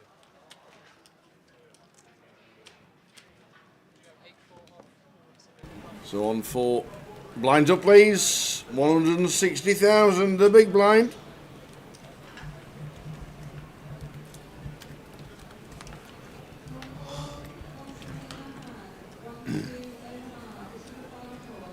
£15.5 million chips in play.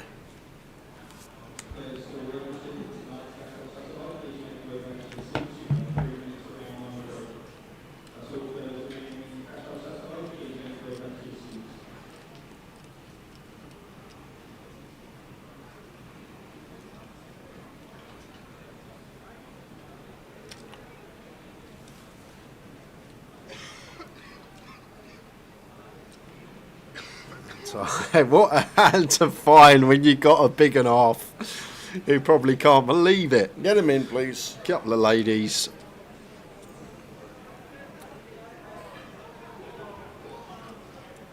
And in they go. Alex is going to look down and say no thank you with ace-7. They could see a flop. Once there's been a race, we could see a flop with ace-7. But decides against it.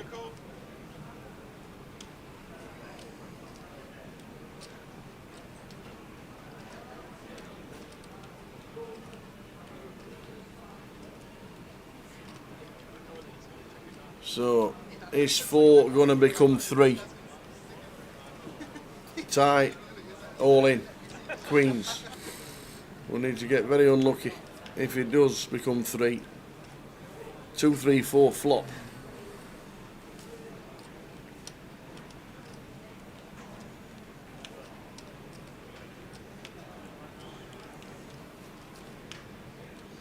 And the ace-7. Basically, Was it? Yeah.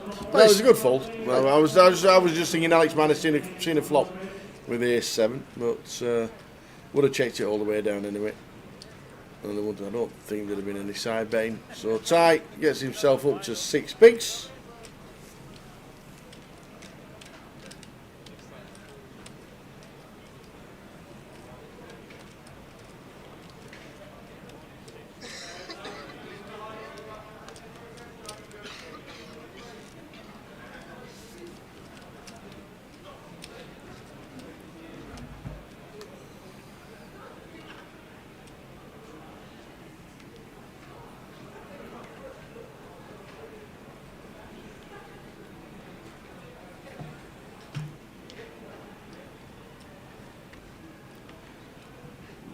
what we're looking for is tight. No, we just doubled to a milli. And 7 bigs.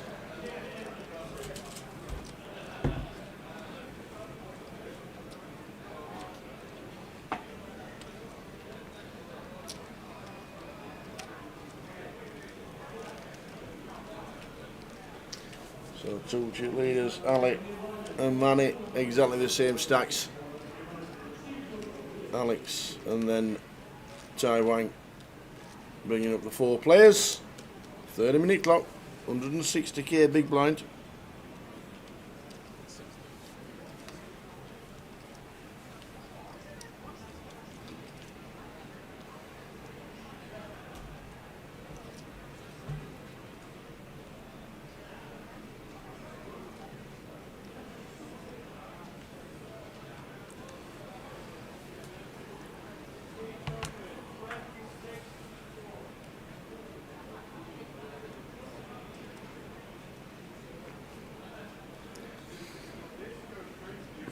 Alex out of the way, Manny.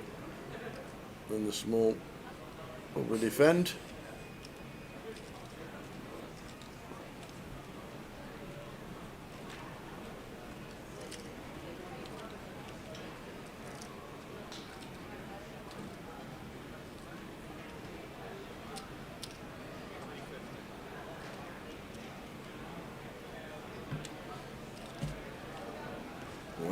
We'll raise it up with the old 7-5. Like it from Manny. There's a cash game player in him. Yeah, putting the pressure on. To be fair, as covering stat, we do get to raise more hands, blind on blind.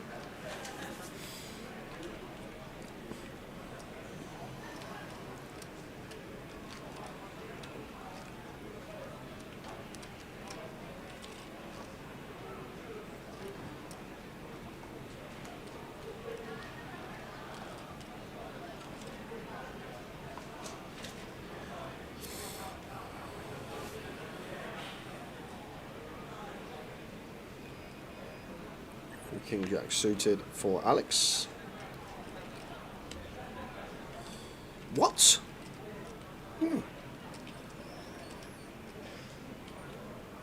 I guess he's only got 15 bigs, but it has to be tight stack, right?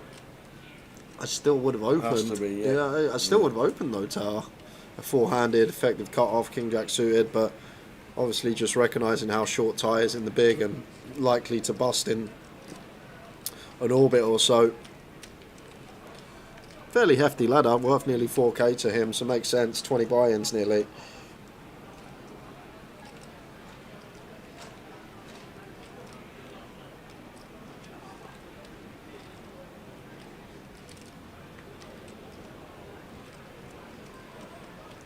Manny with a 10-9, raising on the button. Ty says, let's see a flop. For the one gappers. Defending the big.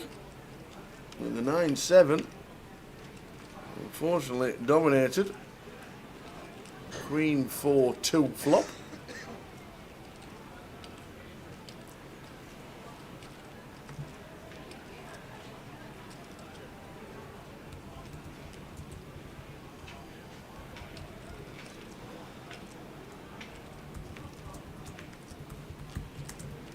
Manny just applying the pressure. Dealer change. £11,100 locked up for one of these four. And that's what they're getting when they bust out. Next. Whoever it may be.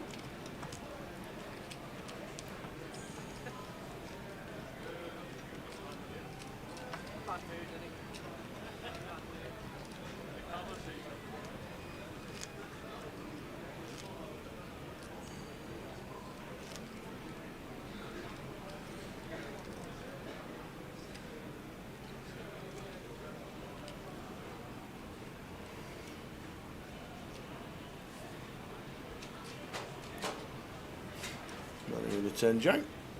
I'm going to open this one.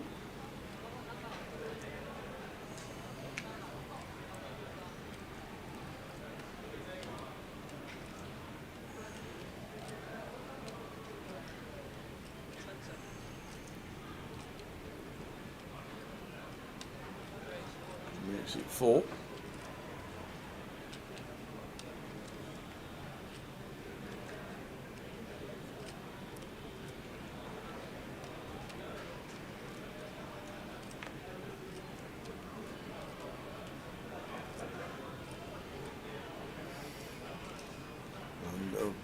Raise and take from Manny up to 47 bigs, and look at Ty back down to 2 with 160,000 big blind. Gonna need a lot of help, but surviving at the moment. 11,000 locked up, but he is favourite to take it at the moment. Yeah, nearly a 4k ladder, Carl, so that obviously makes sense why Alex folded the King Jack suited. I still think it's okay to raise fold, but really just trying to outlast Ty now. Yeah, 5,800 difference between 4th and 3rd. 11.1 and then 16.9. 5.8. That's what's in his head. When you've only cashed 3 times and you're just getting yourself known around the poker circuit, 5,800 is a chunk of money.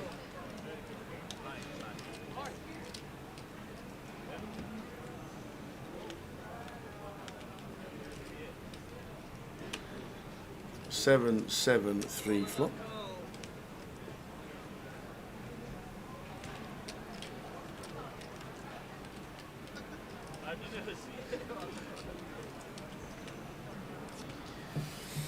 So here we go, Ty.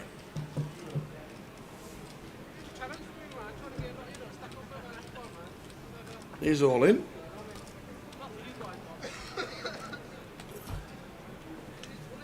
And they do the Queen 8. Lots of chopped out. 7, Yeah. a 3, an ace, a king. Only lose it with a 4. It's a king. So we do chop it. There you go. We do chop it back to 460.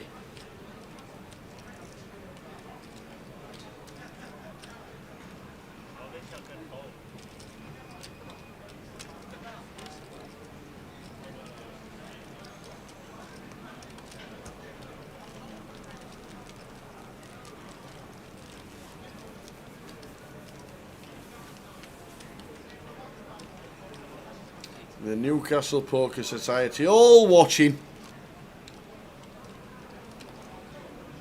all ready to get on the tune.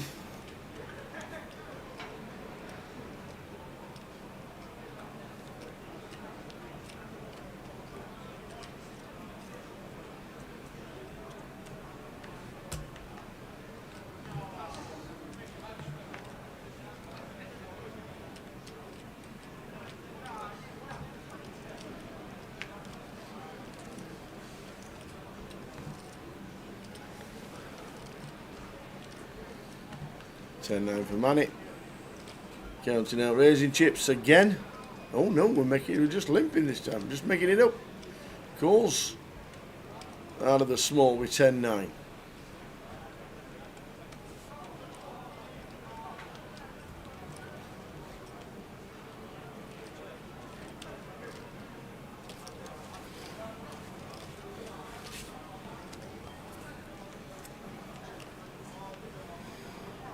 Three, 3, 7 flop.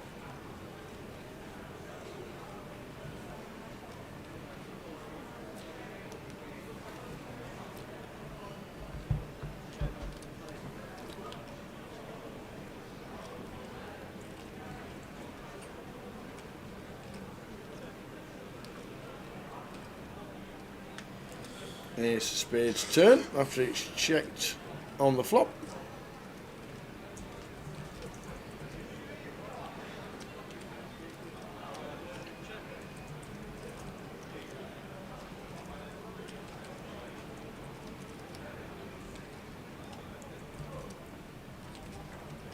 I don't think any need to bet here as Ali. Looks like he's going to have a stab, maybe for value.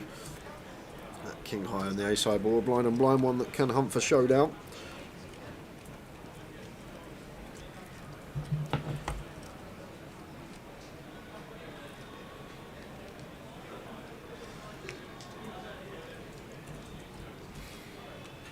So about 180.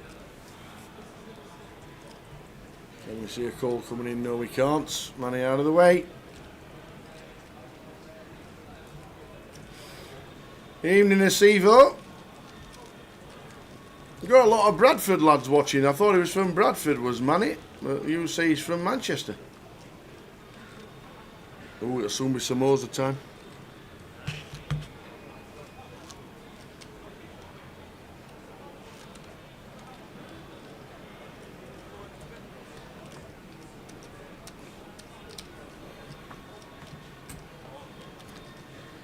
Final of the mini, 4 players left.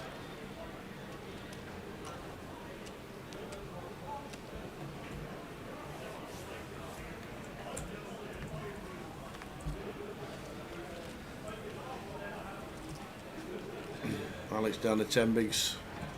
Out of the way with a nut low. Outpit by 1. Manny gets out of the way. And Tai is going to be all in. Tai Huang, King Queen. Here we go again. This could be 4th time to get a double. Ah, Manny's from Leeds. He has a lot of pals in Bradford. Nice one, Mr. Paul Trotter. Whoa, what a flop. Tai flops a queen, but the flush draw for Ali.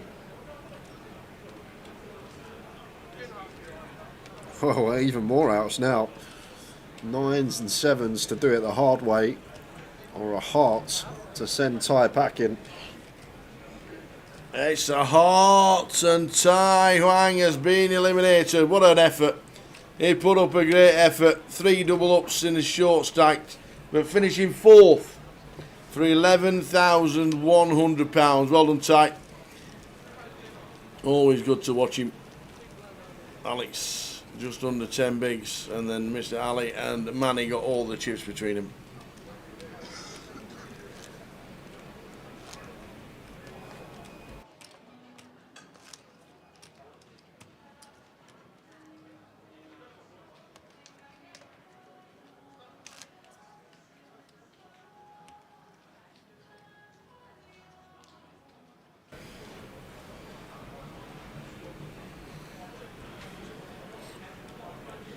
King Queen for money.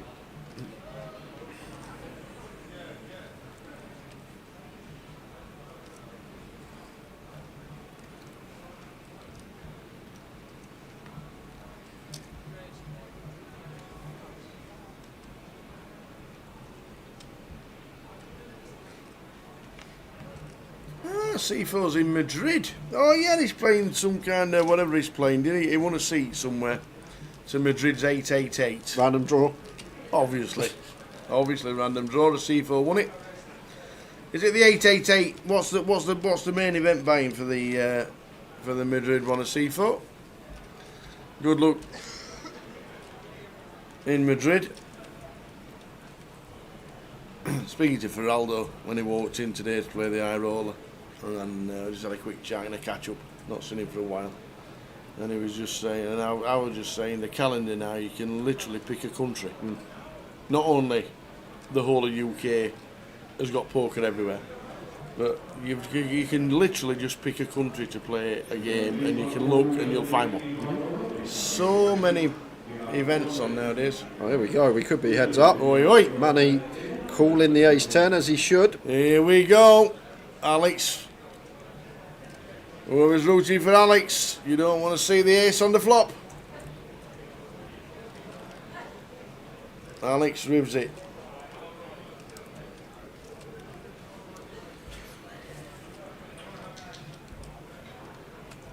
The old Rizvit with the Cowboys. 6 deuce 5. That's a fine start. It is indeed.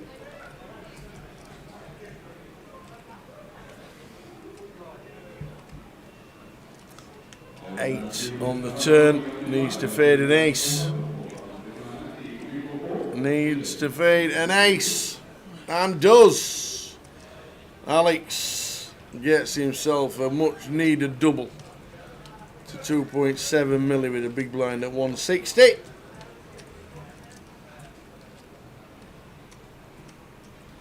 Alex Rizvit gets a nice double.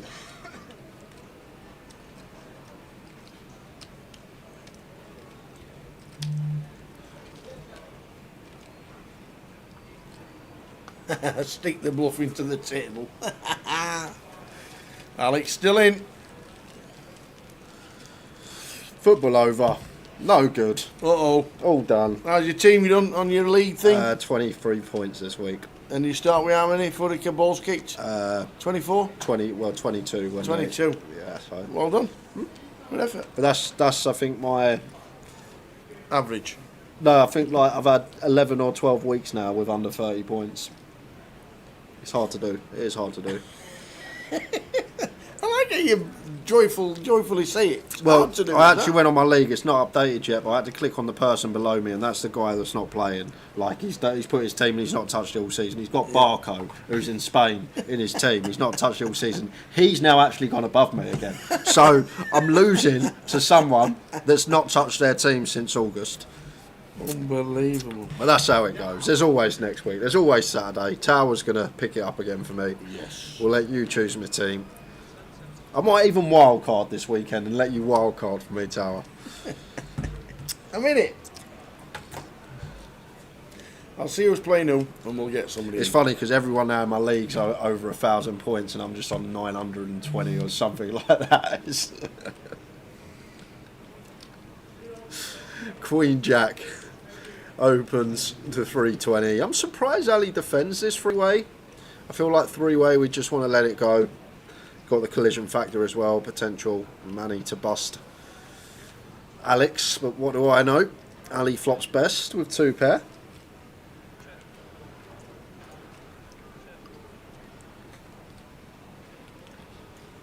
Nine of diamonds on the turn, so 8-5 still out in the lead. Alex does pick up a gut shot with the Queen Jack, not much going on for Manny with the 3s.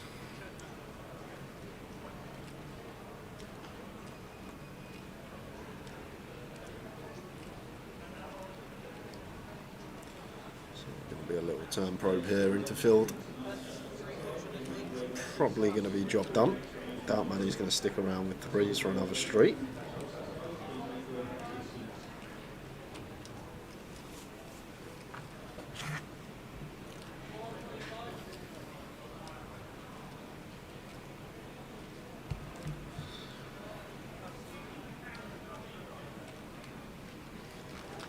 With 45 bigs, 37 and 15, 8 minutes of this level to go.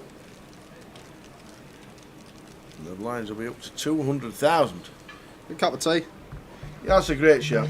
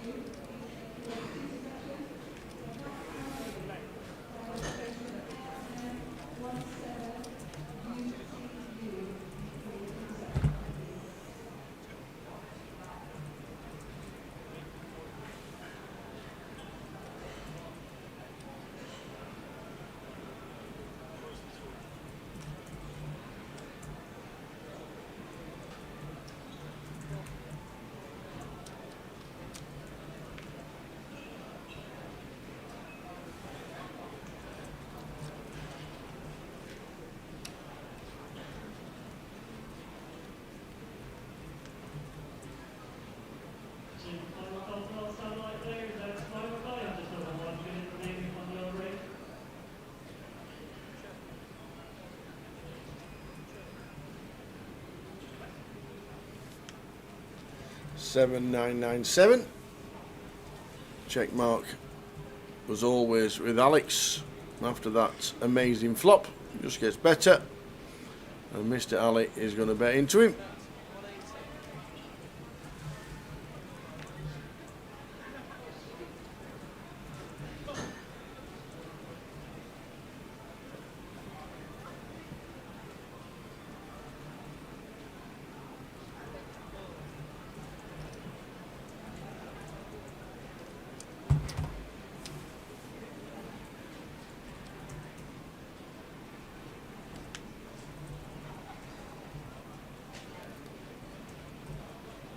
I think the handbrake comes on now from Ali, and then a bet, and that should be end or hand because Ali will get out of the way. No, an absolute non-believer. Just what you like to see. Just a call, really? Just a call? Why wouldn't I know we're not getting paid? But well. Probably thinking exactly the same. Very, I'm not never getting paid. There you go, a 7, got a tough decision. I'm raising in that spot. Must admit. Come on, Manny, and good luck, Riz, from Lewis Curl and Azzy Gaming. Come on, the Riz.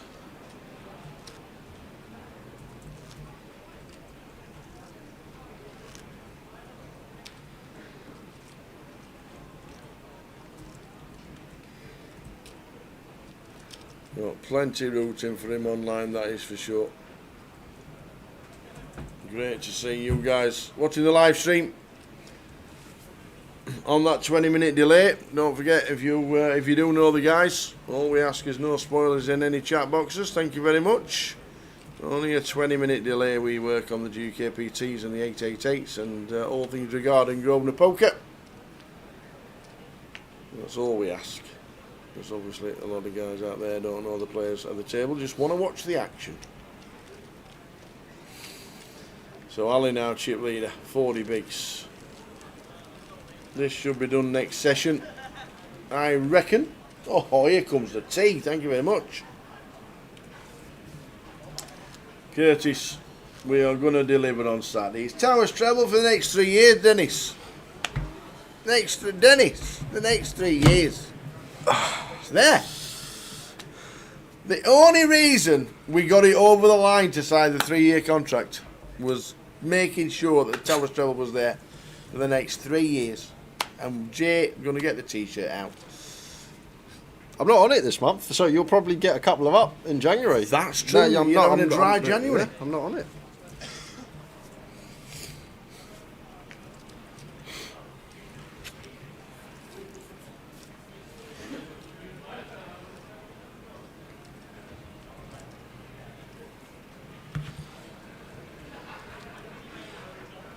Don't think we want to do anything in the small with this one, but would you look at this from Manny? 4-3 of clubs. Just going to put the hammer down and does get Alex to fold the ace deuce. 16,900 for third. 3 minutes till the blinds go up.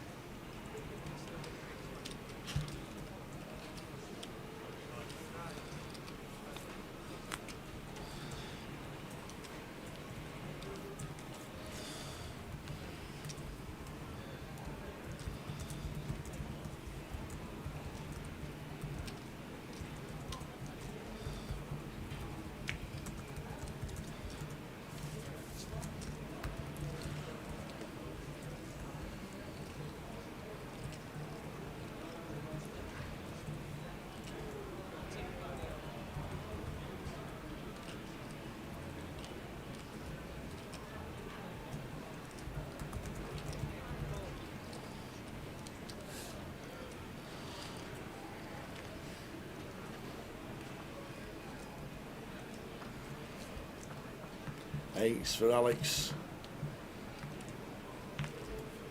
Is it all of it? It is indeed, he says. Don't think Jack Queen's a call. So into the muck he went. But over 3 million again for Alex and near 20 bigs.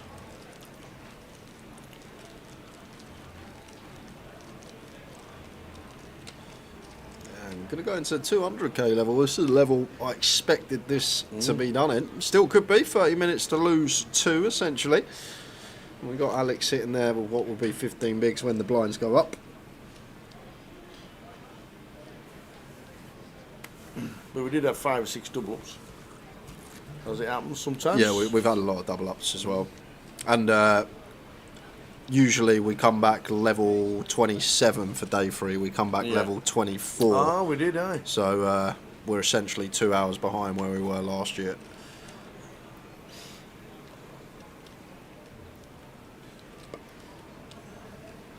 And Manny, Jack 7 off as the covering stack. Although nearly identical, these two, in terms of chips. He's going to defend the Jack 7.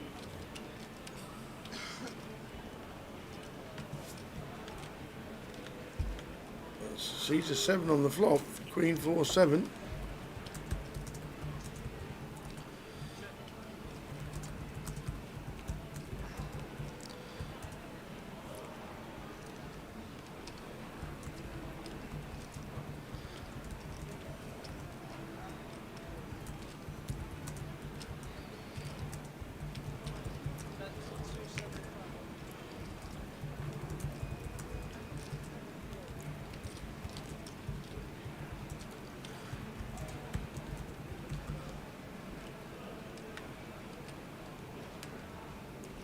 Seven on the turn after a check call from Manny.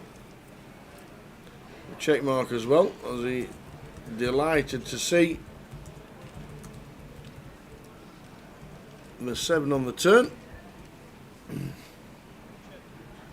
Barley checks, puts the handbrake on.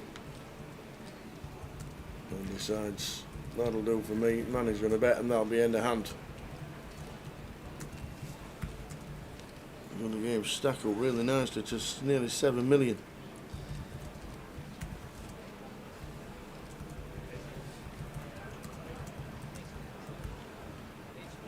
And that will do it. 800,000. 5 not the best river card to be heroing on. Do beat some missed heart stuff. But like this 5 has the interaction with the straight draws, either making a straight or a pair of 5s which would check, so only really the heart draws that we're going to be in front of.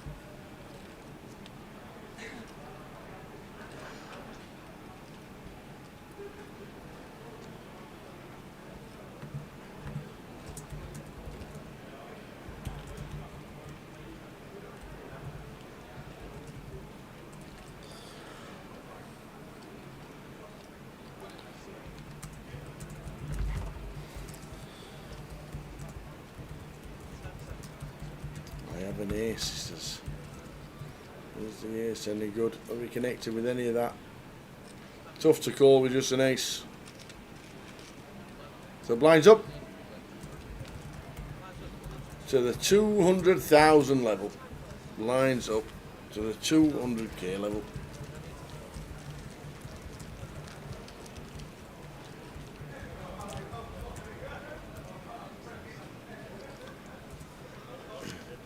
Mark Gemma. Go on, Manny lad, tell him who taught you. Well, we got Toldies from Leeds. He's got loads in Bradford watching. Mark says bring the winnings back to Manchester. It could be from anywhere. Absolutely. Love it. Plays around the north, I'm guessing.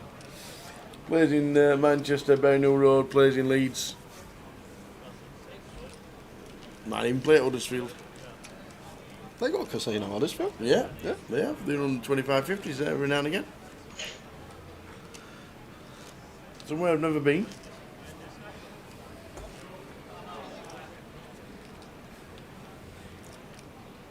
Never been to the Huddersfield Grosvenor Casino. I don't actually know where it is, apart from probably town centre. And it's a nightmare driving around Huddersfield. It's the worst one-way system ever. Miss a shot, see you later, pal. And I've never been that area, so I would not know.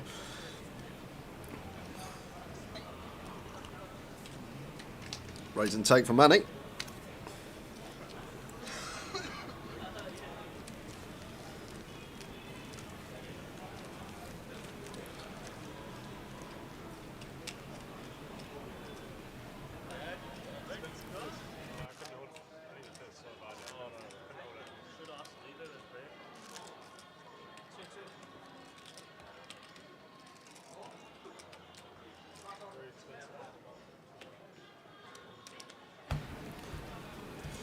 So the 200k level, is this the last level, or is it the last session, or will we get into the 300, what is it next, 100, 250?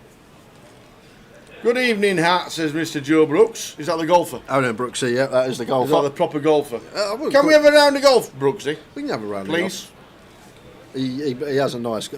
Is it the? Do you travel? The UK Open qualifying course, your course, Brooksy, or one of them. What's Hanbury? I know it's an European tour stop, isn't it? Is it really? I think Hanbury so. Manor? The course is. Is it Hanbury Manor? Is the what you call him? The one that sits in the shop and goes out with lessons once in a while. The golf pro? Yeah. Is he the pro? Is he a pro? Is he a golf shop pro? Just stands there with his arms crossed. Hit another one. Hit another one. I love it. Yeah, I'd love to get out with Brooksy and the tower, but problem is Brooksy lives in Hertfordshire. You live in Blackpool. We can meet in the middle. Do you know James Robinson, Mr. Brooks? That's all I know.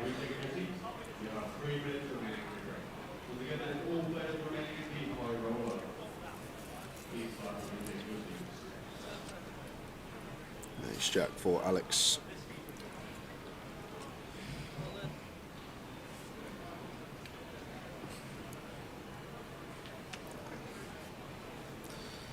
Win. For his 15. Might have raised called there with the Ace Jack, which is going for the open send.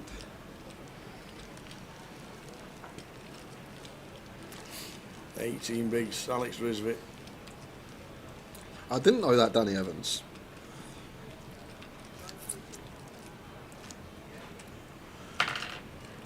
I just know it's expensive for a green fee, that's all I know. We might have to play up north. Or we'll just play 6. Forget 9, we'll play 6.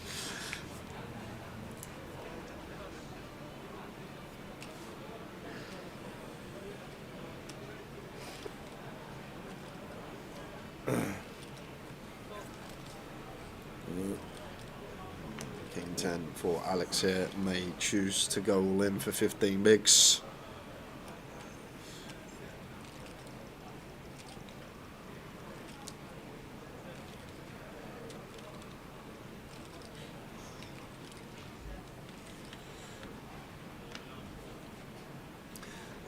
Flop. Goes for a little check back here, Alex. I feel like offsuit prefers jamming. Suited maybe does play check. We like having the suited hands at check in position, blind on blind more often, but does go for the check back option. And we are going to get a bluff from Ali.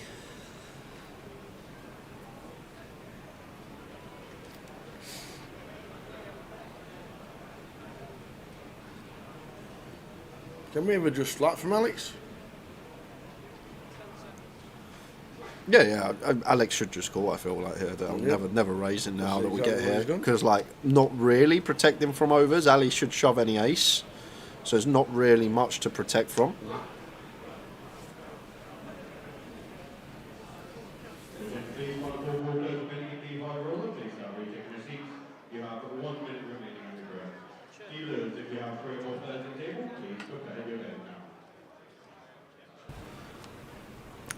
Lovely looking turn here for Alex. No need to be checking this one back. Just want to go bet, try and get this in by river.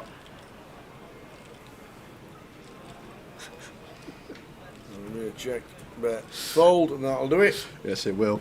Yeah, I know where, Danny. I grew up near Broxbourne, so where obviously just over 10 minutes. Yeah, James Robinson's our club pro, Joe Brooks. He's our club pro in because I'm a member of the St Anne's Old Links on the northwest, about half a mile from Royal Lytham.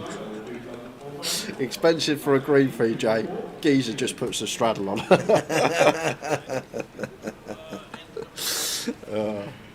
Well, expensive compared to what I should play at my handicap. It's all relative, isn't it?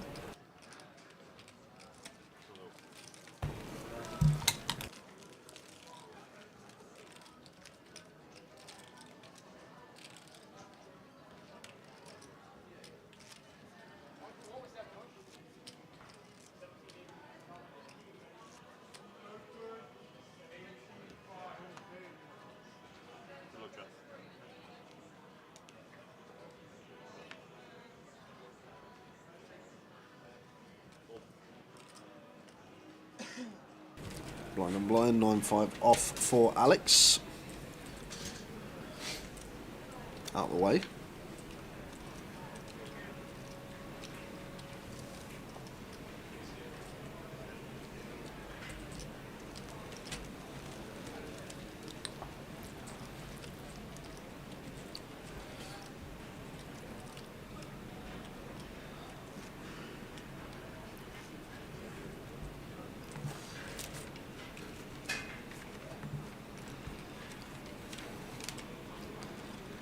So 3 players left. Alex in seat 2. Loads of fans online, which is great to see. Hello to the Newcastle Poker Society.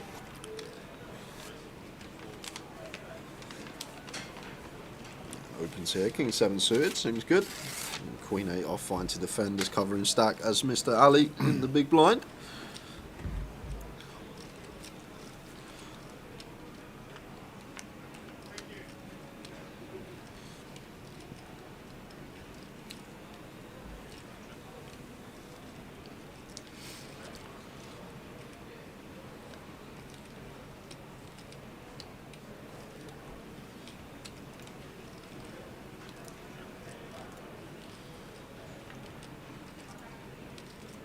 I'm really intrigued at this though.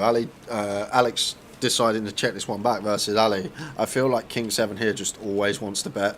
Like there are some top pairs potentially can check back, but this one's still needing to deny equity to overcards a hand like Ali has, just letting like the Queen 8, Queen 9, 9, 10, hands like that realise equity for free doesn't seem too good, but obviously he'll have his own ideas why he's elected to check back now, going for the delay on the turn, and it's going to be same result anyhow.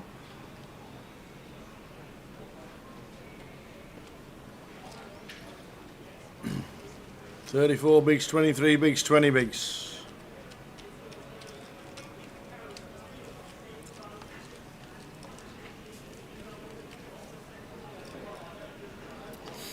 Great game. 3 left out of 722.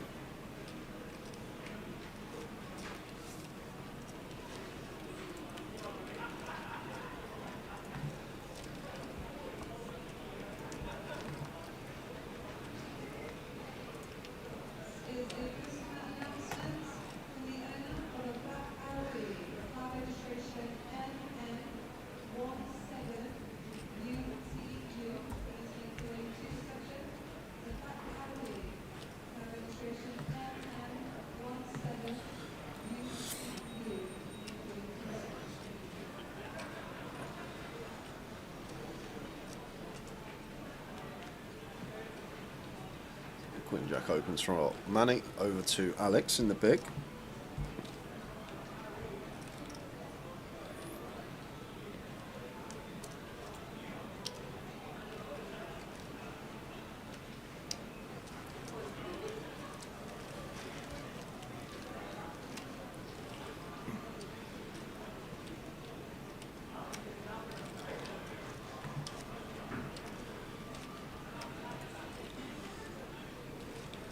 So 17 minutes time, guys. We will go for a quick 15-minute break. Ah, yes. And then we will be back for what should be the final session. Yeah.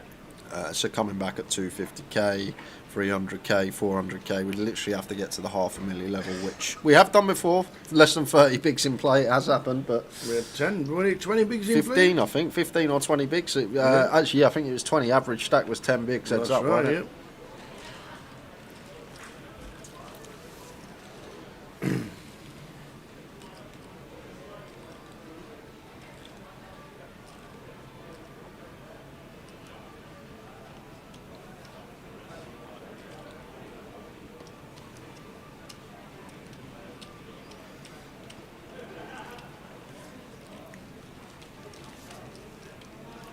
Manny 38, Alex and Ali 20.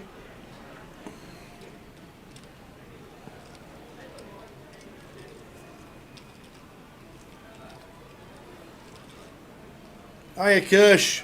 Yeah, I'd heard you've been not too well. And be great to see you, Kirsch. It really will in Manchester. Even if it is not to sit at the tables, but just to get out of the house and come and say hello. Glad you're back on your feet, Kirsch. Hope Gemma's good as well. But I'd heard you'd not been too well, which would be great to see you at Berry New Road, my friend.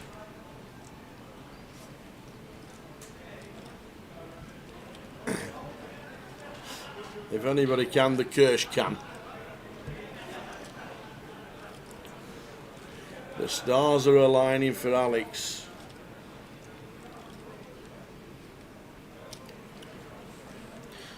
I prefer this aggressive route. As Manny here, Tower could have really just asked the question with the ace blocker, calling this one out of position.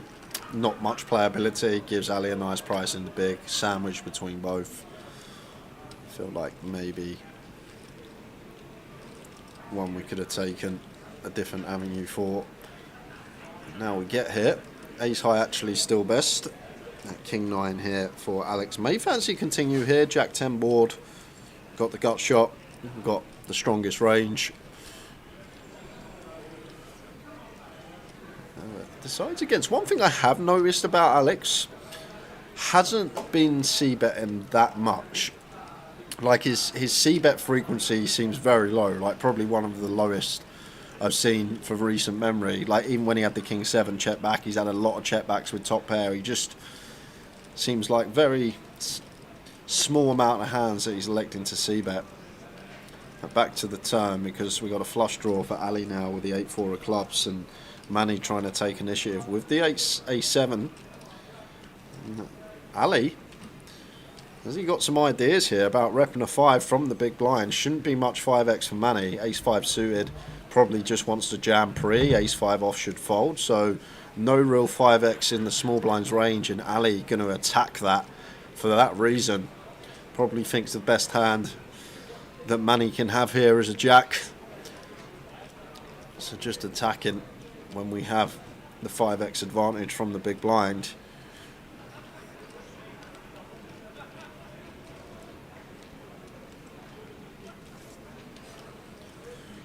This should be working. Well, Manny says all of it. What? He says all of it. What? With absolute air. Where has Ali... What? Ali's got the flush draw. Has Manny just got some sick read on Ali? Ali just has to fold now. It's no real tank spot. But what on earth is this jam tower? This is adventurous to say the least, but it's going to work. 8 high out of there, but we just get snapped by it. Any value raise of Ali, we get snapped. If he's raising a 5 for value, we just get snapped off. We're drawing dead. Mad move from Manny, but it works on that occasion. He's got the chips to put to work, but needs to be careful. All this hard work, don't just want to throw it down the drain with a little misstep. Lucky for him, Ali bluffing on that occasion. Like, there are potentially some hands we could 3-bet jam as a bluff there, but we need something that has equity against a 5, an 8-9 suited, a Queen 9 suited, something along these lines. But hats off to Manny though. He's got the move in the lockup. You got the moves like Manny.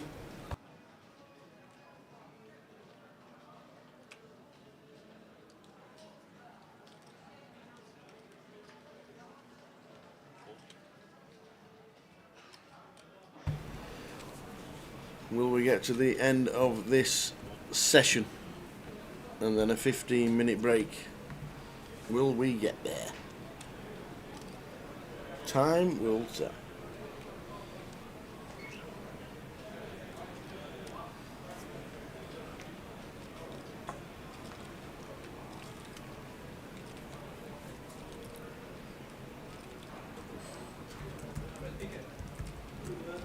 Oh, you ready? 10-6-3. Simon's on the box already. Yeah, go ahead. Yeah. Go ahead.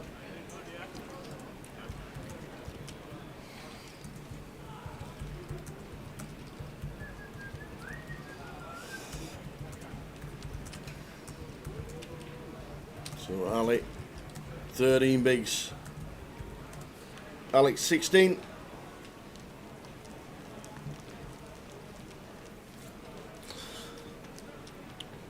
And Manny, the rest.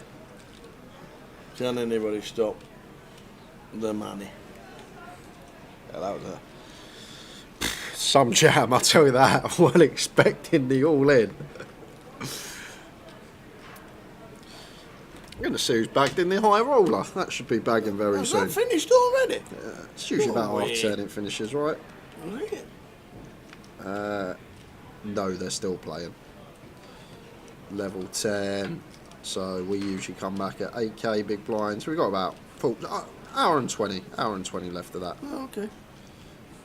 Let's see who's How many's still in? How many numbers I'll read some names. Atanas Pavlov, Ravi Chef, Alex Todd, Steve Barnes has jumped in, Alex Montgomery, Michael Kane, Terry Jordan, Chris Young, Jamie O'Connor, the boss, Francis Oberdon, Neil Farrell, Jamie Bott, Tom Clack, Mitch Johnson, Cal Morial, Tama Kamal, Terry Jordan Jr., Stato, Dave Doherty, Chris Brammer, Adam Wilkinson. There's some names in that. They are the names that are left in the high roller, which we will be covering tomorrow. Very nice indeed. That had over 80 runners, I think, with the high roller. Plus there's a cash out satellite as well going on.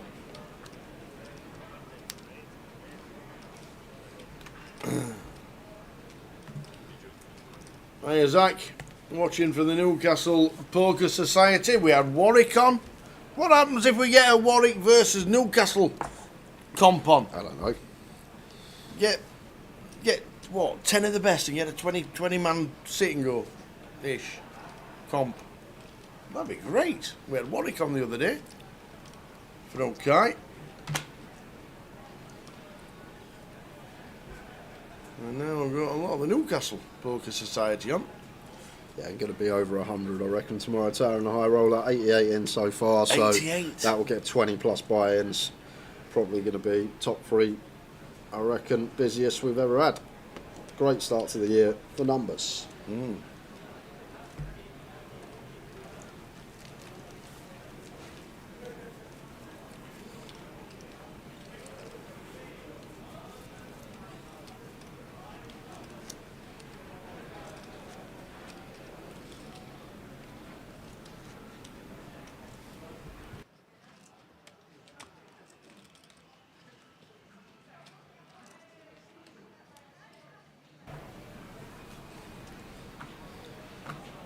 Queens for Ali.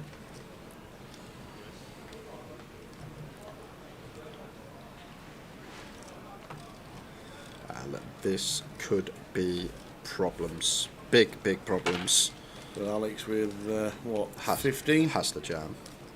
And the way Alex has been playing, I doubt that he misses this spot. And in he goes, and he's going to run into it. Manny's getting out of the way. And Ali's going to snap. Alex will not be out.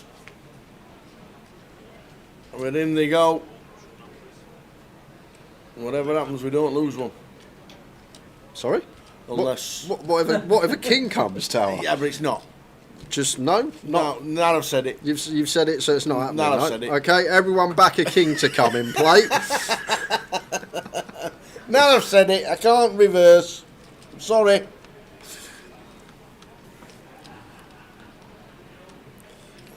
Well, that's a good start for the ladies. It is. Ali with the queens. Deuce on the turn. Does Alex survive and leave Alex with the two or three big blinds? It does. The 4 of hearts. Unlucky for Alex. In for 15. Ran into it. And leaves Alex with 3 big blinds and a spin needed.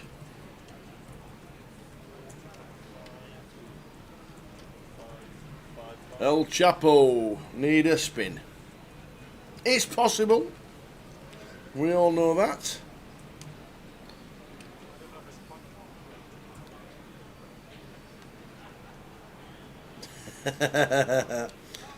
Zach has put up a great performance, but it's not over yet. He is still in.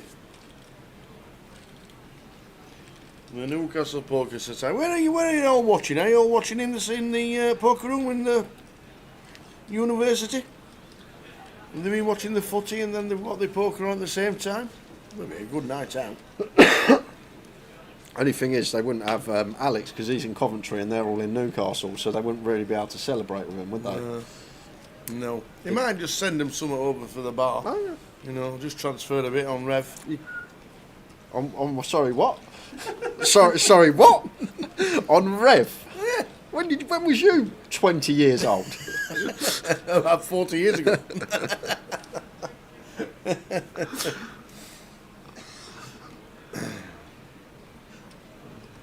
Ace deuce here for Manny. Now, much more chipped up as Ali. But I feel like we may have to be super aggro here, Tal. Simply because now you've got Alex sitting there with what is 3-4 bigs. We can just get after Ali here as Manny. Makes it 400k. Would have gone a bigger size, but may still do the trick versus 5-3 as it does.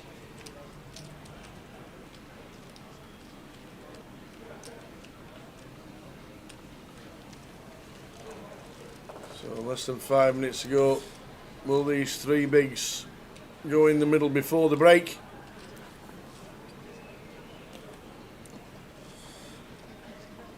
I've never actually really looked at any free sort of free-handed, like how ICM is, because there's a lot less ICM when you're free-handed. ICM start of the final table 8, 9-handed, 7-handed, a lot more there.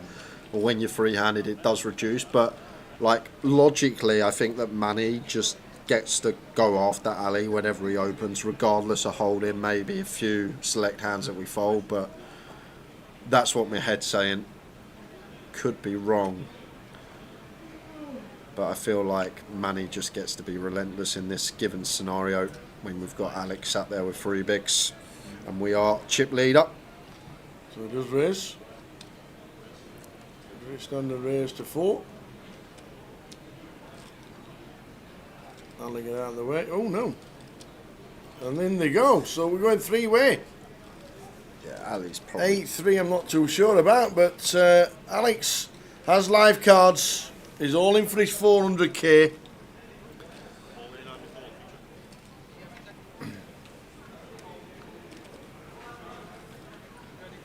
King, Queen, 7. checkity check. Yeah, they all whiff it though.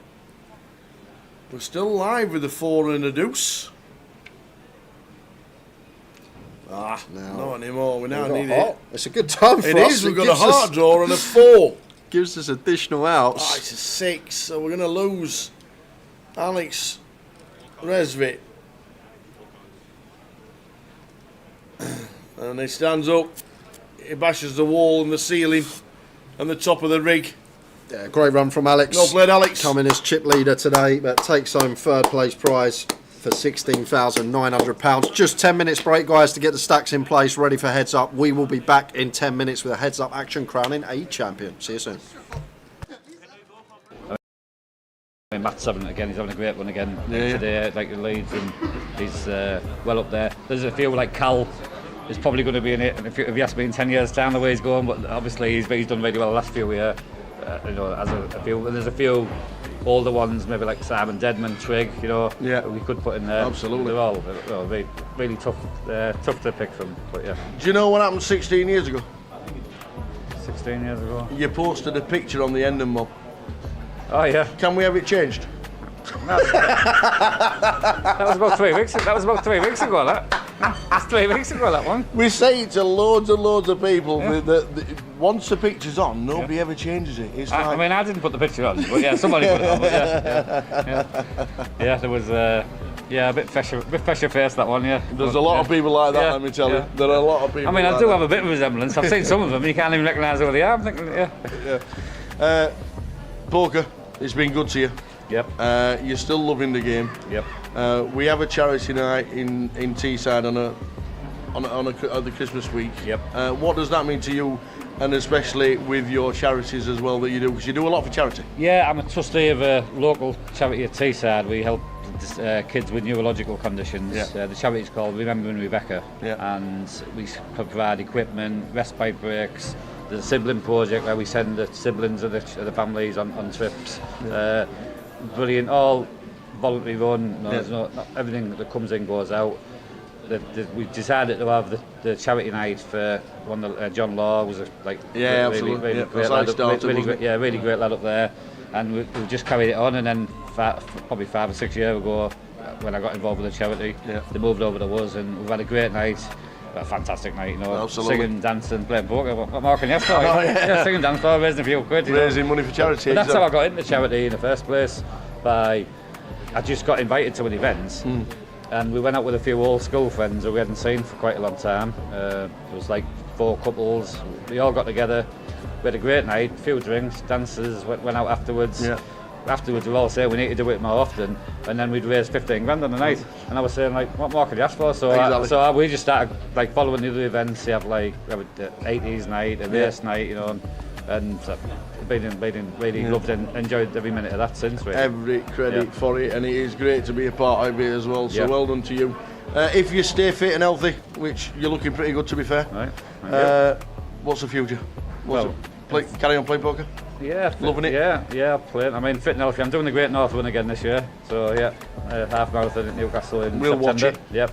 Yeah. So I'll have to do a bit more training on that over the next couple of months. But I'll still play. I've had a bit of a short of the biggest break I've had for the last 5 years, last couple of months. But there's a lot more stops I'll be playing. There's Vegas next week. There'll be Goliath's a great stop, and then we'll have all my favourite ones back in later in the year anyway. Absolutely. So, yeah. It's been a pleasure. Keep it up. Always good to see you at poker tables. Yep. And we always have a laugh. Yes, we and do. a joke. We do. Thank you very much. Cheers, Long way to John. continue. Bousy. Thank you.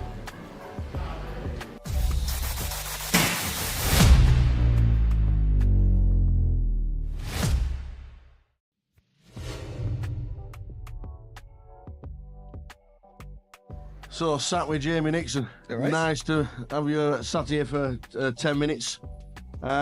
Sponsored pro since 2021. Yeah. How did you get into poker? It's a weird story, actually. But, I was going on a lad's holiday when I was 18, and 2 days before I tore cruciate ligaments in my knee playing football. So obviously went on the lad's holiday on crutches, which got thrown off the balcony into the pool quite quickly. So the rep realised that we couldn't really do the usual jumping in the pool and all that type of stuff, so he put on a game of poker for us. And I didn't win it. It's not one of those stories where I won it and I loved it, but I really enjoyed it, and from then on got back and started going to the £5 rebuy in Newcastle and never looked back. Now, interestingly, your first recorded cash is like 2009 in Brighton. But I really have to ask, were you allowed in a casino in 2009? Just about, but that wasn't me. Oh. For some reason it's on my Hendon mob, but it wasn't me. Well, don't take it off, it just adds to your cashes. Yeah, it does, yeah. So, so what was the first one? The first one was in Newcastle in 2015. Around 2015. Yeah. And it was a £100 tournament, and I won it for 3.9k. I think it was. So your first tournament was just a win? There was plenty before that, but that was the first recorded one. There's a plenty of 7th place and the £5 rebuy for 20 quid. But no, that was the first big one. Going back to the £5 rebuys, they were so much fun back in the day. Oh, they were class. I mean, that's what made me fall in love with poker, because I went there and I was a skint student with a tenner in my pocket, and I was fuming if I had to rebuy. And then there was guys buying in 20 times. So, but it was just a different world to me, and from then on, just loved it. Yeah. Moving on to like 2018, your first cash in Vegas. Yeah. Was that your first trip? Yeah, the first trip. You seem to do a lot of firsts when you first get there. Like we win on the first database, and then we go to Vegas for the first time, and we just end up with a win. Yeah, well, I mean, it's one of those where you just got to make the most of it your first time, because you never know if it's going to be your last, right? Yeah. But Vegas, that was a funny one, because I started streaming for Grosvenor then. I wasn't sponsored, but I was streaming, and the reason I went was because I bubbled the Vegas packages 3 times, which was pretty brutal. But I kind of set my sights on going. Yeah. So I just tagged along. Right. You do right. And it's worked out, because now I've got this. Yeah. So obviously 2018, your first time. Was it then literally Vegas every year? I want to do this. This is going to be in the calendar for forever kind of thing, as long as I still love the game? Yeah, so I've been quite a few times now. I think I've been like 8 or 9 times now. Yeah. COVID obviously stopped it for a bit. Yeah. So missed out for a little bit there. Yeah, you cashed a couple of times in 2019 as well. Were they big events, or were they World Series events, or were they different venues? Can you remember? Moved around a bit. Yeah. Actually got on a final table with Joe Beavers at Bally's, not Bally's, at Binions one night. All right, okay. But didn't get paid. Yeah. But it was nice to have played there, because they've stopped poker now, haven't they? They have Binions, yeah. It's actually not even. I don't even think upstairs is even open anymore. No, it's a when shame. you used to walk up the stairs they used to be downstairs in the little card room on the left. Yeah. And then you walked up past the Millions. Yeah. And then you walked up there. But that synonymous to the world, the actual game. Yeah. In that room was just. It was just amazing. It was class, and I mean, it's even the smell in there. Yeah. There's just something about it. It's proper poker, isn't it? Yeah, it certainly is. You come back. You just mentioned you're starting to Twitch. How did that come about? How did you want to tell everybody what you were doing? How did you want to see the hands? How did you want to tell people this is what you should be doing in these spots, or even like your opponents seeing what you do? It was a strange one, really, because I really wanted to give poker a go and go full time, but at that point I still had a job, and I said to my now wonderful wife Ellie, I really want to do this, but as a lot of people know, I've got 2 kids, family, so I thought, if I'm going to do this, I need to find ways of making money from poker, but not just from poker.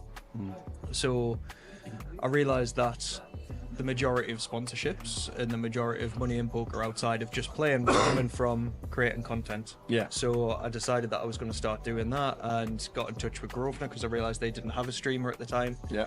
And just managed to build up that relationship. And that's literally how the sponsorship came about. Yeah. Regarding the streaming and the Twitch and getting in touch with the guys from Grosvenor. Yeah, pretty much. Just my way in, basically. But in terms of like showing your cards and everything, that can be a detriment to your game, because obviously you're giving away a lot of information. Yeah. However, on the other side of it, you have to talk through what you're doing, and sometimes vocalizing what you're doing can help you make the right decisions. So I'd say there's pros and cons to it. I always think in the background that when we did the live, some of the online Twitches, and I was there in the core comms, and I obviously helped your career push a little bit forward. You know, you did. It was all you, Tower. It was all you. But they were good, weren't they? They were a lot of fun.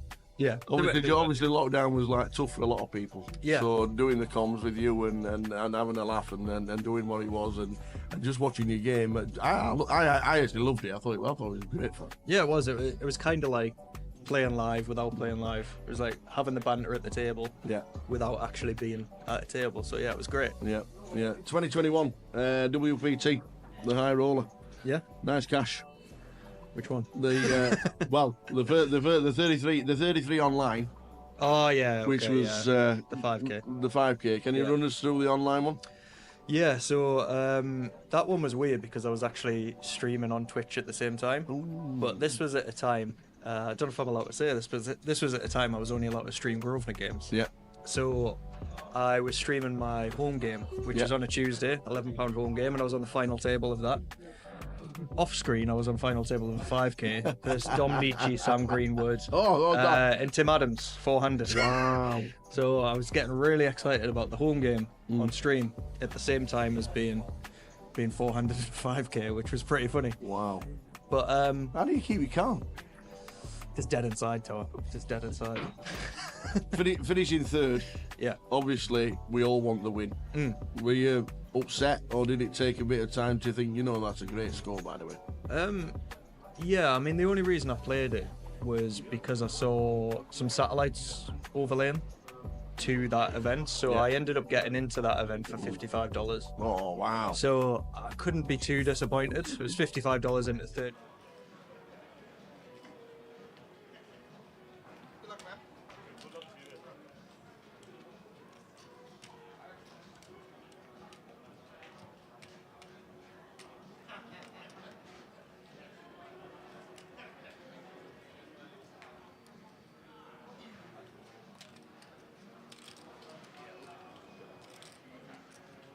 Here we go.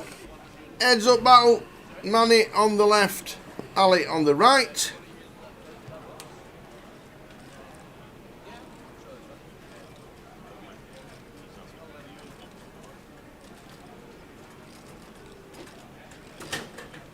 Oh, Manny wants his lucky box 4.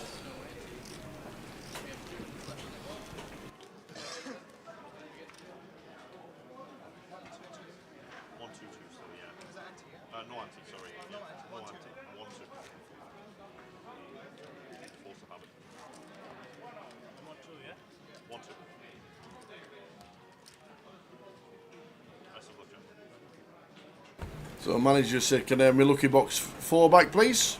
So they've said yes. So 4 and 7. Stay where you were. As you were.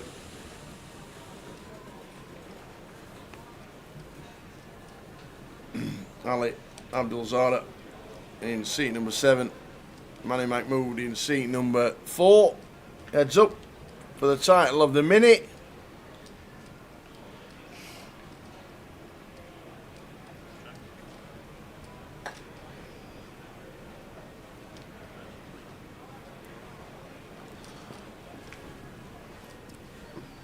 Come on, Manny, says Haley. Come on, Manny. Flops a flush draw here. It does get out flopped.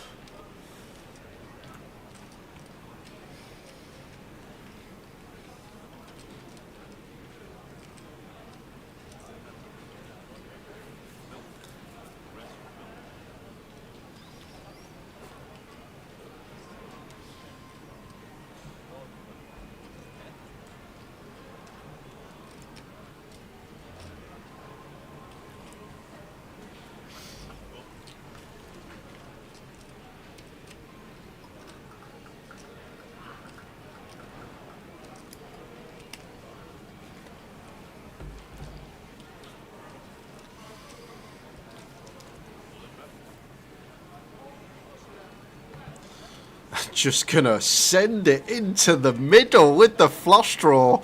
7, or what is this, 8 million, so 3 points. This is like 133% jam from Manny. And to be fair,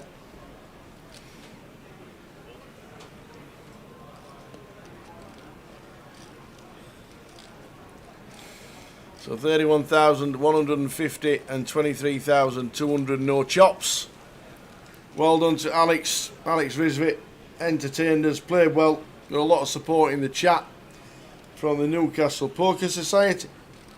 Well done them lot for tuning in.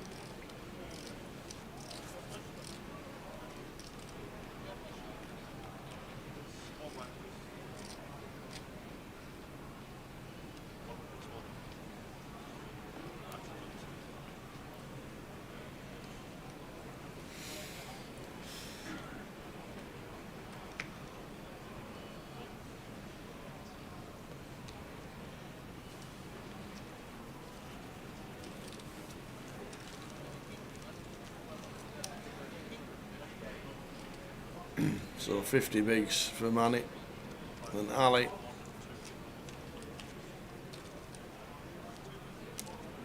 So 100, 250,000 are blinds.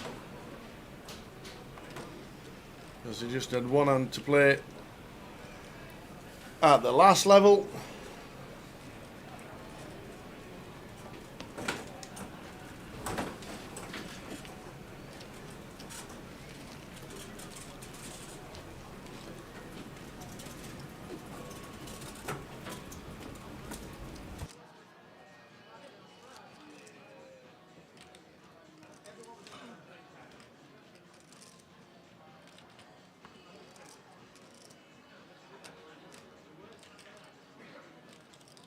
So big blind now 250. This was Jay's predicted last level. Oh, 250k. No running ante heads up. Not in a Grosvenor event.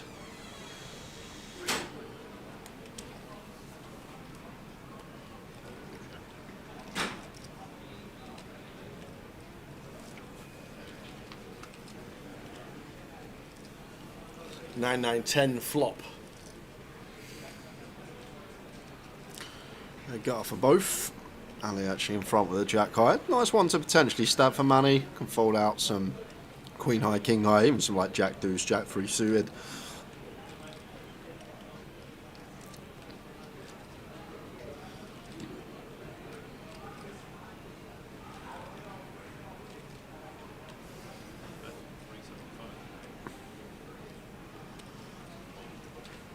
Ali with his top pair, firing for 375. Quick call from Manny is up and down. Up and down does not complete. 4 of clubs river. Ali checking to call jack 7 with 7 of clubs. This will get picked off. Manny may feel he needs to bluff this now. Just with 8 high, clubs completing. Wouldn't hate it. Trying to dislodge Ali off a better hand.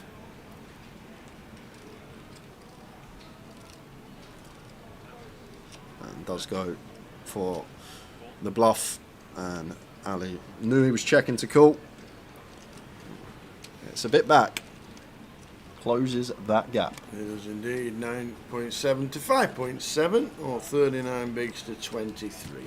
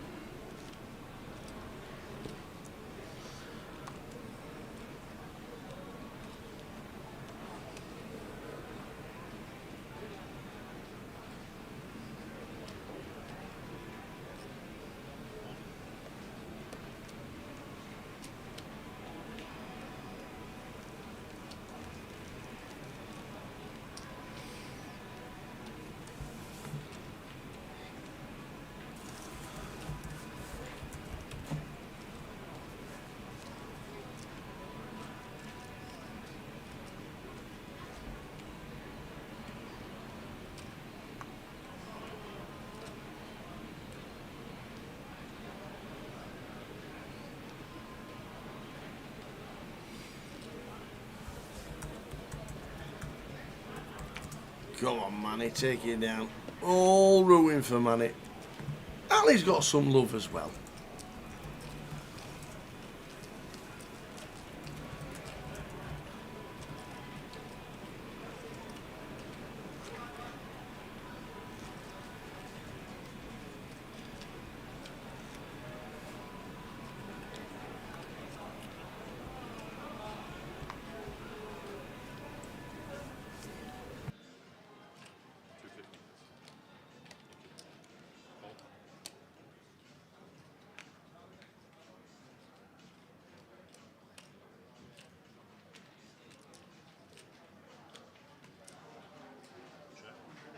Manny with a queen 6, wants to see a flop.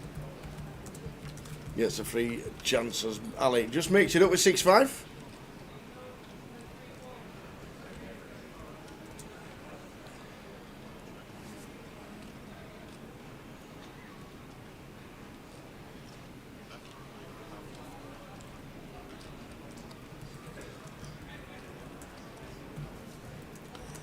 One bet from Ali, gets it through. Slowly clawing back. Up to 24 bigs and 6 mil.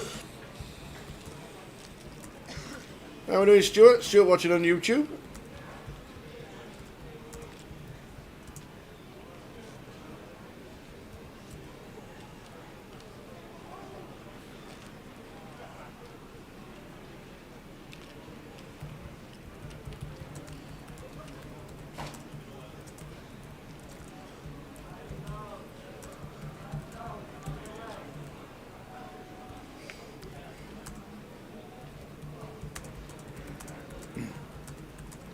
Manny making it up. Oh no, he raises to 5 with the blind at 250.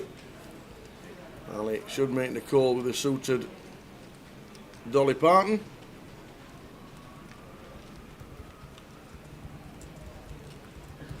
And they both catch a piece, top and bottom. Manny top pair, Ali bottom. Cheers, Stuart. Hope you're enjoying the start of 2025.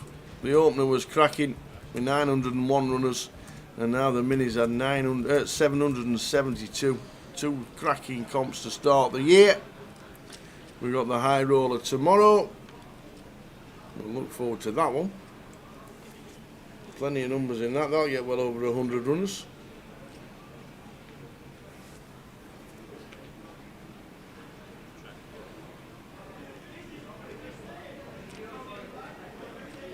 So we check the turn after a check call from Ali.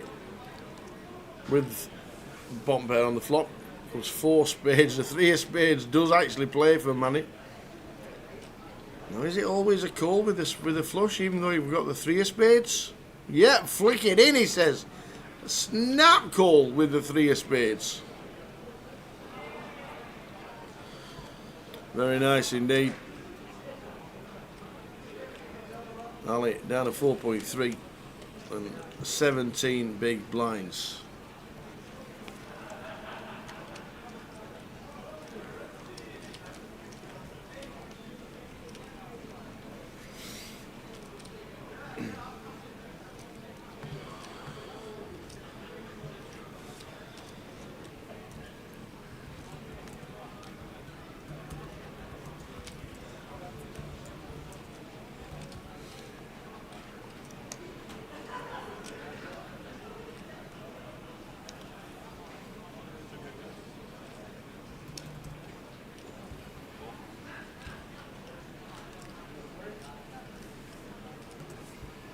Money with the Queen 3.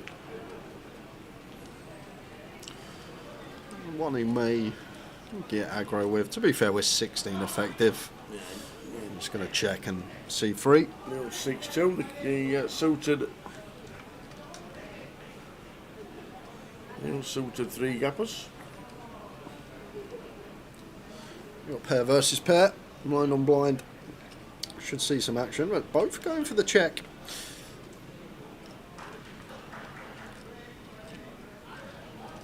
It's an action turn card. Trips for Ali. Manny turns third nut flush draw to go along with his pair.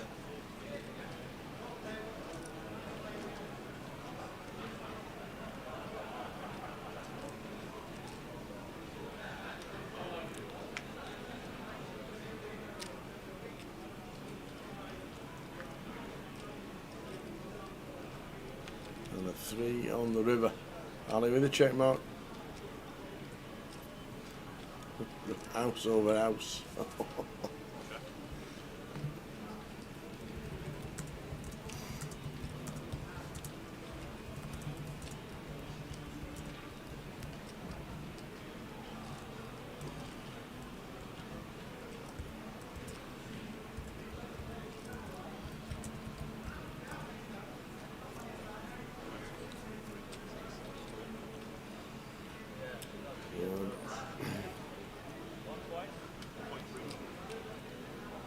So Ali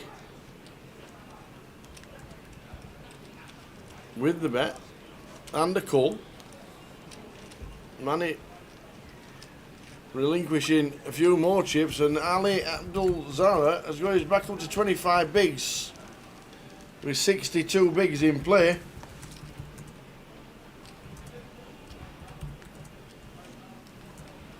Great battle between these two.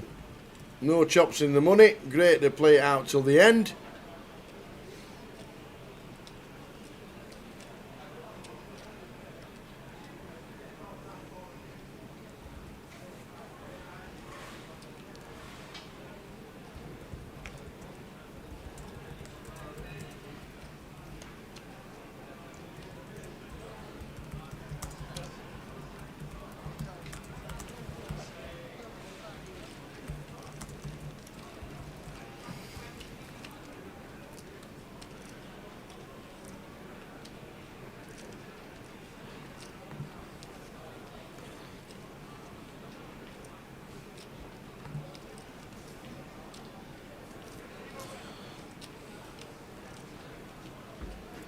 Heads up, battle carries on. Manny in 4. Ali in C number 7.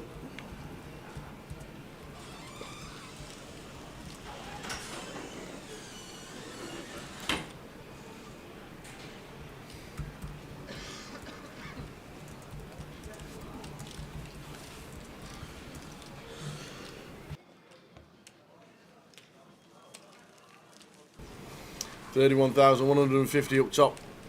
First place, 23,000. Second, no chops. Love it. Played all the way till the very end, whoever that may be. As champ, Manny on the left, Ali on the right. Who's it going to be?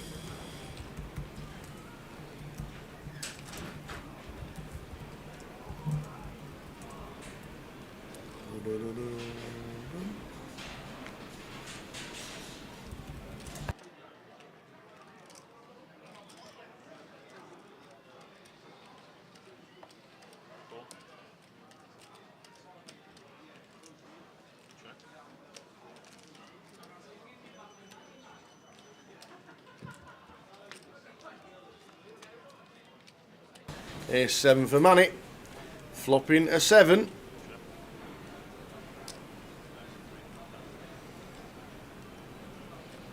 $300 call.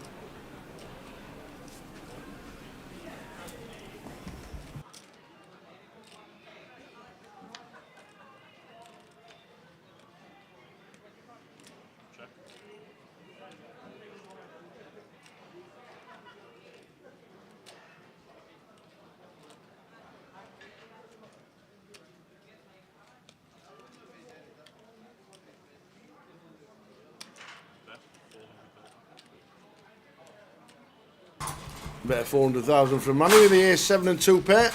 Ali should be out of the way this time. There's me thinking ace should have been checked folded on there. He's not. He's called again. What's happening here, Jay? I think it's actually fine from Ali. Gonna call twice. King high. Potential some bluffs out there. We got the 2 suits as well. King of hearts, 8 of clubs. So thinking that king high is the best hand. But now, when we are met with this triple barrel, I can't see how we get to hang on.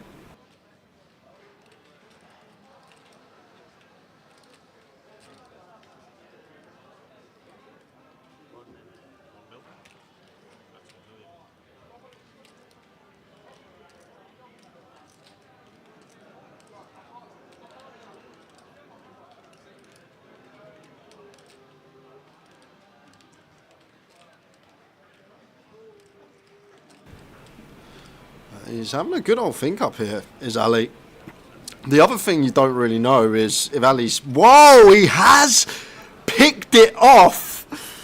We've just king high, sees the bad news, ace 7. Ace is up for Manny and Ali. I thought maybe one of the rivers he folds on, but just a pure non-believer there. Just didn't expect Manny to have much for value. And heads up. Obviously difficult to make a pair. Range is really wide. Flicked in the hero there with the king 8, and that's a big swing going Manny's way.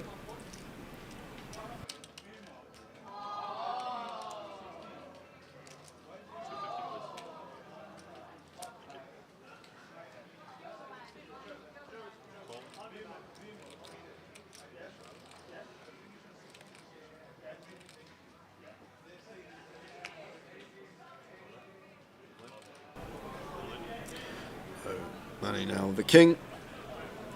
Sets Ali in.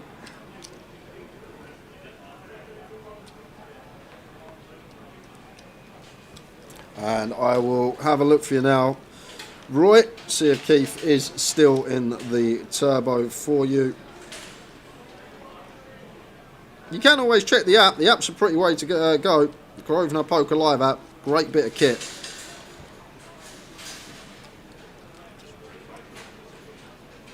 Keith Littlewood finished 4th in the turbo for £1,250. They're currently free-handed. Man Lee, Steve Roberts and Wayne Peach.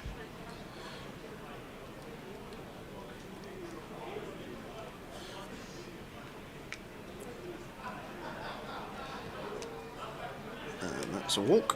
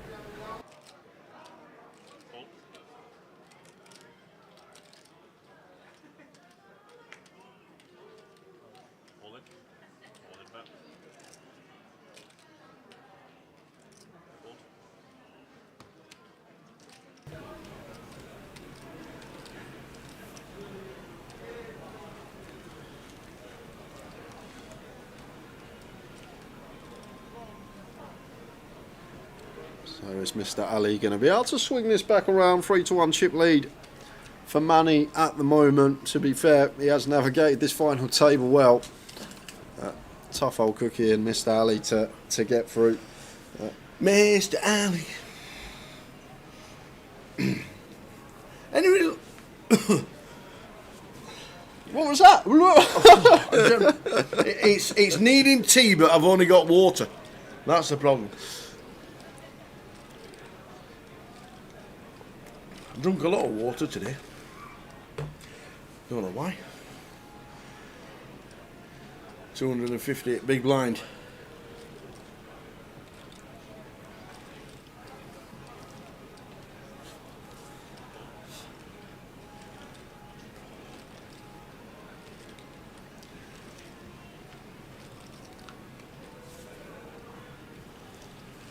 Jack high flop. Jack 10-6, 2 diamonds. That's some ounce. I don't think I've ever seen 38. 41!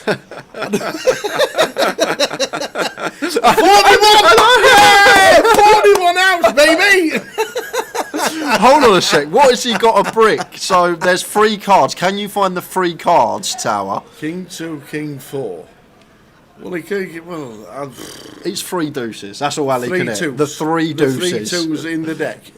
Otherwise, it's a chop or he loses. One or the other. 41 ounce. I've never seen that before. Oh, that was brilliant. Oh, dear. Ay, ay, ay.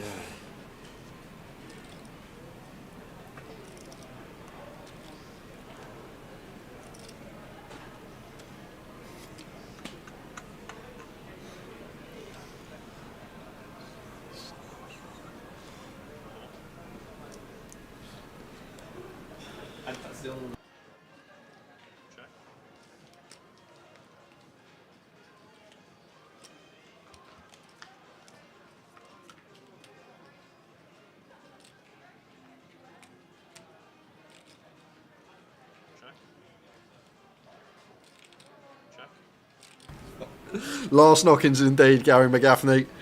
Well, both with red cards, and it's a red flop, but it's the wrong shape for both. Queen high still good for Mr. Ali.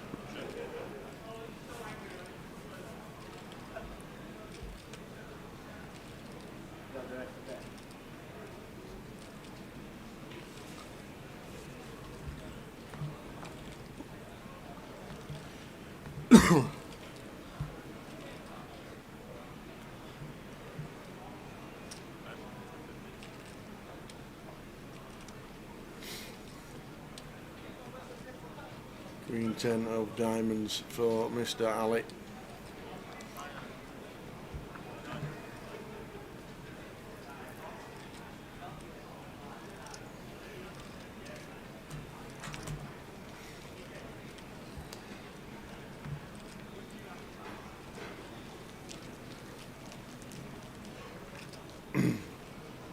So Anthony Worley out in 9th, and then Steve Barnes getting him very unlucky. All the way down to heads up. Manny on the left, Ali on the right. Who takes it down?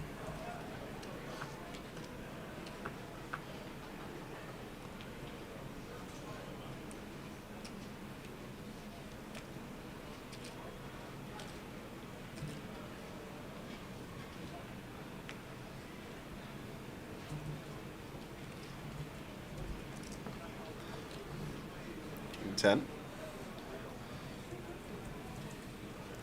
Goes for raise.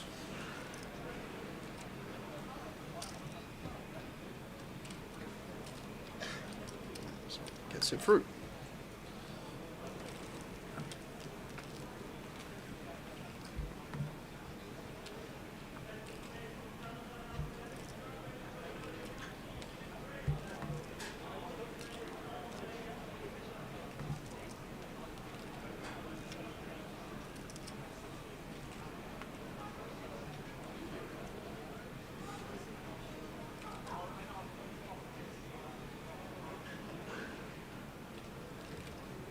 Jack 9 makes the call, and Manny just going to have a nice clean jam here. Pocket threes. Does shove. That should lose Ali.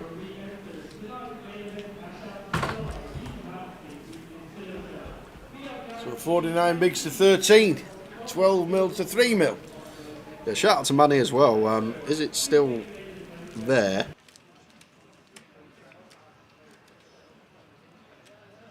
Where was he? M&M. Start of the day. There we go. M&M. 425k started the day with.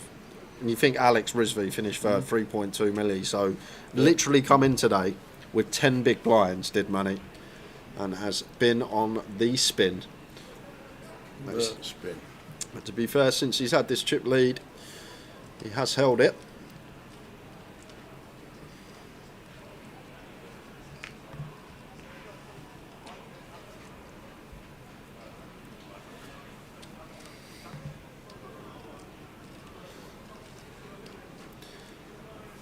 Open with the 6-7, makes it 2 bigs. Ali defends.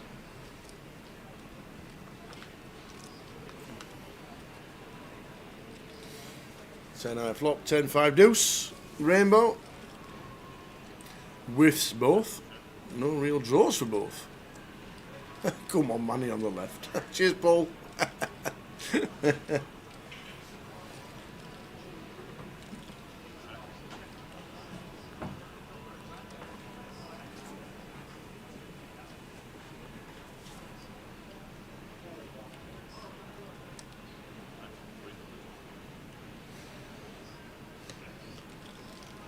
So adds to his stack again. Down to 2.8 and just over 11 for Ali.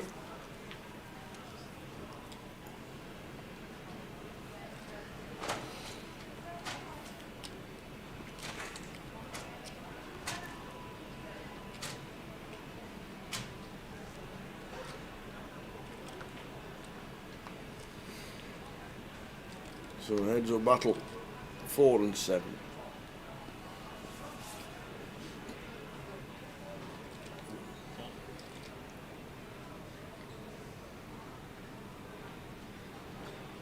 Jacks for Manny in the big here.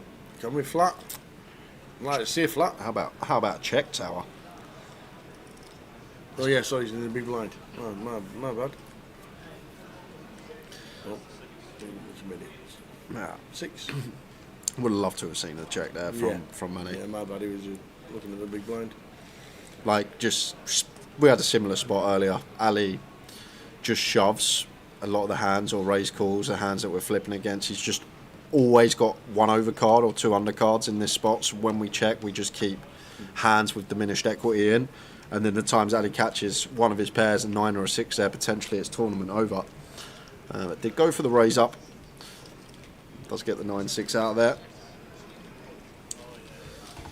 Well, do you know what? Last week, we done the closer. Yep. Hadn't seen Martin all day. Didn't see him once. Didn't see him, yeah, that's true. He come on, he jumped on, heads up, dealt a few hands, tournament was over. And once again, he's here for the limelight. Maybe he gets the memo from the boss. What? Go kill it. Go finish him off, Martin. But he we done the same. didn't expect the 250 big blind ante. Martin, where are you?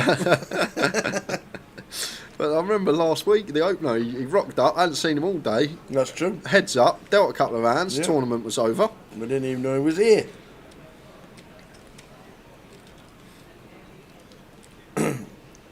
The turbo's down to 3. Mr. Roy, you done that? Yep. And keeps out in 4th.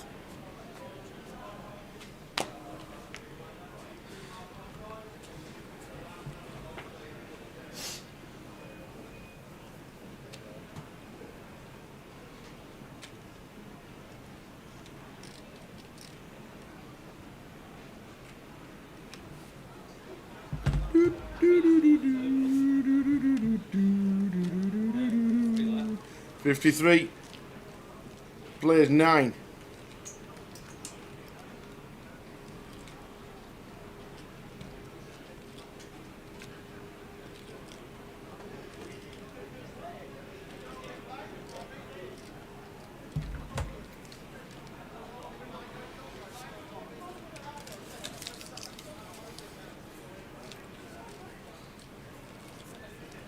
Oh, he flicked in the 100k. Oh, nice move from Ali. Down to 8.8.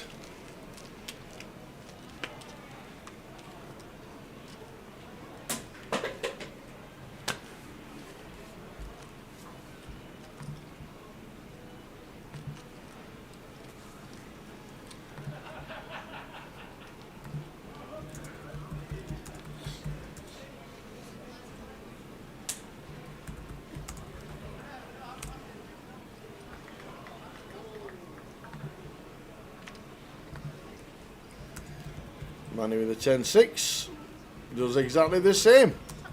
Flings him his small blind. So heads up for the title of the minute. And what a minute, 772 runners. Amazing start. Over 1,670 runners in 2 comps to start the year. Amazing, amazing, amazing for the start of the new GUKPT season. 901 in the opener, 772 in the mini. And Ali looks down at Kings. As you do. And limp. Like it. And he may just get his customer. He might do that. He may just do it. We are at 8 effective here. Does Manny want to run it with a suited king? Yeah. He could say all in. He has, he's done it. He said them all in. Here, perfect. Perfect play from Ali. Perfect play from Ali. Flatting the kings, getting the king 3 suited to jam. And Ali, we're on the march. We're Ali's army. 3, 8, 5 on the flop. It's never easy. It's not. No flush about. Fade of 3 with double. And Yes. There we go. We're on the march. We're Ali's army. Who sang that?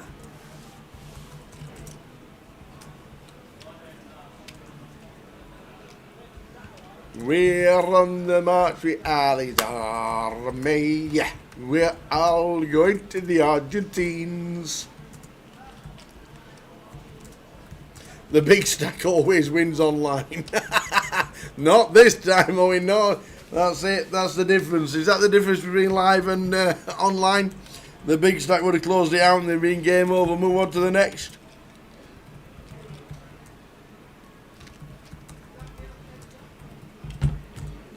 How we doing, Gordon?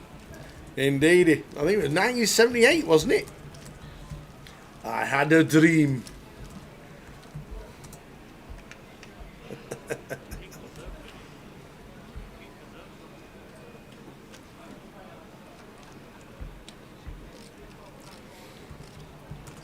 Oh, pretty sure that was 1978.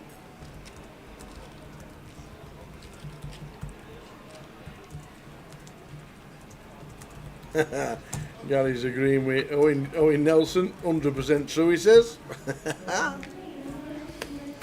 So Manny with a 6-5 on the small.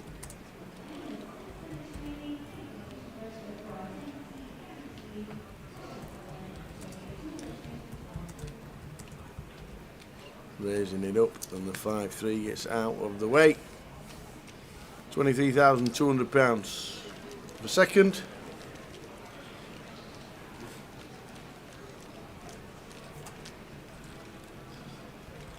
Oh yeah, two different songs, Gary. They are the two different songs. I Had a Dream was 1982 by B.A. Robertson, and Ali's Army was 1978.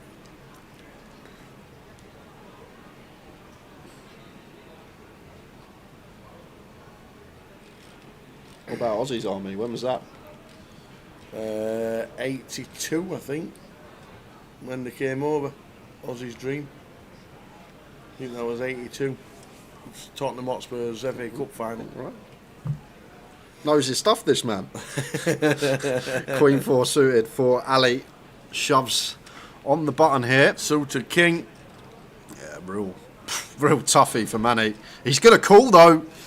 And he is out in front. Here we go. King 7 for Manny. If he holds, we have a champ and a new champ. Ali, second in the high roller last year in Luton.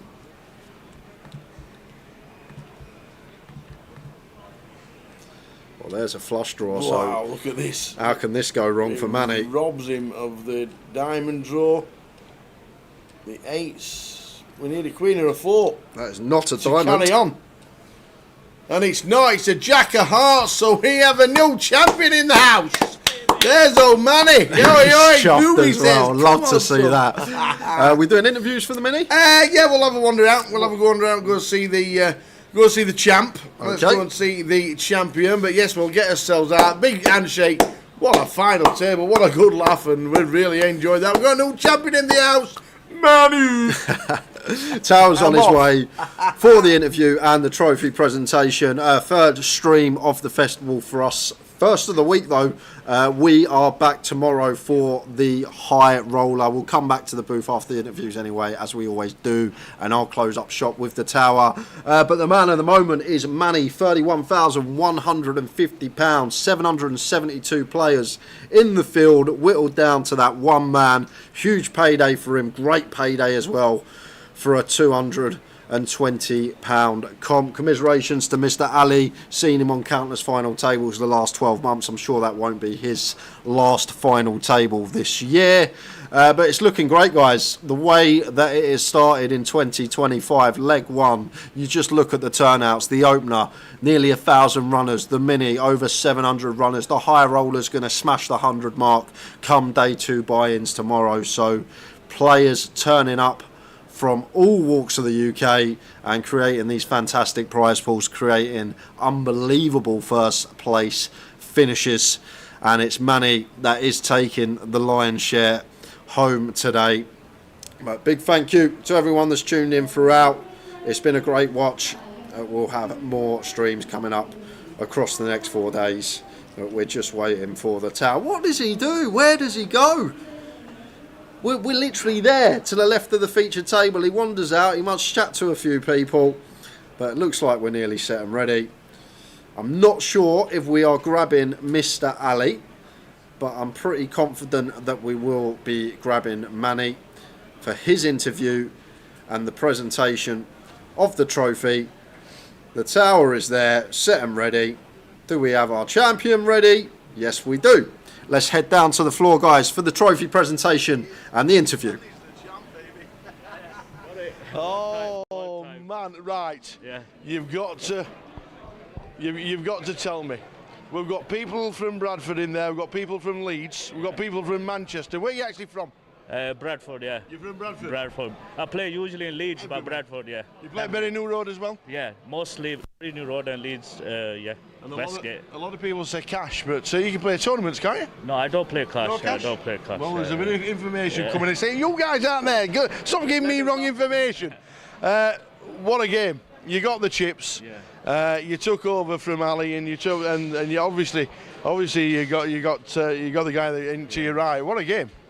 Yeah, I like the game, and I've been playing for long. I want this win, so yeah, it should be fine. Yeah, it was. I think. I want to dedicate this trophy to my hero. Oh, go on then. Who's your hero? Hero is one in million, yeah, for me. Ali Malou. Yeah, Malou. That's why I'm Malou today. Yeah. I missed him always. You know, what I mean, that's why I want to mention this trophy dedicated to Ali Malou especially, yeah. And some people do call you Manny Malou. Manny Malou, yeah. They call me Manny Malou in Bradford, yeah. Fantastic effort, I love it. Are we going to see more of you play tournaments? Yeah, definitely, GUKPT, and I'll see you soon anyway. Fantastic, gonna play it. Fantastic. Not today, but weekend, yeah. Absolutely. Yeah. Absolutely. Well, now we're going to celebrate. Yeah.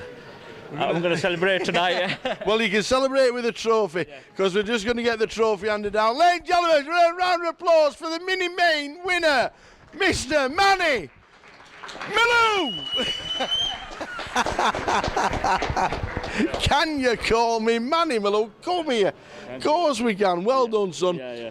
Oh, great effort. Well done, sir. Yeah, thank you. Brilliant a stuff. good feeling, yeah. Brilliant stuff. Jay, please take it away.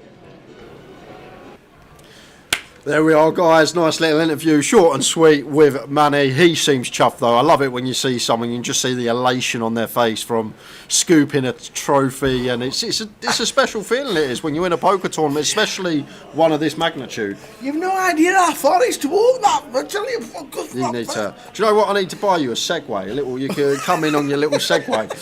But that is it from us, guys. I've done the roundup before we went to the interview. Anything left to add from yourself, the tower? No, apart from us streaming tomorrow. The High Roller Day 2, we'll have chip counts from the High Roller overnight when they'll come in. We're on the High Roller hunt tomorrow. What numbers already for the High Roller? And Day 2 starts at 12:20. Jay has run through it all. So thanks to him. Well done to Manny. And he says, Manny Malou. Manny Malou. Manny Malou. So Manny Malou it was. So the pause was for Manny Malou. So he says, can he call him? Because everybody in Bradford and Leeds knows him at the tables as Manny Malou. Okay. So, and okay. Is there a guy that loves it more than Manny at this moment in time? Is there? You've got to love it when somebody new wins. So well done to Manny, what a winner, and a super nice lad as well. Lives in Bradford, plays in Leeds, drives over to Manchester, plays in Manchester. So well done to him.